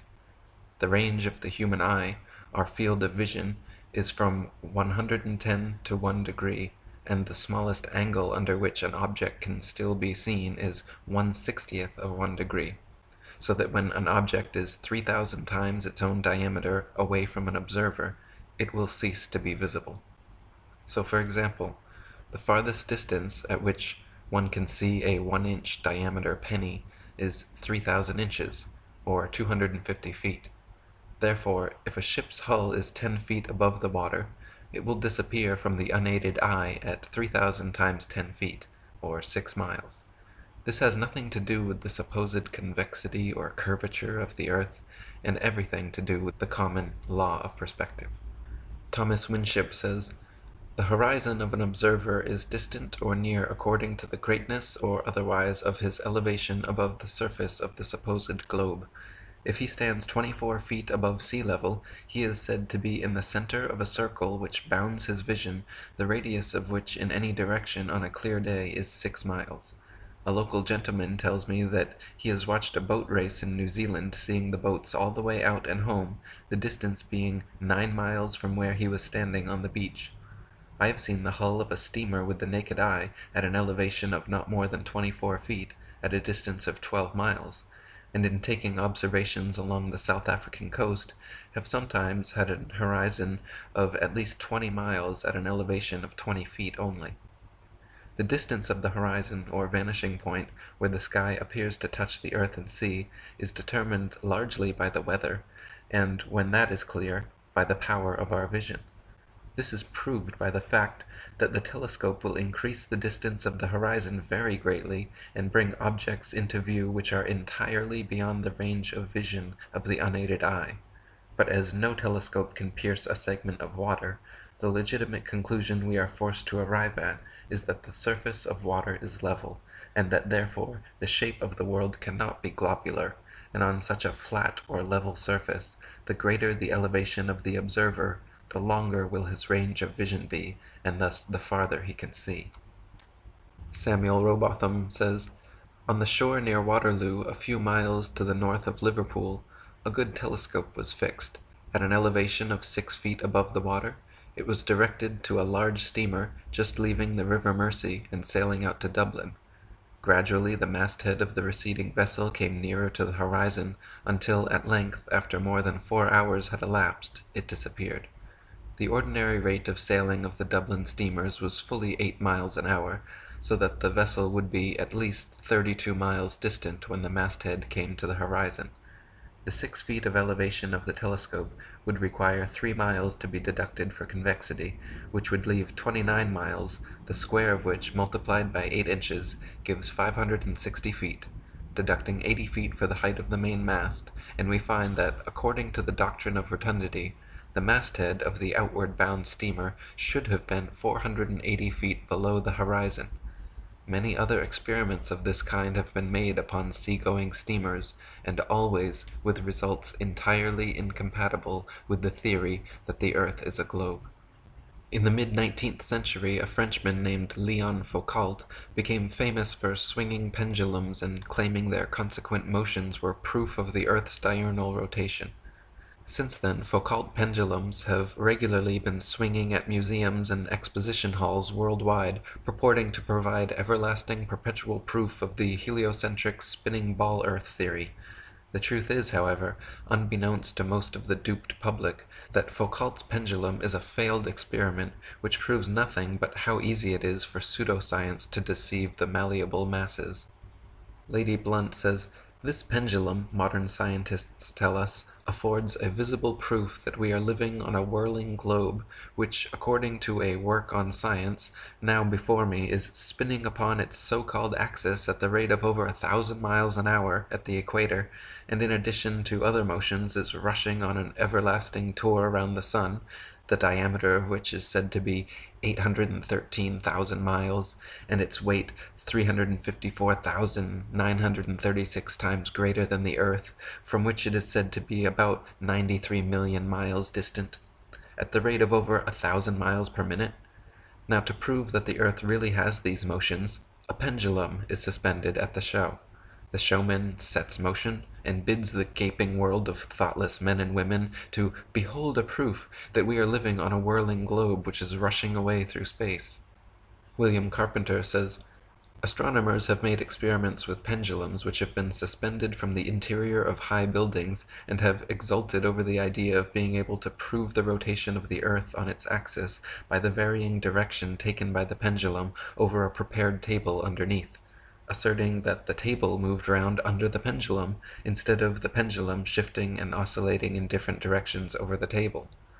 But, since it has been found that, as often as not, the pendulum went round the wrong way for the rotation theory, chagrin has taken place of exultation, and we have a proof of the failure of astronomers in their efforts to substantiate their theory." So to begin with, Foucault's pendulums do not uniformly swing in any one direction. Sometimes they rotate clockwise, and sometimes counterclockwise. Sometimes they fail to rotate, and sometimes they rotate far too much. Scientists who have repeated variations of the experiment have conceded time and again that, quote, "it was difficult to avoid giving the pendulum some slight lateral bias at starting." The behavior of the pendulum actually depends on 1. The initial force beginning its swing, and 2. The ball and socket joint used, which most readily facilitates circular motion over any other. The supposed rotation of the Earth is completely inconsequential and irrelevant to the pendulum's swing. If the alleged constant rotation of the Earth affected pendulums in any way, then there should be no need to manually start pendulums in motion. If Earth's diurnal rotation caused the 360-degree uniform diurnal rotation of pendulums, then there should not exist a stationary pendulum anywhere on Earth. Samuel Rowbotham says, "First, when a pendulum constructed according to the plan of Mr. Foucault is allowed to vibrate, its plane of vibration is often variable. Not always. The variation, when it does occur, is not uniform, is not always the same in the same place, nor always the same either in its rate or velocity, or in its direction. It cannot therefore be taken as evidence, for that which is inconstant cannot be used in favor of or against any given proposition. It therefore is not evidence and proves nothing. Secondly, if the plane of vibration is observed to change, where is the connection between such change and the supposed motion of the Earth? What principle of reasoning guides the experimenter to the conclusion that it is the Earth which moves underneath the pendulum, and not the pendulum which moves over the Earth? What logical right or necessity forces one conclusion in preference to the other? Thirdly, why was not the peculiar arrangement of the point of suspension of the pendulum specially considered in regards to its possible influence upon the plane of oscillation? Was it not known, or was it overlooked, or was it in the climax of theoretical revelry ignored that a ball and socket joint is one which facilitates circular motion more readily than any other? Lady Blunt says, "We believe, with all due deference to the pendulum and its proprietor, that it proves nothing but the craftiness of the inventor, and we can only describe the show and showman as deceptions. A thing so childish as this pendulum proof that it can only be described as one of the most simple and ridiculous attempts to gull the public that has ever been conceived. It has been said that the pendulum experiment proves the rotation of the Earth, but this is quite impossible, for one pendulum turns one way, and sometimes another pendulum turns in the opposite direction. Now we ask, does the Earth rotate in opposite directions at different places at one and the same time? We should like to know. Perhaps the experimenters will kindly enlighten us on this point. If the Earth had the terrible motions attributed to it, there would be some sensible effects of such motions. But we neither feel the motion, see it, nor hear it. And how people can stand watching the pendulum vibrate and think that they are seeing a proof of the motions of the Earth almost passes comprehension. They are, however, brought up to believe it, and it is thought to be scientific to believe what the astronomers teach. Also in the mid-19th century, another Frenchman named Gaspard Gustave Coriolis performed several experiments showing the effect of kinetic energy on rotating systems, which have ever since become mythologized as proof of the heliocentric theory. The Coriolis effect is often said to cause sinks and toilet bowls in the northern hemisphere to drain spinning in one direction, while in the southern hemisphere causing them to spin the opposite way, thus providing proof of the spinning ball Earth. Once again, however, just like Foucault's pendulums spinning either which way, sinks and toilets in the northern and southern hemisphere do not constantly spin in any one direction. Sinks and toilets in the very same household are often found to spin in opposite directions, depending entirely upon the shape of the basin and the angle of the water's entry, not the supposed rotation of the Earth. Jennifer Horton wrote, "While the premise makes sense that the Earth's eastward spin would cause the water in a toilet bowl to spin as well, in reality the force and speed at which the water enters and leaves the receptacle is much too great to be influenced by something as minuscule as a single 360-degree turn over the span of a day. When all is said and done, the Coriolis effect plays no larger a role in toilet flushes than it does in the revolution of CDs in your stereo. The things that really determine the direction in which water leaves your toilet or sink are the shape of the bowl and the angle at which the liquid initially enters the bowl." The Coriolis effect is also said to affect bullet trajectories and weather patterns as well, supposedly causing most storms in the northern hemisphere to rotate counterclockwise and most storms in the southern hemisphere to rotate clockwise, to cause bullets from long-range guns to tend towards the right of the target in the northern hemisphere and to the left in the southern hemisphere. Again, however, the same problems remain. Not every bullet and not every storm consistently displays the behavior and therefore cannot reasonably be used as proof of anything. What about the precision of the sight aperture, human error, and wind? What about Michelson, Morley, and Gale's proven motion of the ether's potential effect? Why does the Coriolis effect affect most storms, but not all? If some storms rotate clockwise in the north and counterclockwise in the south, how do those storms escape the Coriolis force? And if the entire Earth's spin is uniform, why should the two hemispheres be affected any differently? Coriolis's effect and Foucault's pendulum are both said to prove the Earth moves beneath our feet, but in reality only prove how easy it can be for wolves in sheep's clothing to pull the wool over our eyes. In my book, Famous Freemasons Exposed, I showed how Nicholas Copernicus, Johannes Kepler, Galileo Galilei, and Isaac Newton, the four forefathers of the globalist heliocentric doctrine, all posed for Masonic portraits, highlighting various symbols and hand signs denoting their affiliation with the Brotherhood. Galileo poses on a Masonic checkerboard floor, Kepler with the hidden hand sign, and all four of them pose with a Masonic compass and globe while flashing the Masonic M hand sign. Sir Isaac Newton was even knighted by Queen Anne at Trinity's College Masonic Master's Lodge.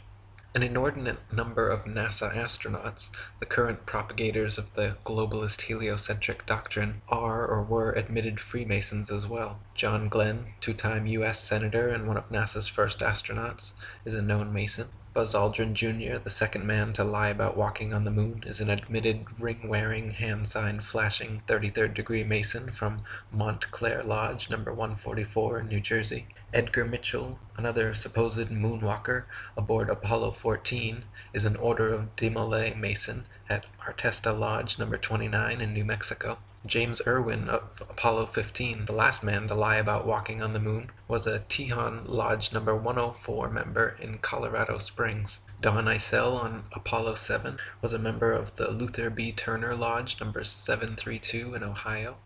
Gordon Cooper aboard Mercury 9 and Gemini 5 was a master mason in Carbondale Lodge number 82 in Colorado. Virgil Grisham on Apollo 1 and 15, Mercury 5 and Gemini 3 was a master mason from Mitchell Lodge number 228 in Indiana. Walter Schirra Jr. on Apollo 7, Sigma 7, Gemini 6 and Mercury 8 was a 33rd degree mason at Canaveral Lodge number 339 in Florida. Thomas Stafford on Apollo 10 and 18, Gemini 7 and 9 was a mason at Western Star Lodge number 138 in Oklahoma. Paul Weitz on Skylab 2 and Challenger is from Lawrence Lodge number 708 in Pennsylvania. NASA astronauts Neil Armstrong, Alan Shepard, William Pogue, Vance Brand, and Anthony England all had fathers who were Freemasons too. The amount of astronauts known to be Freemasons or from Freemasonic families is astonishing. It is likely that more astronauts and people of key importance in NASA are affiliated with the Brotherhood as well, but not so open about their membership. For there to be this many Masons, members of the world's largest and oldest secret society, involved with the promotion and propagation of this globalist heliocentric doctrine from its outset to today, should raise some serious suspicion. C. Fred Kleinecht, head of NASA at the time of the Apollo space program, is now the sovereign Grand Commander of the Council of the 33rd Degree of the ancient and accepted Scottish Rite of Freemasonry of Southern jurisdiction. It was his reward for pulling it off. All of the first astronauts were Freemasons. There's a photograph in the House of the Temple in Washington, D.C. of Neil Armstrong supposedly on the moon's surface in his spacesuit holding his Masonic apron. NASA's logo is a red forked serpent's tongue overlaying the starry heavens. Serpents, and specifically their forked tongues, have long been associated with lying, deceit, cleverness, two-facedness, manipulation, and with Satan, the devil. Why would the National Aeronautics and Space Administration choose this as their official logo? The United Nations, the New World Order government headquarters, built on land donated by 33rd degree Freemason John D. Rockefeller, is represented by a logo and flag which clearly depicts a flat earth divided into 33 sections. There are 33 official degrees of Scottish Rite Freemasonry, and the UN flag features a flat earth divided into exactly 33 sections. Why would the United Nations founders choose a logo and flag of a flat earth map divided into 33 sections? How is it that C. Fred Kleinecht, the head of NASA, retired and immediately became the head of the 33rd degree of Freemasonry? How is it that all the forefathers of the ball earth theory and so many NASA astronauts are all Freemasons? The Masons' esoteric religion, the very basis of their symbols and rituals, is sun worship. From their first day in the lodge, Masonic initiates learn that Freemasonry is all about light, enlightenment, illumination, hence the Illuminati, and hence worship of the sun as the giver of light. Masonic halls are all purposely constructed to correspond with the motions of the sun. They are always situated intentionally facing east towards the sun, with the worshipful master sitting in the far east on a throne engraved with a picture of the sun. The high festival of the Masons is on Christians' St. John's Day, or the 24th of June, otherwise known as Midsummer's Day, when the sun arrives at its annual highest elevation, the summer solstice. Regarding the Masonic rite of circambulation, 33rd degree Freemasonic historian Albert Mackey says, "In Freemasonry, people always walked 3 times round the altar while singing a sacred hymn. In making this procession, great care was taken to move an imitation of the course of the sun. The rite of circumambulation undoubtedly refers to the doctrine of sun worship." Masonry is derived and is the remains of the religion of the ancient Druids, who, like the Magi of Persia and the priests of Heliopolis in Egypt, were priests of the sun. They paid great worship to this great luminary, as the great visible agent of a great invisible first cause. The Christian religion and Masonry have one and the same common origin. Both are derived from the worship of the sun. The difference between their origin is that the Christian religion is a parody on the worship of the sun, in which they put a man whom they call Christ in place of the sun, and pay him the same adoration which was originally paid to the sun. In Masonry, many of the ceremonies of the Druids are preserved in their original state, at least without any parity. With them, the sun is still the sun, and his image, in the form of the sun, is the great emblematical ornament of Masonic lodges and Masonic dresses. It is the central figure on their aprons, and they wear it also as a pendant on the breast of their lodges and in their processions. The sun, as the great visible agent of the Creator, was the invisible object of the adoration of the Druids. All their religious rites and ceremonies had reference to the apparent progress of the sun through the 12 signs of the zodiac and his influence upon the earth. The Masons adopt the same practices. The roof of their temples or lodges is ornamented with a sun, and the floor is a representation of the variegated face of the earth, either by carpeting or mosaic work. The emblematical meaning of the sun is well known to the enlightened and inquisitive Freemason, and as the real sun is situated in the center of the universe, so the emblematical sun is in the center of real Masonry. Only the scientific Freemason knows the reason why the sun is placed in the center of this beautiful hall, says Thomas Paine in his Origin of Freemasonry. The real reason the sun is placed in the center of Masonic halls is because it represents the core of their 5-century-long heliocentric deception. First, the sun worshippers took us off our ancient natural 13-month lunar calendars and replaced them with unnatural, irregular 12-month Gregorian solar calendars. Second, they put the sun into the center of the universe and then convinced people the earth and everything else revolve around it.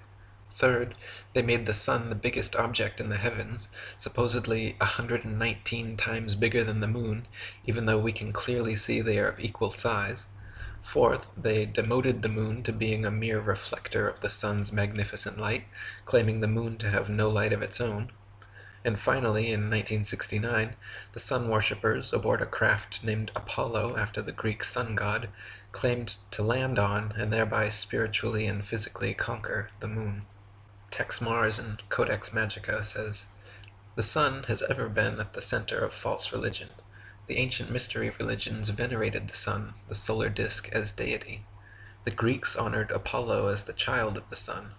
The Romans paid homage to Mithra, the sun god. These pagan philosophies form the basis for the worship of the Illuminati and indicate the importance of the sun as a symbol of satanic deity. Now today, the Masons, as did the apostate Jewish elders and priests in the days of Ezekiel, continue to worship Satan the sun god, also called Lucifer or Baal, by other names. The name of their great god Jabulon, which is revealed to the Masons in the higher degrees, is a synonym for the solar deity. 2 of the 3 syllable in the name, Ba and Lan, mean Baal and On, both of which represent sun and fire gods. The winged disc symbol, displayed prominently over the doorway of Masonic lodges, shows a solar disc with eagle's wings and 2 serpents. This ancient symbol was found in Egyptian, Sumerian, Mesopotamian, Hittite, Anatolian, Persian, Native American, Mexican, and Australian tribal cultures, always representative of the sun. Eagles have also long been associated with the sun, since they fly highest, closest to the sun, and they can stare straight into its light. Roman generals kept golden solar eagles atop their rods as a sign of supremacy over the army. In Egypt, Horus the hawk was always symbolized with the sun over his head. The Native Americans also associated eagles with the sun, such as the Abenaki eagle god Kisosin the Sunbringer. NASA's Apollo 11 mission patch symbol shows an eagle landing on the moon. The Apollo 16 and 17 patches also prominently feature eagles. The Apollo 13 symbol shows 3 horses pulling the sun behind them, which references the ancient Greek legend of Helios, the sun god, traveling across the sky in a chariot drawn by horses. In total, NASA supposedly landed 12 men, and 0 women, on the moon. Since the moon has always been associated with the feminine, and the number 13, the sun associated with the masculine, and number 12, putting 12 men on the moon, once again is symbolic of the Masonic patriarchal brotherhood conquering the divine celestial feminine. This is also the occult reason why Apollo 13 coincidentally had an explosion at 1313, 113, on April 13th. William Cooper in Mystery Babylon said, "To make interstellar travel believable, NASA was created. The Apollo space program foisted the idea that man could travel to and walk upon the moon. Every Apollo mission was carefully rehearsed and then filmed in a large sound stage at the Atomic Energy Commission's top-secret test site in the Nevada desert, and in a secured and guarded soundstage at the Walt Disney Studios, within which was a huge-scale mock-up of the moon. All names, missions, landing sites, and events in the Apollo space program echoed the occult metaphors, rituals, and symbology of the Illuminati's secret religion. The most transparent was the faked explosion of the spacecraft Apollo 13, named Aquarius, New Age, at 13:13 military time on April 13th, 1970. So why do NASA logos feature serpent tongues and eagles? And why are there an excessive number of Mason astronauts?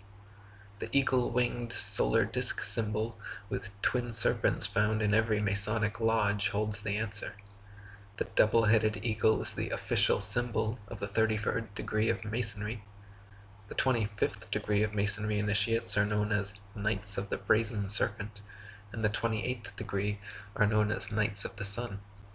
The religion of the Druids, precursor to modern Masonry, was the same as the ancient Egyptians, where priests ruled from Heliopolis, the city of the sun, a city full of obelisks built for their sun god Ra. David Bay in Freemasonry Proven to Worship Lucifer says, "The Egyptians believed that the spirit of their sun god Ra resides within the obelisk. Therefore, they would worship and pray to the obelisk, always facing east, 3 times daily if possible. The greatest obelisk in the world is the Washington Monument, created by the Freemasons in honor of President George Washington. To see how important the obelisk is to the Mason, you only have to go to a cemetery where Masons are buried and look at the many graves which display obelisk gravestones." And William Cooper again said, "The serpent is universally the symbol of the sun, as the sun was the great enlightener of the physical world, so the serpent was held to have been the great enlightener of the spiritual, by giving mankind the knowledge of good and evil. And according to the Bible, you know who gave man the knowledge of good and evil? Satan, Lucifer.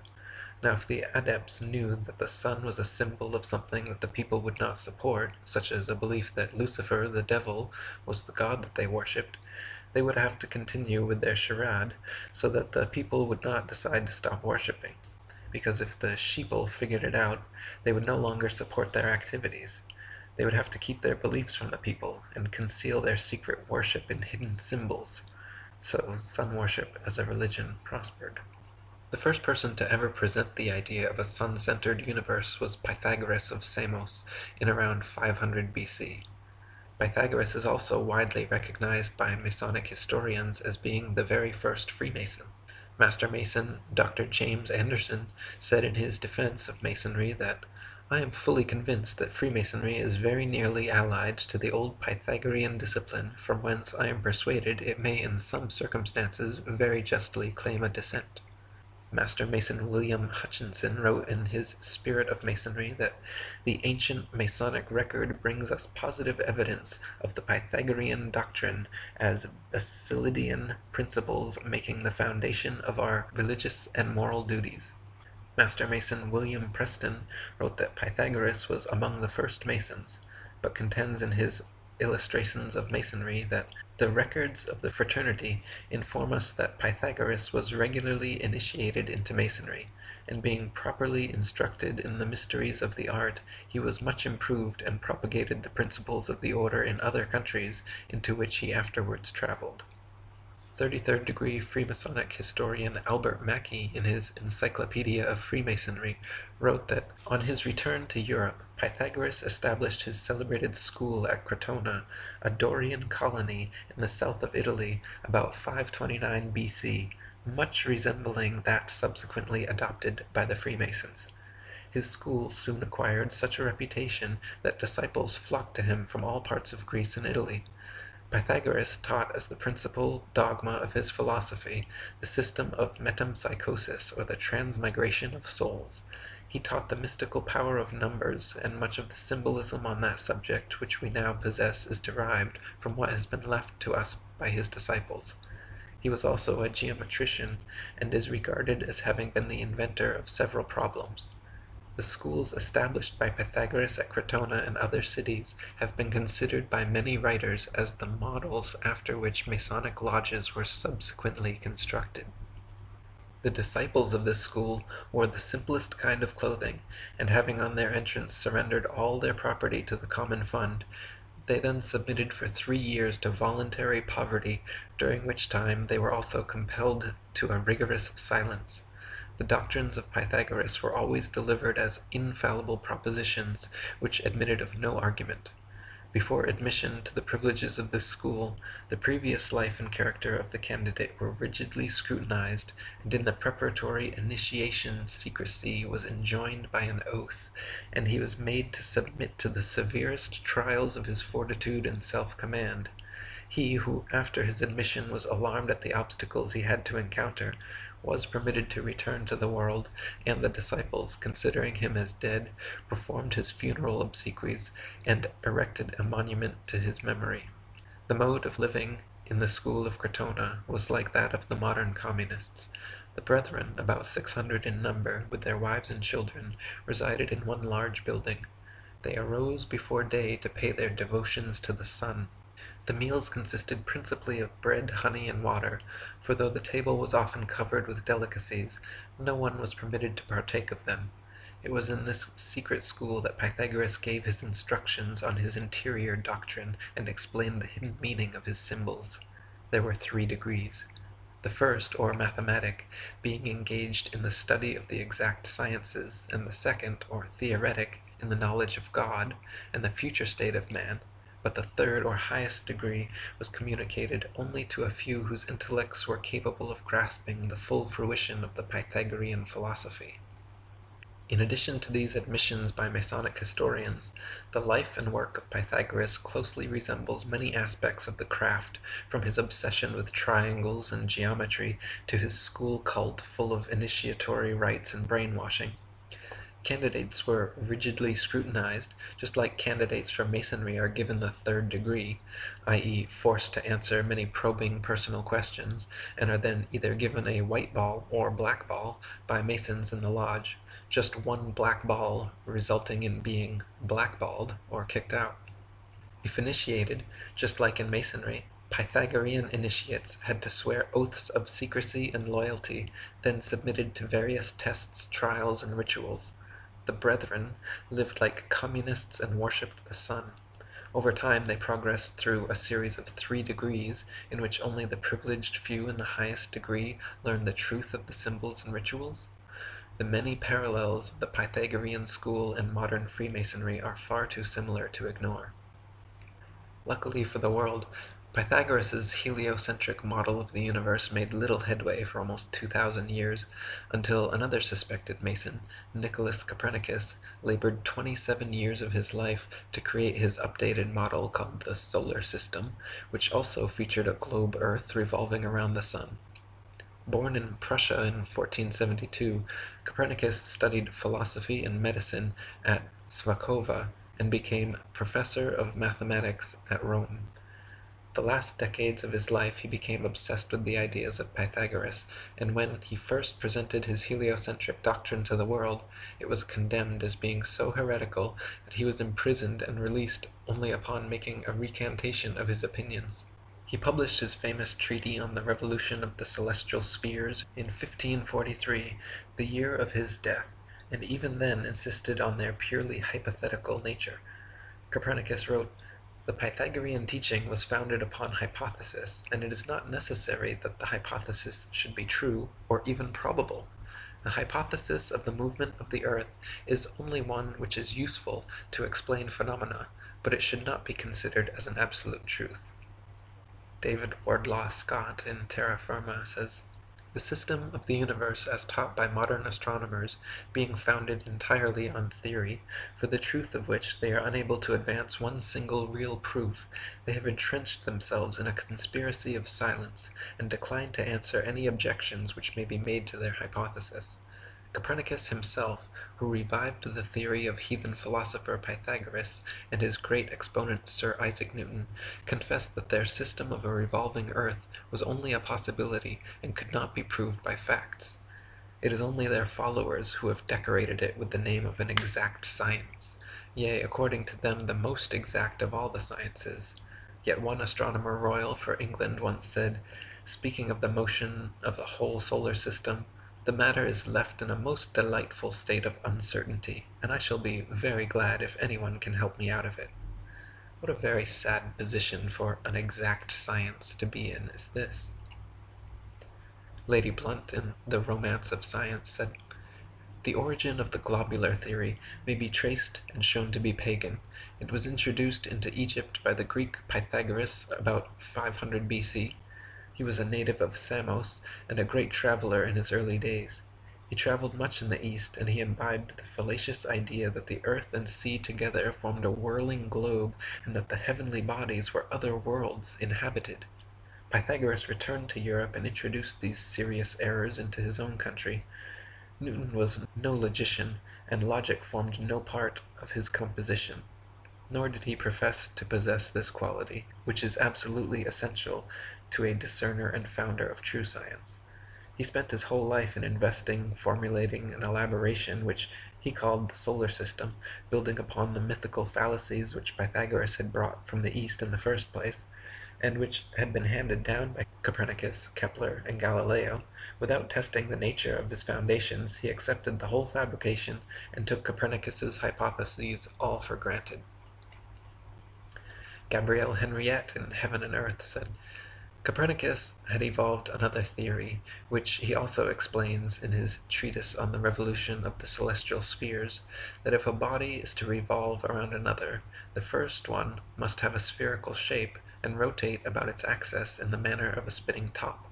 Consequently, in order to make this notion fit in with the movement of the earth round the sun, which he had devised in order to explain the seasons, he suddenly decreed that the earth was round, contrary to the general opinion at the time, and then proclaimed that it had a movement of rotation about its axis. The great inconvenience in this proposition is that the rotation of the earth cannot be seen to exist, either with regard to the position of the sun or clouds during the day, or of the moon and other planets by night. On the other hand, the fact of the immobility of the earth has an immense advantage over the theory of the rotation, in that it can positively be recognized as such, and it can safely be said that if the earth cannot be seen to move, there are 100 chances in 100 that it does not do so. So trust your eyes and trust your experience. Trust your feeling, trust your intuition. Look out, see the horizon flat. Feel for yourself. You're not moving. Just sit still.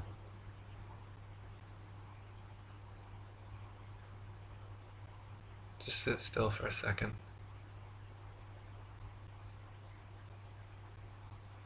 You're not moving. You're not spinning around an axis at 1,000 miles per hour, rotating around the sun at 67,000 miles per hour, spiraling around the galaxy at 500,000 miles per hour, and shooting off from a Big Bang at 67 million miles per hour. You're not. You're motionless. You're just sitting there. Just sit still. What does that even mean, sit still? You think you could sit still with all those motions? Does it feel like you're moving? Feel that? Same thing you've always felt? Nothing? Ever? Nobody's ever felt movement? Nobody's ever seen the earth move? Nobody's ever seen the earth curve? Maybe you just got fooled by some Masons. Mark Twain said, "It's easier to fool people than to convince them they've been fooled." That's why it's so hard to convince you you've been fooled.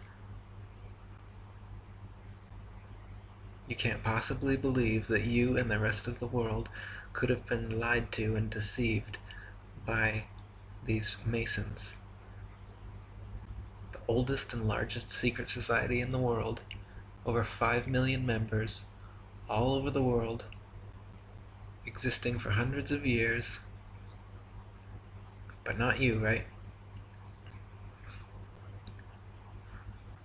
They couldn't fool you. Of course you're spinning around.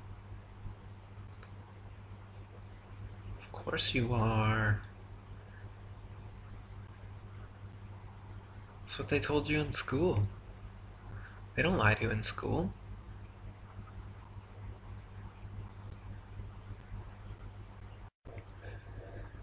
The 1969 Apollo moon landings, the 1976 Viking and other subsequent Mars landings, all images showing a spherical rotating Earth, all supposed space stations and satellites orbiting the ball Earth, every Hubble photoshopped image, and the entire NASA organization are one big hoax created to convince you that the Earth is not flat.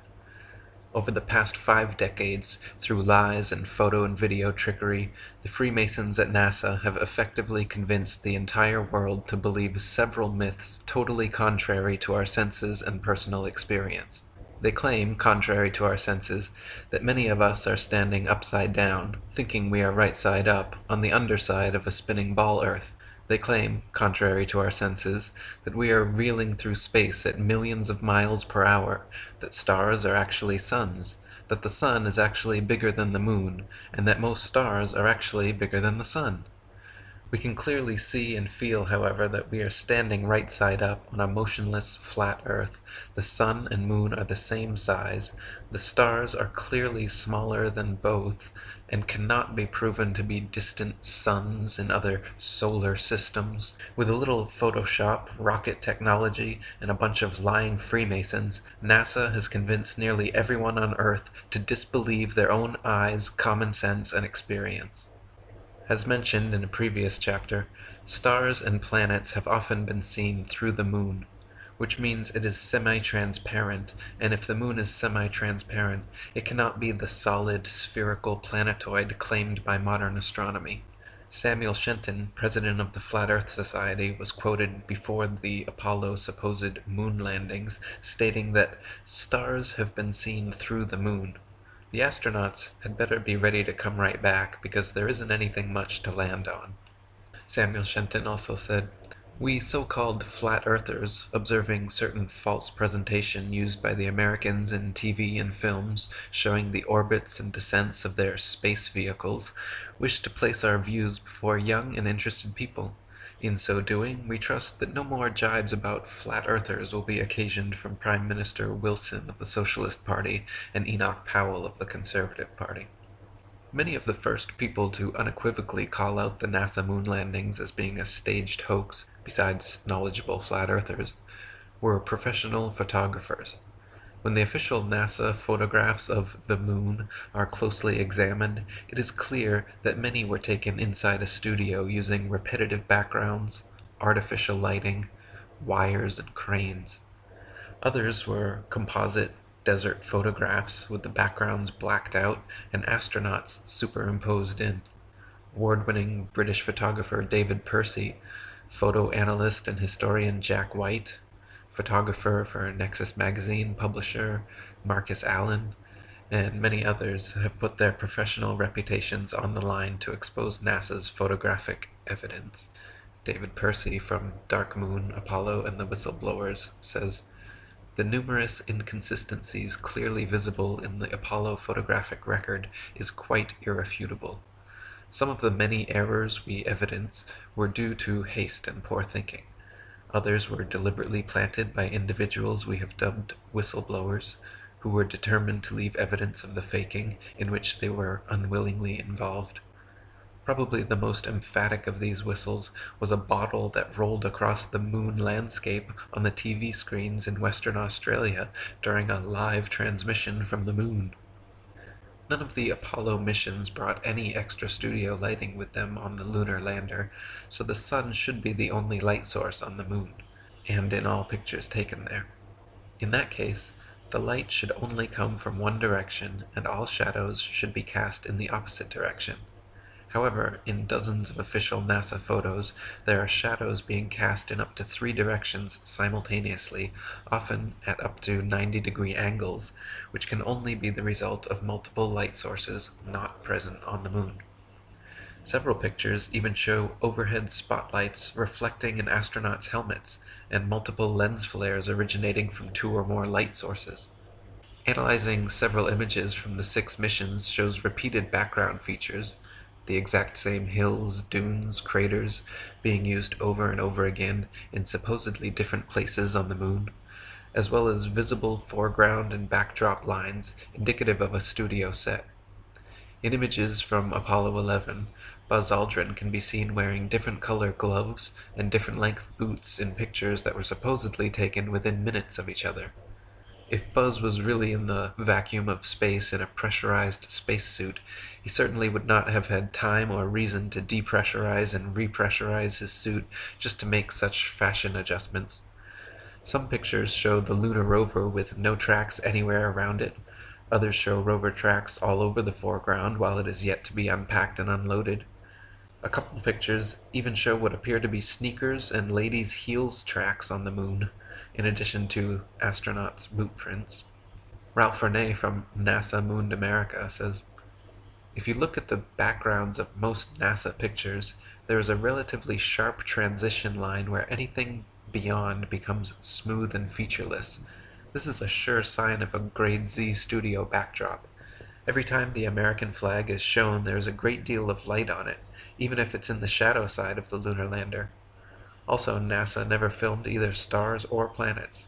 The reason is simple. Before the era of computer enhancement, the stars would have been impossible to fake accurately enough to fool the world's amateur astronomers." Sam Colby, in Apollo Fake, says, "Michael J. Tuttle faked the so-called Apollo training simulation photographs using Photoshop 3 and then posted them on NASA websites as being genuine photographs taken on the moon. I regularly get email from people claiming that digital manipulation of photographs was not available back in 1969. People have been creating fake photographs ever since the camera was invented, and who is saying the pictures were faked back in 1969 anyway? People don't understand that the majority of NASA's fake moon pictures were created in the mid-90s. The proof lies in the fact that most do not appear in any books or magazines prior to 1990. 95% of NASA's fake moon pictures on their websites were never seen prior to the launch of the internet. They had to produce a considerable number of fake moon pictures for all 6 missions, otherwise the public would want to know why there were so few. Not all of NASA's fake Apollo pictures have been altered with Photoshop. The main Apollo 11 picture of Buzz Aldrin, as well as press-released pictures from Apollo 12 and Apollo 14 showing astronauts holding the flag. All of these press release pictures were taken in the fake moonscape at Langley Research Center and did not require any alteration to pass off as a moon photograph. Another glaring mistake is that none of NASA's images or videos show stars in the background as they should, just complete blackness, likely because exact star maps as they should appear from the moon would be quite difficult to fake. The testimony of different astronauts on different missions in their autobiographies and interviews just muddies the waters even more, some of them bragging about the astonishingly brilliant light of the stars, and others saying they don't remember seeing a single star while on the moon. Such inconsistencies and the fact that none of NASA's moon pictures feature stars or planets in their appropriate positions should raise a red flag that these astronauts were not on the moon. Many pictures of the sun on the moon are clearly spotlights and not the sun, including AS 1466-9306, AS 1246-6765, and AS 1140-5935. NASA image AS 1249-7278 clearly shows several studio lighting lens flares caused by multiple overhead lights. Image AS 1469-9089 shows studio lighting reflecting off a black background. Image AS 17-151-23201 shows a shadow on the ceiling of space as the lunar lander lifts off. Images AS16-118, 18894, AS17-134, 20471, AS1144, 6581, and AS1144, 6642 show crude computer retouching to hide cables and background problems and add the round Earth, but NASA claims they are original photographs. AS1466-9306 shows shadows of reticule crosshairs suspended in air over a print underneath, proving it to be doctored and not an original, as claimed. Image AS1140-5922 of the lunar lander supposedly on the moon shows a pathetic 1969 attempt at creating high-tech looking equipment using what appears to be construction paper, gold foil, scotch tape, and metal shower rods. The idea that the piece of junk shown in this official NASA photograph flew to the moon and back is so ludicrous it's laughable. AS17-148-22-756 also clearly shows, when enlarged, that the Apollo 17 command module was almost completely held together by scotch tape. In AS16-113-18339, there is a rock with the letter C clearly engraved into it, as well as another C drawn into the dirt next to it. This is characteristic of fake stage rocks on a stage setup, where the set designer demarcates prop positions, and not something we should see on the moon. Ralph Renee in NASA Moon America says, "The large rock in the left foreground is clearly marked with a big capital C. The bottom right corner has a crease similar to that caused by wetting a folded newspaper. This makes it a showbiz flap rock, which the people who work in Hollywood studios throw at visitors. They used to be made from wet newspaper and paste and showed similar flaps. Stage rocks are usually placed by stagehands over similarly lettered markers positioned by the set designer. Did NASA really carry fake boulders and stagehands onto the moon?" NASA image AS1140-5926 shows a close-up of the footpads of the lunar lander without a speck of dust on them and without a burn print under its 10,000-pound thrusters, like it was just gently set down in place. NASA scientists in their own documents were worried about the LEM falling into its own massive burn radius, yet there it sits with no burn print and spotless clean pads. Even the astronauts' boot prints made deep impressions in the moon dust, yet the lander's 10,000-pound thrusters left not a trace, no blast hole, and no dust on the pads. Eugene Cernan of Apollo 10 and 17 said in an interview that as they descended in the lander that the engine was very loud, yet when Alan Bean of Apollo 12 was asked the same question, he answered that you couldn't hear the engine at all in the vacuum of space. I tend to believe Alan, because watching the Apollo 17 liftoff sequence from the moon, it is clear that the LEM is being hoisted by a crane from above and not propelled by thrusters from below. Ralph Renee says, "I remember watching the first astronauts land on the moon and wondering why the TV pictures were so murky. We watched two blurry white ghosts who did little or nothing while they lurked in the shadow of the lunar lander. NASA seemed to have lost 100 years of photographic progress. It was boring, but I believed. During the next few years I caught glimpses of subsequent missions as they flashed in color upon my TV screen, and I believed. The pictures improved with each mission, and toward the end the Apollo program, the moon buggy tore up the moon's surface while NASA began to talk up a Martian adventure. I still believed in apple pie, the CIA, and NASA. Years later, watching a TV show, I thought I saw the moon flag ripple on the airless moon. The worm of suspicion slid into my system. I then began watching NASA film clips very closely and with less emotion. As those rose-colored glasses slipped lower on my nose, I began to notice flaws in the pictures. The astronauts and their backpacks weighed less than 75 pounds on the moon, yet they left deep footprints in the moon dust and gravel. The blast of a rocket engine that lowered the 33,000-pound LEM on the moon's surface left no crater, and apparently it didn't even blow away the dust beneath the footpads. Strange. Here on Earth, footprints usually require some type of wetting agent. There is no wet on the moon. When the video evidence is examined, even more anomalies are found.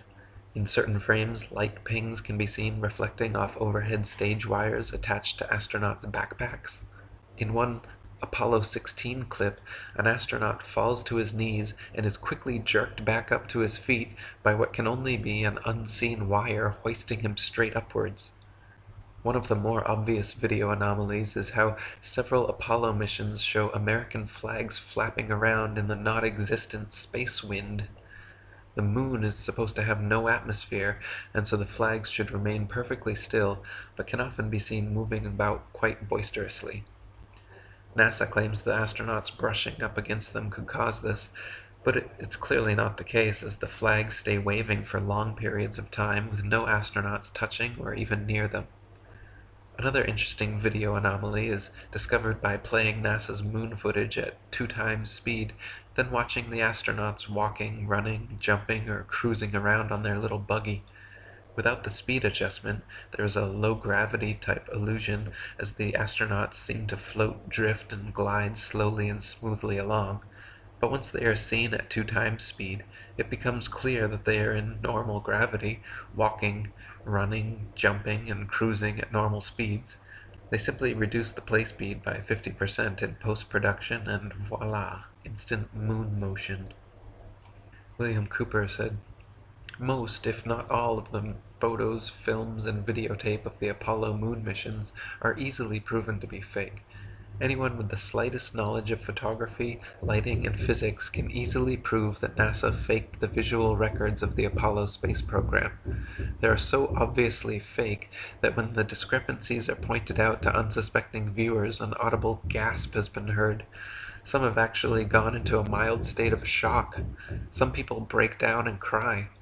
I've even seen others become so angry that they have ripped the offending photos to shreds while screaming incoherently."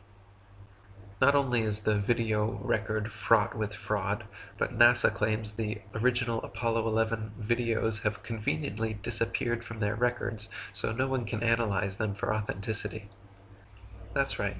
They spent over $30 billion of American taxpayer money traveling to the moon and then lost the video evidence. Those blurry, ghostly, black and white images shown on TV were purposely lousy because NASA insisted at the time that all TV networks must broadcast directly from a big screen display in their operations room, a mandate which all the major networks accepted, and so what the public saw was just a video of a poorly magnified video, and now it is impossible to watch the original. Not only has the Apollo 11 original disappeared, but NASA claims to have lost all original audio tapes from the Apollo missions, and that their contractors have lost all prints and plans for the lunar rover, LEM lander, and Apollo ship engines. What are the chances that these are actually lost? And what are the chances that NASA simply cannot have the public scrutinizing their records because of what might be exposed? William Cooper said, "Exploration of the moon stopped because it was impossible to continue the hoax without being ultimately discovered, and of course they ran out of pre-filmed episodes. No man has ever ascended higher than 300 miles, if that high, above the Earth's surface. No man has ever orbited, landed on, or walked upon the moon in any publicly known space program. If you doubt this, please explain how the astronauts walked upon the moon's surface enclosed in a spacesuit in full sunlight, absorbing a minimum of 265 degrees of heat surrounded by a vacuum. Temperatures on the moon supposedly range from 279 degrees below zero during the depths of the lunar night, which is far colder than even Antarctica's coldest winter, and up to 243 degrees above zero at lunar midday, which is hotter than boiling water. NASA claims their special suits are fitted with both heating and cooling systems, but nothing which could withstand these incredible temperatures. These suits are also supposedly pressurized to keep the vacuum non-pressure of space from bursting their blood vessels, but they clearly have deep creases and wrinkles all over. Astronauts in true pressurized suits would look like the Michelin Man bubbling out. Also, the amount of radiation in space, especially through the Van Allen belt, is far too intense for them to be spacewalking in such flimsy suits. One Russian study found that the amount of radiation present on the moon would require astronauts to be clothed in 4 feet of lead in order to avoid instant death. John Malden, a NASA physicist, said they would need at least 2 meters of thick shielding around them at all times, yet there they are, bouncing around the moon in their 2-inch thin suits. Another solid proof of NASA living up to its forked serpent tongue logo are the many supposed moon rocks given to museums the world over by Neil Armstrong and Buzz Aldrin. Shortly after Apollo 11, private investigator Paul Jacobs reported asking the U.S. Department of Geology head whether he had examined the moon rocks and if he could verify their authenticity. To which the geologist simply laughed and insinuated that people high in the U.S. government knew all about the cover-up. More recently, in 2009, curators at Amsterdam's Rijksmuseum investigated their moon rock, personally given to them by Armstrong and Aldrin in 1969, only to find that it was actually a worthless piece of petrified wood. Bill Kaysing, another moon hoax researcher, worked at Rocketdyne, where NASA Saturn V rocket engines were built, and became exposed to documents pertaining to the Mercury, Gemini, Atlas, and Apollo NASA programs, which proved trickery was afoot. Kaysing said of the documents that one does not need an engineering or science degree to determine that a hoax was being perpetrated. He wrote a book about his findings called "We Never Went to the Moon: America's $30 billion Swindle." In it, he exposes how NASA staged both the Apollo 1 fire and Challenger accident, deliberately murdering the astronauts on board to silence them.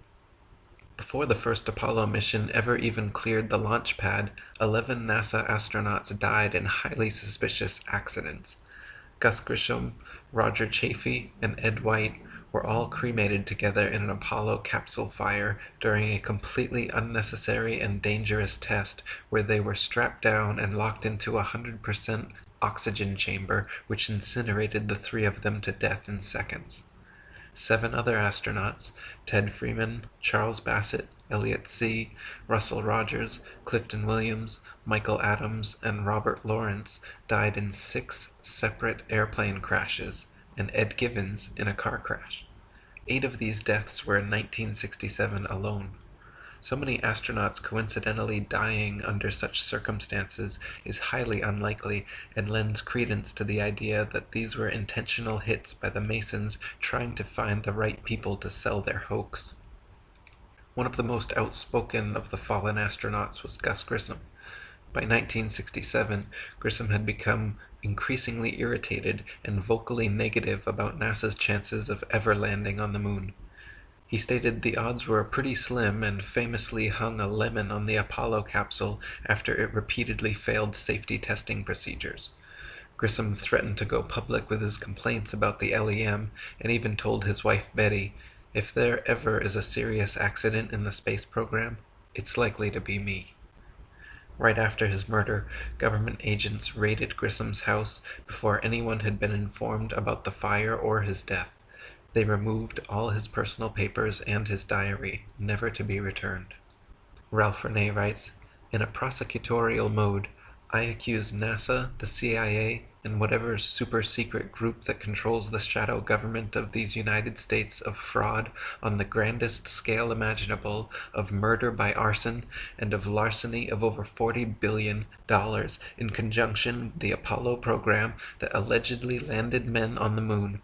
I also accuse them of violating a federal law against lobbying by government-funded entities and of serial murder of low-level NASA employees, witnesses, and other citizens who happen to be in the wrong place at the wrong time. Such accusations seem incredible because none of us ever want to believe our governmental father is deceiving us. However, by the end of this book, even the most trusting reader will have no doubt that NASA mooned America." In 2001, investigative journalist and award-winning filmmaker Bart Sibrel produced the excellent documentary A Funny Thing Happened on the Way to the Moon.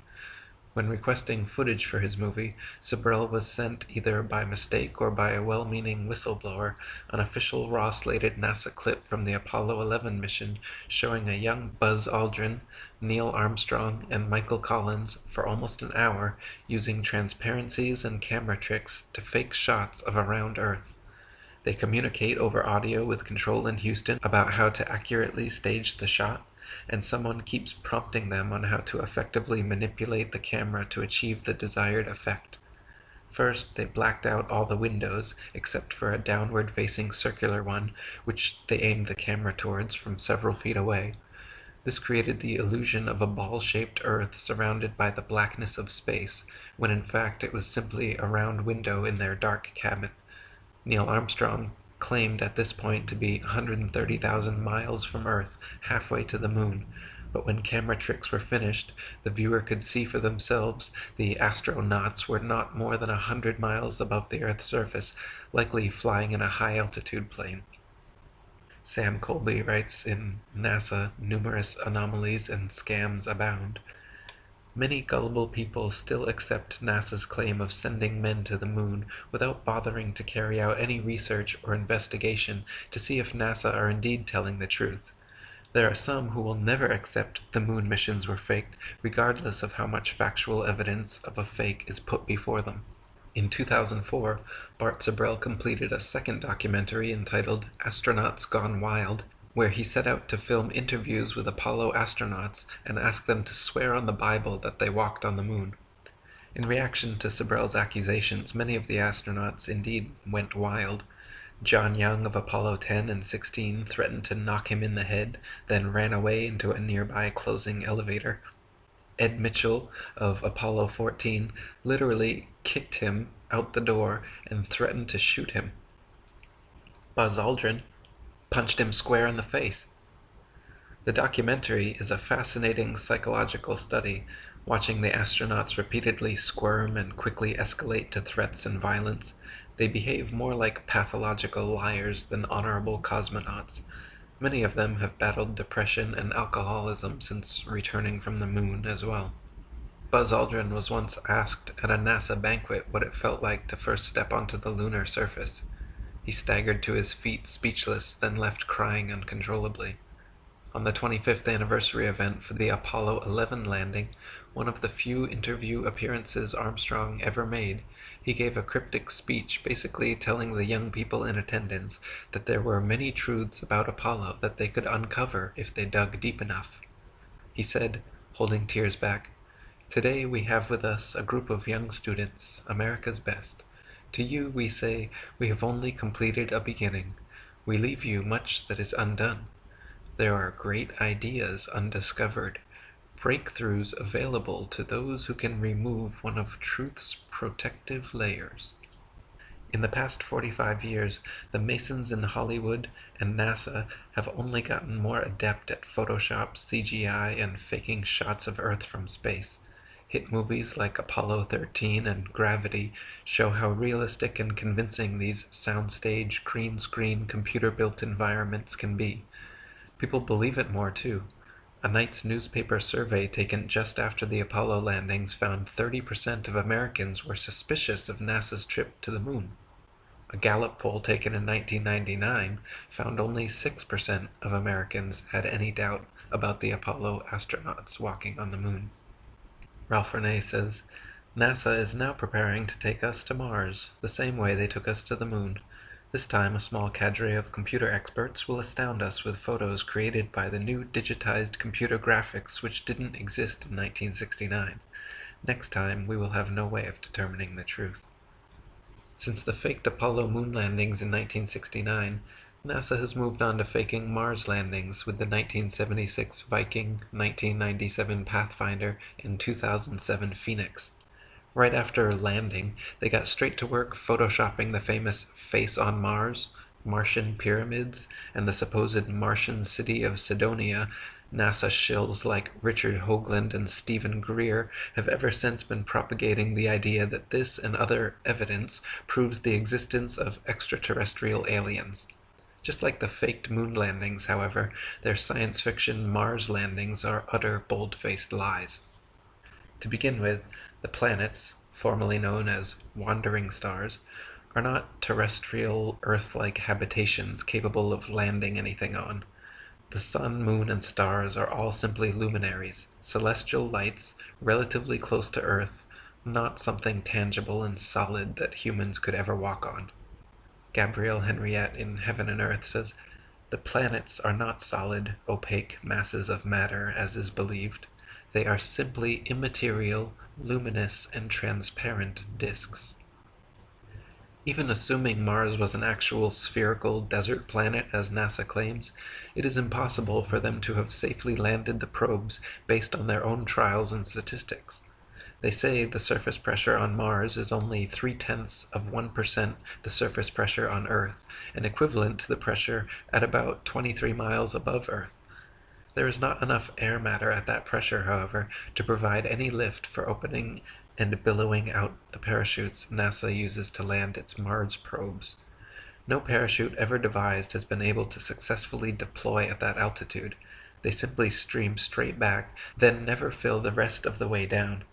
Joe Kittinger's record highest, fastest, and longest parachute dive from the Earth's upper atmosphere had him free falling from only 19 miles high for 15 minutes at 767 miles per hour, and his drogue chute proved useless and offered no deceleration. Yet NASA would have us believe, for example, that Phoenix's parachute managed to somehow slow it down from 12,738 miles per hour to 123 miles per hour in just 2.86 minutes before its final landing. In other words, NASA is claiming to do something on Mars that we have no evidence is even possible on Earth at significantly lower altitude and 16 times slower speed. Ralph Renee says, on July 14th, 1976, the orbiter module, which weighed 5,125 pounds, detached its lander. I can find no listed weight in my encyclopedia on space, but since it could carry up to 638 pounds of fuel in addition to its payload, that lander had to weigh at least 1,000 pounds. NASA claims that after the lander was detached, rockets were used to slow it down to 560 miles per hour at an altitude of 800,000 feet. Then it was allowed to fall 781,000 feet under Martian gravity before a parachute was deployed at 19,000 feet. At 4,600 feet, this chute was detached, and NASA tells us that it then had a velocity of 145 miles per hour. Rocket engines under computer control then landed it. Martian gravity, about 0.37 that of Earth gravity, accelerates an object at 32 feet per second. This gives Mars the ability to accelerate an object at 11.84 feet per second. The 560 miles an hour horizontal motion will not affect the downward velocity of an object that falls 781,000 feet on Mars.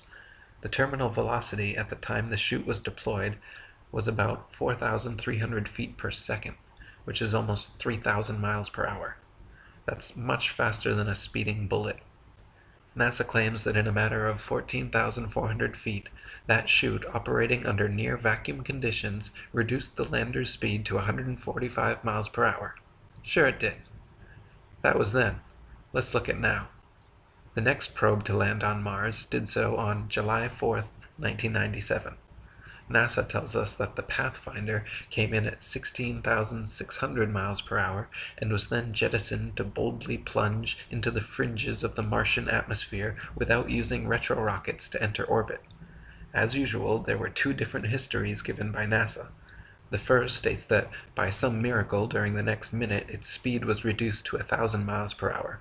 The second states that it was jettisoned at 5,300 miles and its speed was reduced in 30 minutes while it fell to 80 miles. In the first case, the deceleration would have been incredible.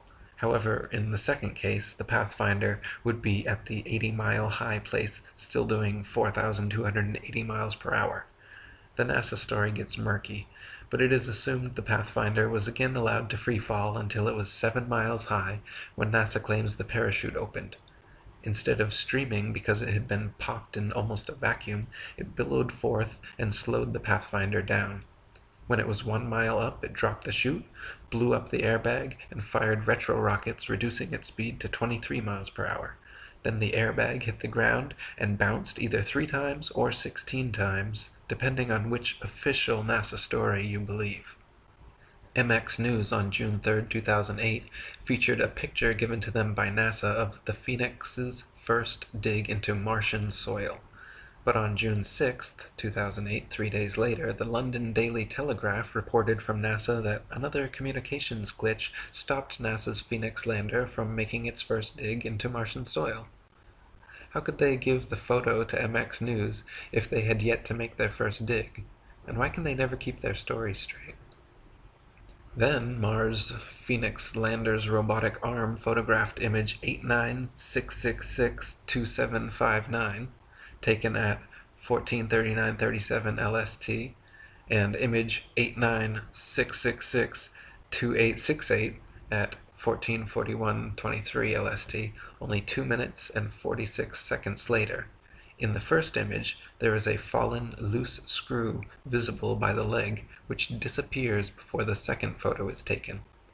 NASA themselves claim the robot arm did not touch Martian soil until the next day, so they cannot claim to have moved it themselves, and the topical arrangement of sand and rocks remains exactly the same, so it cannot be explained by strong winds. Thus the question remains, who picked up the screw? More than likely, an observant and well-meaning stagehand picked it up between shots. Jera White, a diligent Mars hoax researcher, also noticed that the Columbia commemorative plaque attached to the Spirit rover on Mars photos and videos is not the same one pictured on Earth seconds before launch. This is blatant proof that photo trickery is going on with these Mars missions. Several photography experts have even mentioned how Mars looks exactly like Arizona or parts of the Australian outback desert, and it appears NASA simply added a red tint to the atmosphere in post-production.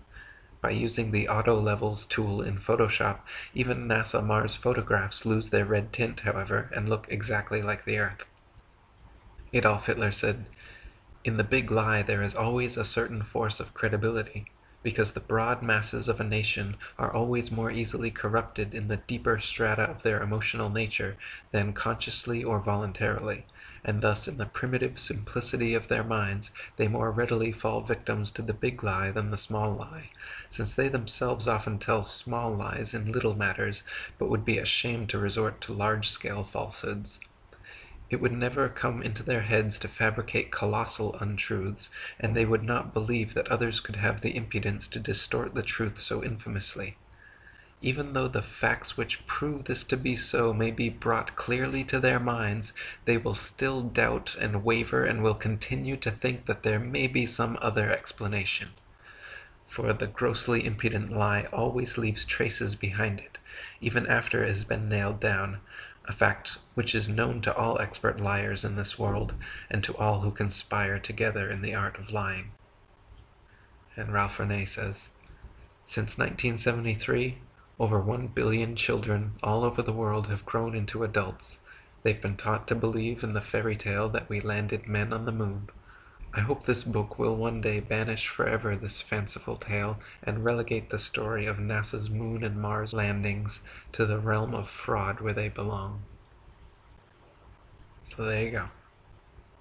You still think NASA went to the moon? If you still believe that, you're ridiculous. Okay? You're just ridiculous. If you sat through this whole thing, you watched the video evidence, you saw all the pictures, you heard all the proof, fake moon rocks, faces and pyramids on Mars, the astronauts punching people, 11 accidental astronaut deaths, all the photo anomalies. You're still going to read the NASA press release next week about, "We found water on Mars. Derp." You going to believe that? What about the Rosetta Comet landing? "We landed on a asteroid. Here's some CGI." And everyone believes it. "Oh, it's so amazing. Oh my god, they landed on an asteroid." Are you starting to realize how gullible we've all been here? Look at the videos and pictures they show you of the planets. Find me one real image of Jupiter or Saturn or Mars from NASA. Look at him. Those are not photographs. There's no photographs. NASA doesn't do photographs. NASA does Photoshop. There's no telescopes flying around out there taking pictures of shit. It's just a bunch of Freemasons with Photoshop. Look at their rocket launches. The rockets don't even go straight up. They just come right back down. Most of them just explode. You know how many of their rocket launches fail? They have no idea what they're doing. They want you to think that they went to the moon and back over and over again 45 years ago and then never go back again. That makes a lot of sense.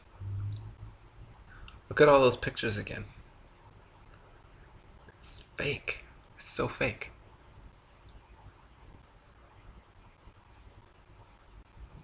Just admit it to yourself.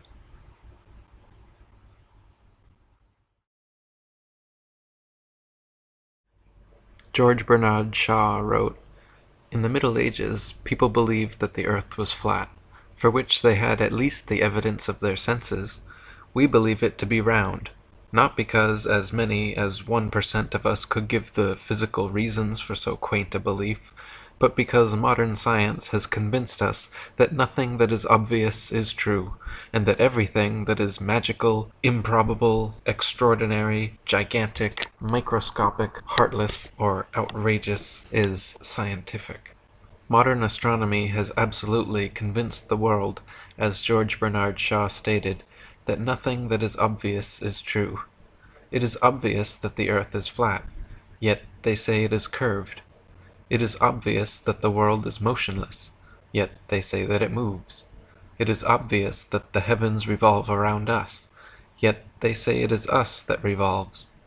It is obvious that the stars are stars, yet they say the stars are suns. It is obvious that the sun is bigger than the stars, yet they say the stars are bigger than the sun. It is obvious that the sun and moon are the same size, yet they say the sun is 400 times larger. It is obvious that Earth is the only planet, yet they say there are over a septillion planets. It is obvious that up is up and down is down, yet they say it is not so. David Wardlaw Scott said, "With the modern astronomer, there is theoretically neither up nor down, though his experience belies his assertion every time he looks up to the heavens or down to the ground. Such aberration of intellect is really to be pitied." William Carpenter wrote, "Astronomer Denison Olmsted, in describing a diagram which is supposed to represent the earth as a globe, with a figure of a man sticking out at each side and one hanging head downwards, says, 'We should dwell on this point until it appears to us as truly up in the direction given to these figures as it does with regard to a figure which he has placed on the top.' Now a system of philosophy which requires us to do something which is really the going out of our minds by dwelling on an absurdity until we think it is a fact, cannot be a system based on God's truth, which never requires anything of the kind. Since, then, the popular theoretical astronomy of the day requires this, it is evident that it is the wrong thing, and that this conclusion furnishes us with a proof that the earth is not a globe." S. G. Fowler wrote, "The physical properties of a physical globe would create insurmountable difficulties for the being called man, for man is a two-legged, smooth-footed, clawless-toed, and heavily built creature. Picture him on the outside of a sphere in our popular 34 degrees south latitude. He has his boots on, and his head is depressed in space 34 degrees to his feet.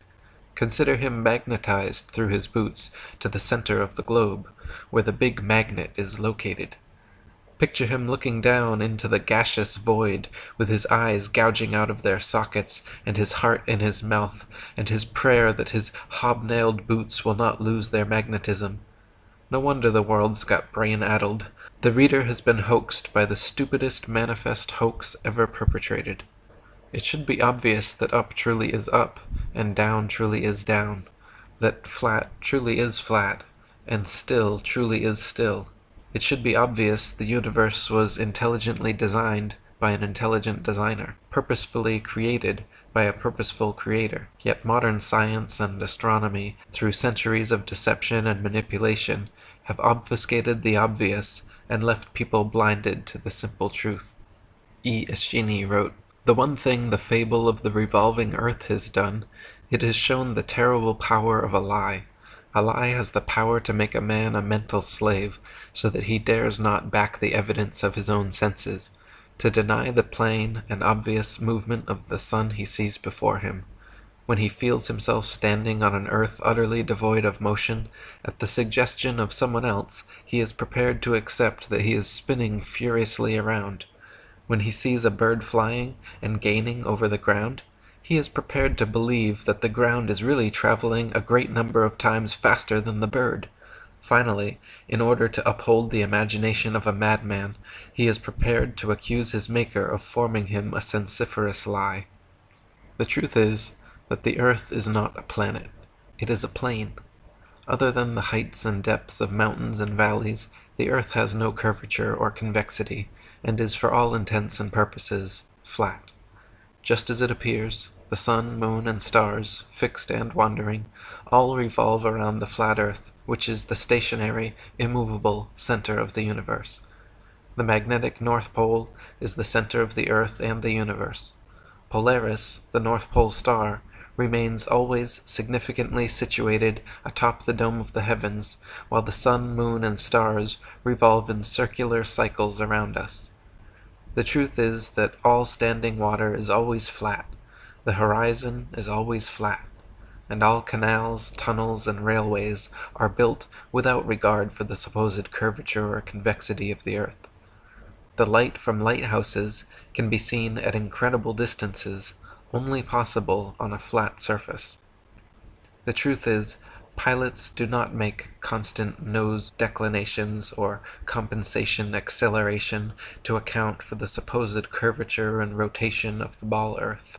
The truth is, sailors do not use spherical calculations, but plane trigonometry when navigating.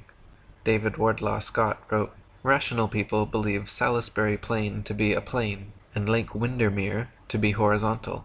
But our astronomers say that this is all a mistake, that we must not trust our eyes when we see these or other such places as being horizontal, but that we should believe what they tell us, that Salisbury Plain, Lake Windermere, and also all other plains, lakes, and places upon the earth, as well as the vast Pacific and all other oceans, are only parts of a great globe, and therefore must have a curve. Besides which, mirabile dictu, that all rush together round the sun at the rate of 65,000 miles per hour. They give their law for this fancied curvature, based on the world being 25,000 miles in circumference at the equator, as being 8 inches for the first mile, 2 feet 8 inches for the second, 6 feet for the third, and so on, the rule being to square the number of miles between the observer and the object, then multiply that square by 8 inches, and divide by 12 to bring it into feet, the quotient being the supposed curvature. Unfortunately, however, for astronomers, this theory does not agree with fact, for this rule of curvature has been found to be utterly fallacious both on land and water. All houses have to be built on level ground, but no allowance whatever is made for the curvature of the earth, and all compasses point north and south at the same time, even at the equator, which incontestably proves that the sea is horizontal, and therefore that the world is not globular, for if it were, one end of the magnet would then dip towards the North Pole, and the other point to the heavens. The truth is that Antarctica is a giant ice wall holding in the oceans, and the South Pole does not exist. Various anomalies and differences between the Arctic and Antarctic prove the Earth is not a ball. The Arctic midnight sun proves the universe is geocentric. The truth is the sun and moon are equal divine balanced opposites made for signs and seasons to light the earth and divide day from night. The moon is not merely a reflector of the sun's light, but emanates a demonstrably unique light of its own. It is completely self-luminescent and semi-transparent. The truth is that man has not and cannot ever walk on the moon or Mars, because the heavenly bodies are simply luminaries and not terrestrial terra firma like the Earth. The moon and Mars landings were and are all hoaxes staged and filmed by Freemasons on Earth. Orbiting satellites and space stations do not exist. All video and photographs you have ever seen from NASA, Hubble, and other official sources are all CGI, computer-generated images. Gravity does not exist, and all floating astronauts are simply using wires or filming aboard zero-G planes. Relativity does not exist, and that is why Einstein is always sticking his tongue out at you. The truth is, the universe was intelligently designed by an intelligent designer, purposefully created by a purposeful creator, not the haphazard result of some inexplicable cosmic accident.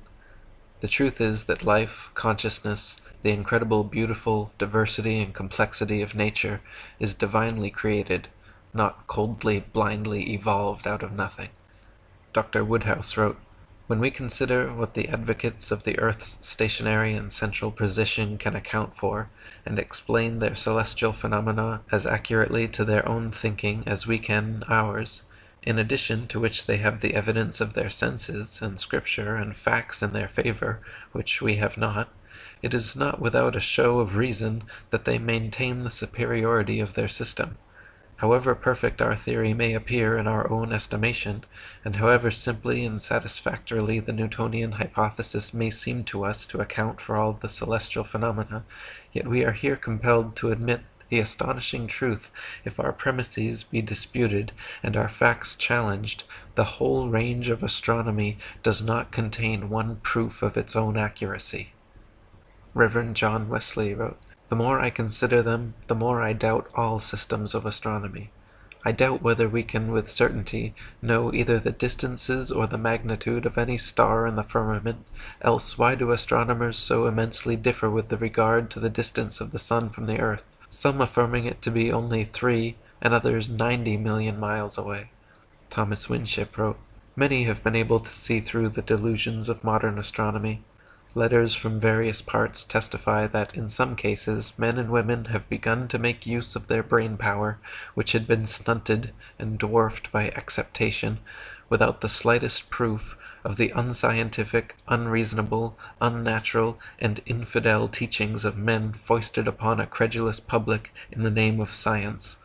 Others, again, tell that the writers have thrown to the moles and to the bats the worldwide and almost universally believed hoax that we are living on a whirling sea-earth globe, revolving faster than a cannonball travels, rushing through space at a rate beyond human power to conceive, and flying, with the whole of the so-called solar system, in another direction 20 times the speed of its own rotation." In conspiracy research, the term globalist usually refers to internationalists, people in favor of a one-world order, but more literally and more accurately, as the UN World Government logo shows, the term globalist signifies those who propagate the centuries-old myth of a globe Earth. Heliocentrism and the ball Earth mythos have long been promoted by Masonic patriarchal pagan sun worshippers. In typical sun-worshipping fashion, the sun was made to be the most important and central entity of the so-called solar system. The earth was demoted to being a mere planet, like the wandering stars. All the fixed stars were turned into distant suns as well. The sun was said to be the only giver of light, and the moon demoted to a mere reflector of the sun's light. The sun was said to be the largest thing in our corner of the galaxy, bigger than the earth, moon, and planets. By removing Earth from the motionless center of the universe, these Masons have moved us physically and metaphysically from a place of supreme importance to one of complete nihilistic indifference. If the earth is the center of the universe, then the ideas of God, creation, and a purpose for human existence are resplendent, But if the Earth is just one of billions of planets revolving around billions of stars and billions of galaxies, then the ideas of God, creation, and a specific purpose for Earth and human existence become highly implausible.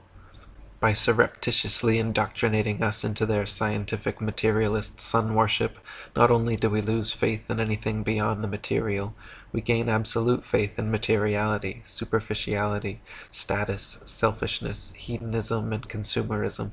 If there is no God and everyone is just an accident, then all that really matters is me, me, me. They have turned Madonna, the mother of God, into a material girl living in a material world. Their rich, powerful corporations with slick sun cult logos sell us idols to worship, slowly taking over the world while we tacitly believe their science, vote for their politicians, buy their products, listen to their music, watch their movies, sacrificing our souls at the altar of materialism. David Wardlaw Scott wrote, "Such discrepancies remind me of the confusion which attended those who in olden days attempted to build the Tower of Babel, when their language was confounded and their labor brought to naught.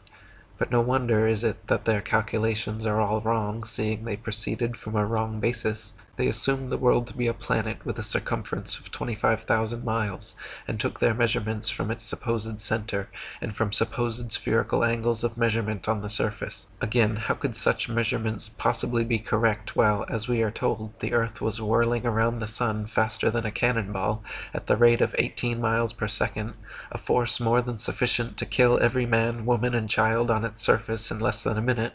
Then the earth is supposed to have various other motions, into the discussion of which I need not enter here, and will only notice that of its supposed rotation round its imaginary axis at the rate at the equator of 1,000 miles per hour, with an inclination of 23.5 degrees. E. Eschini wrote, Ptolemy had made it appear that the sun and stars revolved around a stationary earth, but Copernicus advanced the theory that it was the earth which revolved around a stationary sun, while the stars were fixed, and either of these entirely opposite theories gives an equally satisfactory explanation of the appearance of the sun by day and the stars by night.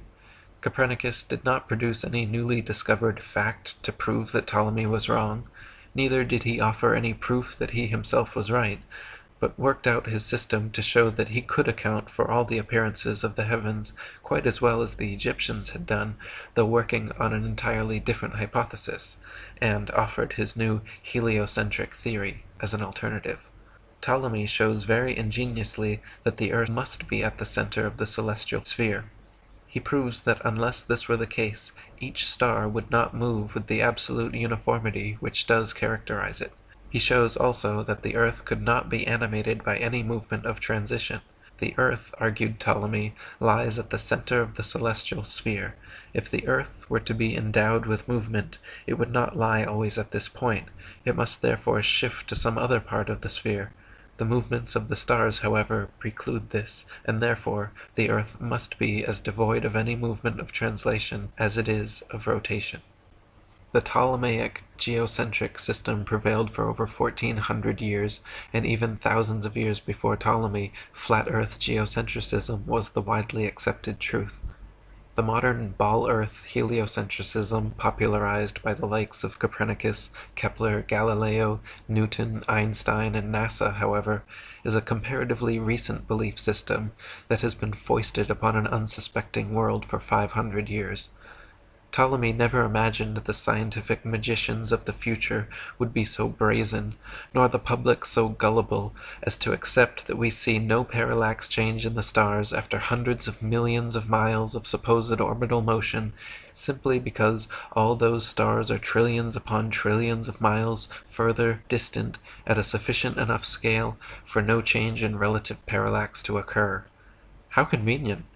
Yet another fact of modern astronomy which defies our common sense and experience. Lady Blunt wrote, "They expect us to believe that the earth and sea together comprise a flying globe, which they speak of as a solid orb, supposed by astronomers to have been originally shot off the sun in a soft plastic mass, which as the temperature decreased, gradually solidified. Yet not one single fact or proof can they produce for this far-fetched idea, and in spite of the fact that the whirling globe theory was, even according to the open confessions of its founders, set forth to the world in the first instance as a mere supposition, it is now presented as unquestionable truth. Dr. Samuel Rowbotham wrote, "It was said in effect by Newton, and has ever since been insisted upon by his disciples, 'Allow us, without proof, which is impossible, the existence of two universal forces, centrifugal and centripetal, or attraction and repulsion, and we will construct a theory which shall explain all the leading phenomena and mysteries of nature. An apple falling from a tree, or a stone rolling downwards, and a pail of water tied to a string and set in motion, were assumed to be types of the relations existing among all the bodies in the universe. The moon was assumed to have a tendency to fall towards the earth and moon together towards the sun. The same relation was assumed to exist between all the smaller and larger luminaries in the firmament, and it soon became necessary to extend these assumptions to infinity. The universe was parcelled out into systems, coexistent and illimitable. Suns, planets, satellites, and comets were assumed to exist infinite in number and boundless in extent, and to enable the theorists to explain alternating and constantly recurring phenomena which were everywhere observable, these numberless and forever extending objects were assumed to be spheres. The earth we inhabit was called a planet, and because it was thought to be reasonable that the luminous objects in the firmament, which were called planets, were spherical and had motion, so it was only reasonable to suppose, as the earth was a planet, it must also be spherical and have motion, ergo the earth is a globe, and moves upon axes, and in an orbit round the sun. And as the earth is a globe and is inhabited, so again it is only reasonable to conclude that the planets are worlds like the earth, and are inhabited by sentient beings. What reasoning! What shameful perversion of intellectual gifts! Gabrielle Henriette wrote, "Copernicus put forward the hypothesis of the revolution of the earth round the sun in order to explain the cycle of the seasons. His theory is not very satisfactory, seeing that the earth is supposed to be at its greatest distance from the sun in the summer, during the hot weather, and at its shortest distance in the winter, when the temperature is at its lowest. These unusual conditions, which clearly contradict the laws of nature as regard the effects of heat, are, it is said, due to the angle formed by the rays of sun as they fall on the earth's surface. It is also stated that the opposition of the seasons north and south of the equator is due to a tilt of the earth, first on one side and then on the other, which conveniently occurs at the right moment. Nothing is said, however, of the shifting of the waters of the sea and rivers which this change in the center of gravity and in the position of the earth would inevitably bring twice a year. It might also be assumed that, under those conditions, very high constructions would swerve from the vertical. The American skyscrapers and the Eiffel Tower, for instance, cannot be seen to lean right or left according to the seasons, although this should be a logical and natural consequence of the alternate inclination attributed to the earth.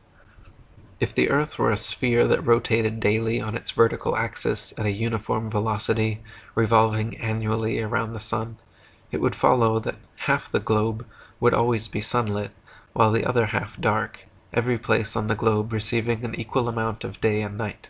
In actuality, however, the drastically varying lengths of day and night over the earth are consistent with the geocentric flat earth model. If the earth were a sphere, it would follow that the seasons the world over would be simultaneous, due to the distance from the sun. When the earth is farthest away from the sun, the entire globe should be ensconced in winter and recording the coldest temperatures for the year. When the earth is closest to the sun, the entire globe should be summery and recording the warmest temperatures for the year. In actuality, however, this is not the case. The frozen depths of Antarctica remain forever frigidly foreboding, while just a few thousand miles away it is tropical summer. How is it that the heat from the sun could supposedly come from an eyebrow-raising 93 million miles away to simultaneously burn the skin of beach bums in Hawaii while leaving Antarctic explorers frozen in their boots just a few thousand miles away? Dr. Samuel Rowbotham wrote, "It is geometrically demonstrable that all the visible luminaries in the firmament are within a distance of a few thousand miles from the earth, not more than the space which stretches between the North Pole and the Cape of Good Hope, and the principle of measurement, that of plane triangulation, with invariably and accurately measured baseline, which demonstrates this important fact, is one which no mathematician claiming to be a master in the science will for a moment deny. All these luminaries, then, and the sun itself, being so near to us, cannot be other than very small as compared with the earth we inhabit.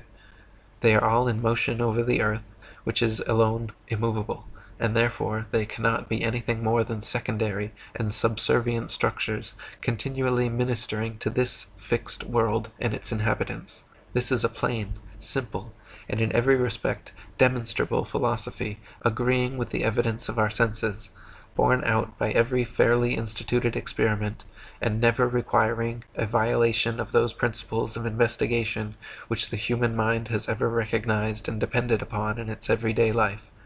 The modern or Newtonian astronomy has none of these characteristics. The whole system taken together constitutes a most monstrous absurdity. It is false in its foundation, irregular, unfair, and illogical in its details and in its conclusions, inconsistent and contradictory. Worse than all, it is a prolific source of irreligion and of atheism, of which its advocates are practically supporters. By defending a system which is directly opposed to that which is taught in connection with the Jewish and Christian religion, they lead the more critical and daring intellects to question and deride the cosmogony and general philosophy contained in the sacred books. Because the Newtonian theory is held to be true, they are led to reject the Scriptures altogether, to ignore the worship, and doubt and deny the existence of a Creator and Supreme Ruler of the world. The facts and experiments already advanced render it undeniable that the surface of all the waters of the earth is horizontal, and that however irregular the upper outline of the land itself may be, the whole mass, land and water together, constitutes an immense non-moving circular plane. If we travel by land or sea from any part of the earth in the direction of any meridian line and towards the northern central star called Polaris, we come to one and the same place, a region of ice, where the star which has been our guide is directly above us, or vertical to our position. This region is really the center of the earth, and recent observations seem to prove that it is a vast central tidal sea, nearly 1,000 miles in diameter, and surrounded by a great wall or barrier of ice 80 to 100 miles in breadth. If from this central region we trace the outline of the lands which project or radiate from it, and the surface of which is above the water, we find that the present form of the earth or dry land, as distinguished from the waters of the great deep, is an irregular mass of capes, bays, and islands, terminating in great bluffs or headlands, projecting principally towards the south, or at least in a direction away from the great northern center. If now we sail with our backs continually to this central star Polaris, or the center of the earth's surface, we shall arrive at another region of ice. Upon whatever meridian we sail, keeping the northern center behind us, we are checked in our progress by vast and lofty cliffs of ice. If we turn to the right or to the left of our meridian, these icy barriers beset us during the whole of our passage. Hence we have found that there is a great ebbing and flowing sea at the earth's center with a boundary wall of ice, that springing or projecting from this icy wall, irregular masses of land stretch out towards the south, where a desolate waste of turbulent waters surrounds the continents, and is itself engirdled by vast belts and packs of ice, bounded by immense frozen barriers, the lateral depth and extent of which are utterly unknown. How far the ice extends, how it terminates, and what exists beyond it, are questions to which no present human experience can reply.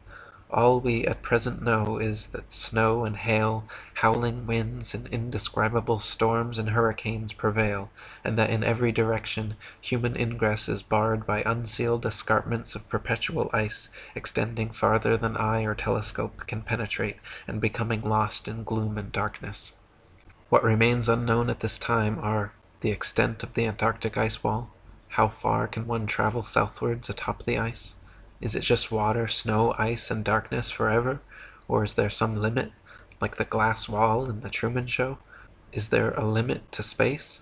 Is the universe infinite, or, as the Bible claims, contained within a physical firmament, the vault of heaven? What exists beneath the mighty deep? Is it just deeper and darker water going downward forever, or is there some limit? Dr. Samuel Robotham wrote, "If the earth is a distinct structure standing in and upon the waters of the great deep, it follows that unless it can be shown that something else sustains the waters, that the depth is fathomless. As there is no evidence whatever of anything existing underneath the great deep, and as in many parts of the Atlantic and Pacific Oceans no bottom has been found by the most scientific and efficient means which human ingenuity could invent, we are forced to the conclusion that the depth is boundless." Gabrielle Henriette wrote, "From the earliest times it has been believed and said that the heavens were not an empty space, but a solid surface. The Chaldeans and Egyptians regarded the sky as the massive cover of the world, and in India and Persia it was thought to be a metallic lid, flat or convex, or even pyramidal. Up to the 17th century, the earth was always regarded as the center of an empty sphere with solid walls, and on this account it was always represented with a cover. This indispensable complement, however, was eliminated upon the advent of the theory of gravitation, for convenience sake, as a solid dome limiting the space round the earth would have rendered impossible the extravagant motions of the planets, which were sent revolving in the air at phenomenal distances. Thus from this time the fact universally accepted for thousands of years that the sky is a firm surface completely disappeared. Nevertheless, the possible existence of a solid vault over the earth is a question of great importance in view of the tremendous consequences which would result from this fact, if it happened to be true. There is no doubt that the general reaction is one of incredulity, but, on the other hand, it can be considered that it is not without reason that the ancients believed in the existence of the material vault of heaven, nor without reason either that this notion should have been consistently handed down through the ages, since the earliest times up to the 17th century, in all parts of the world. The planets are not solid opaque masses of matter, as is believed.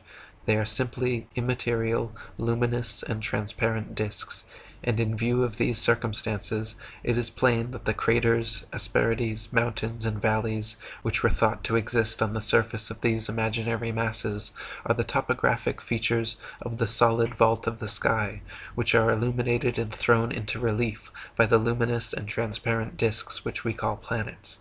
It is also to be realized that the lens of the telescope creates an appearance of convexity which, standing out in relief, conveys the impression of a spherical mass, but this convexity effect is merely an optical illusion.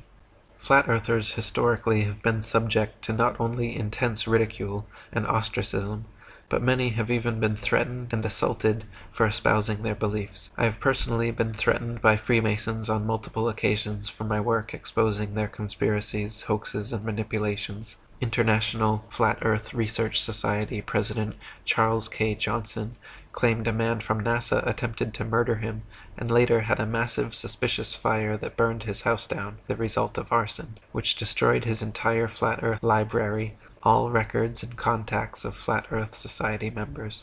The most renowned flat earther in modern times, Dr. Samuel Robotham, also had his fair share of violent opposition.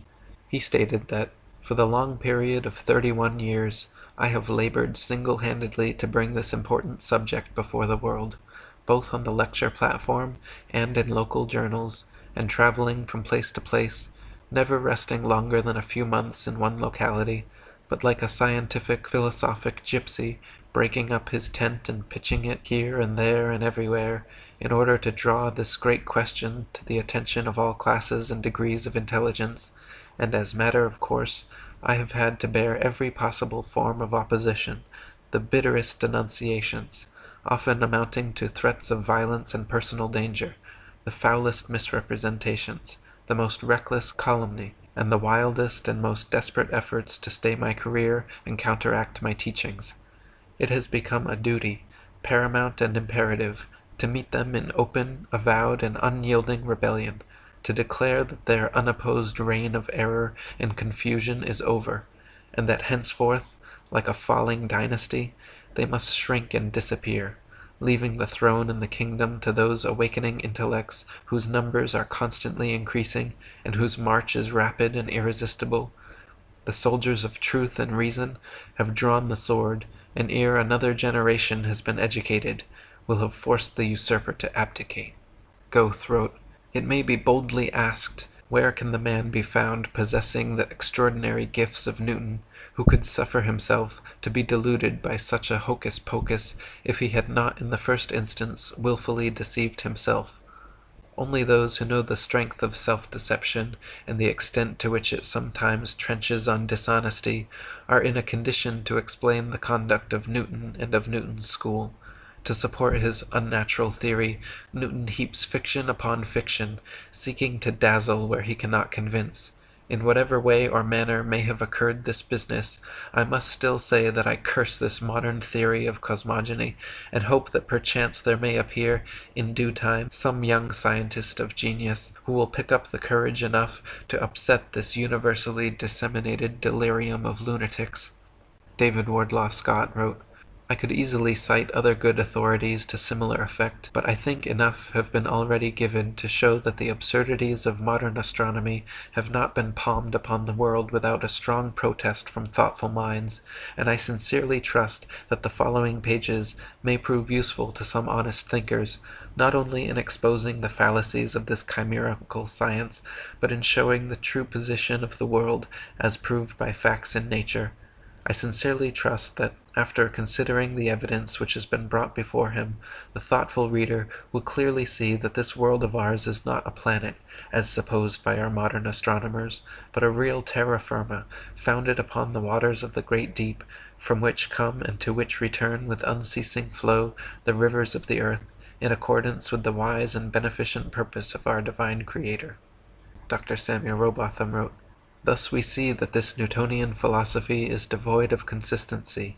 Its details are the result of an entire violation of the laws and legitimate reasoning, and all its premises are assumed. It is, in fact, nothing more than assumption upon assumption, and the conclusions derived therefrom are wilfully considered as things proved, and to be employed as truths to substantiate the first and fundamental assumptions.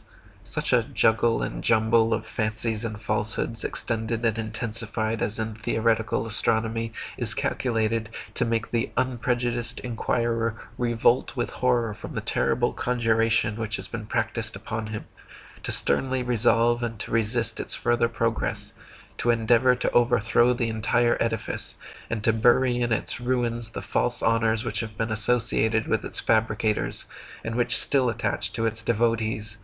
For the learning, the patience, the perseverance and devotion for which they have ever been examples, honor and applause need not be withheld, but their false reasoning, the advantages they have taken of the general ignorance of mankind in respect to astronomical subjects, and the unfounded theories they have advanced and defended, cannot be otherwise than regretted, and ought to be, by every possible means, uprooted. The globe-earth lie, or what I have titled the Flat Earth Conspiracy, is in my humble opinion the greatest deception in human history, and most important taboo issue which desperately needs to be exposed. If people knew the extent to which they have been lied to and brainwashed from birth, there would be a veritable revolution in critical thinking, personal sovereignty, and belief in God by morning. The New World Order globalists, or Satan's prophesied one-world government Masonic minions, are everywhere, spreading their scientific disinformation, deceiving the very elect, and herding the sheeple to their slaughter. Please help spread the word to your friends, family, neighbors, and co-workers. Direct them to atlanteanconspiracy.com and ifers.ace.st, and send them copies of this book to help awaken them and support my lifelong efforts to bring truth, freedom, peace, and love to the flat earth. Yo, Dubay's back to blast tracks and ask you questions. Final mass class, the last flat pastor's pending. First class, broken glass, globe package sending. With a message to the Jews that your reign is ending. Like Payday said, warriors are gathering. So here's a smattering of what your stupid fucking sheeple ass should be asking NASA. Why the race with Rasa? How'd you get there faster? Where's the original tapes and telemetry data? You said you lost it, but what's the cost? You spend billions of dollars turning us all into ballers. Now take the fallen while you're stalling. Ponder who you Jews and Masons gonna call when the ball is burning. When the world ain't turning and the people learning that it was you that lied to us, told us we were moving. My mission's coming to fruition, I don't envy you, dude. The end is coming so soon, you're is through. Life on the ball, baby. Fantastic, we don't fall. Astounding how we don't fall, baby. Amazing how the sun can shine so high. 93 million miles away. Life on the ball, gravity explains it all. That's what they say. Be thankful that the moon remains in your sky. Now tell me, why do seemingly logical men behave hostile when you question the orthodoxical nature of their gospel and present several obstacles that render it impossible to reconcile the assertions they read in periodicals? The masses can't stop screaming with emphatic passion. They have been inculcated in a dogmatic fashion. They do not know the extent to which NASA's lying. They can't wrap their curved mind around the flat horizon. It isn't that surprising when they feel they got a license to utter fallacies like Neil deGrasse Tyson, saying the earth is pear-shaped. What, you freebasing? You are just an actor, clown, front man, Freemason. Tilting your earth 23.4 degrees, leaving you with 666. Now you're on your knees. Filleting these demons, see Satan has stolen your power at 66,600 miles an hour. Life on the ball, It's beautiful. fantastic, we don't fall. You've been stuck in a spin cycle. Amazing how the sun can shine so high. Hoodwinked and bamboozled. Life on the ball, It's magical. gravity explains it all. Nothing short of laughable. Be thankful that the moon remains in your sky. You better count your lucky stars, Earthling.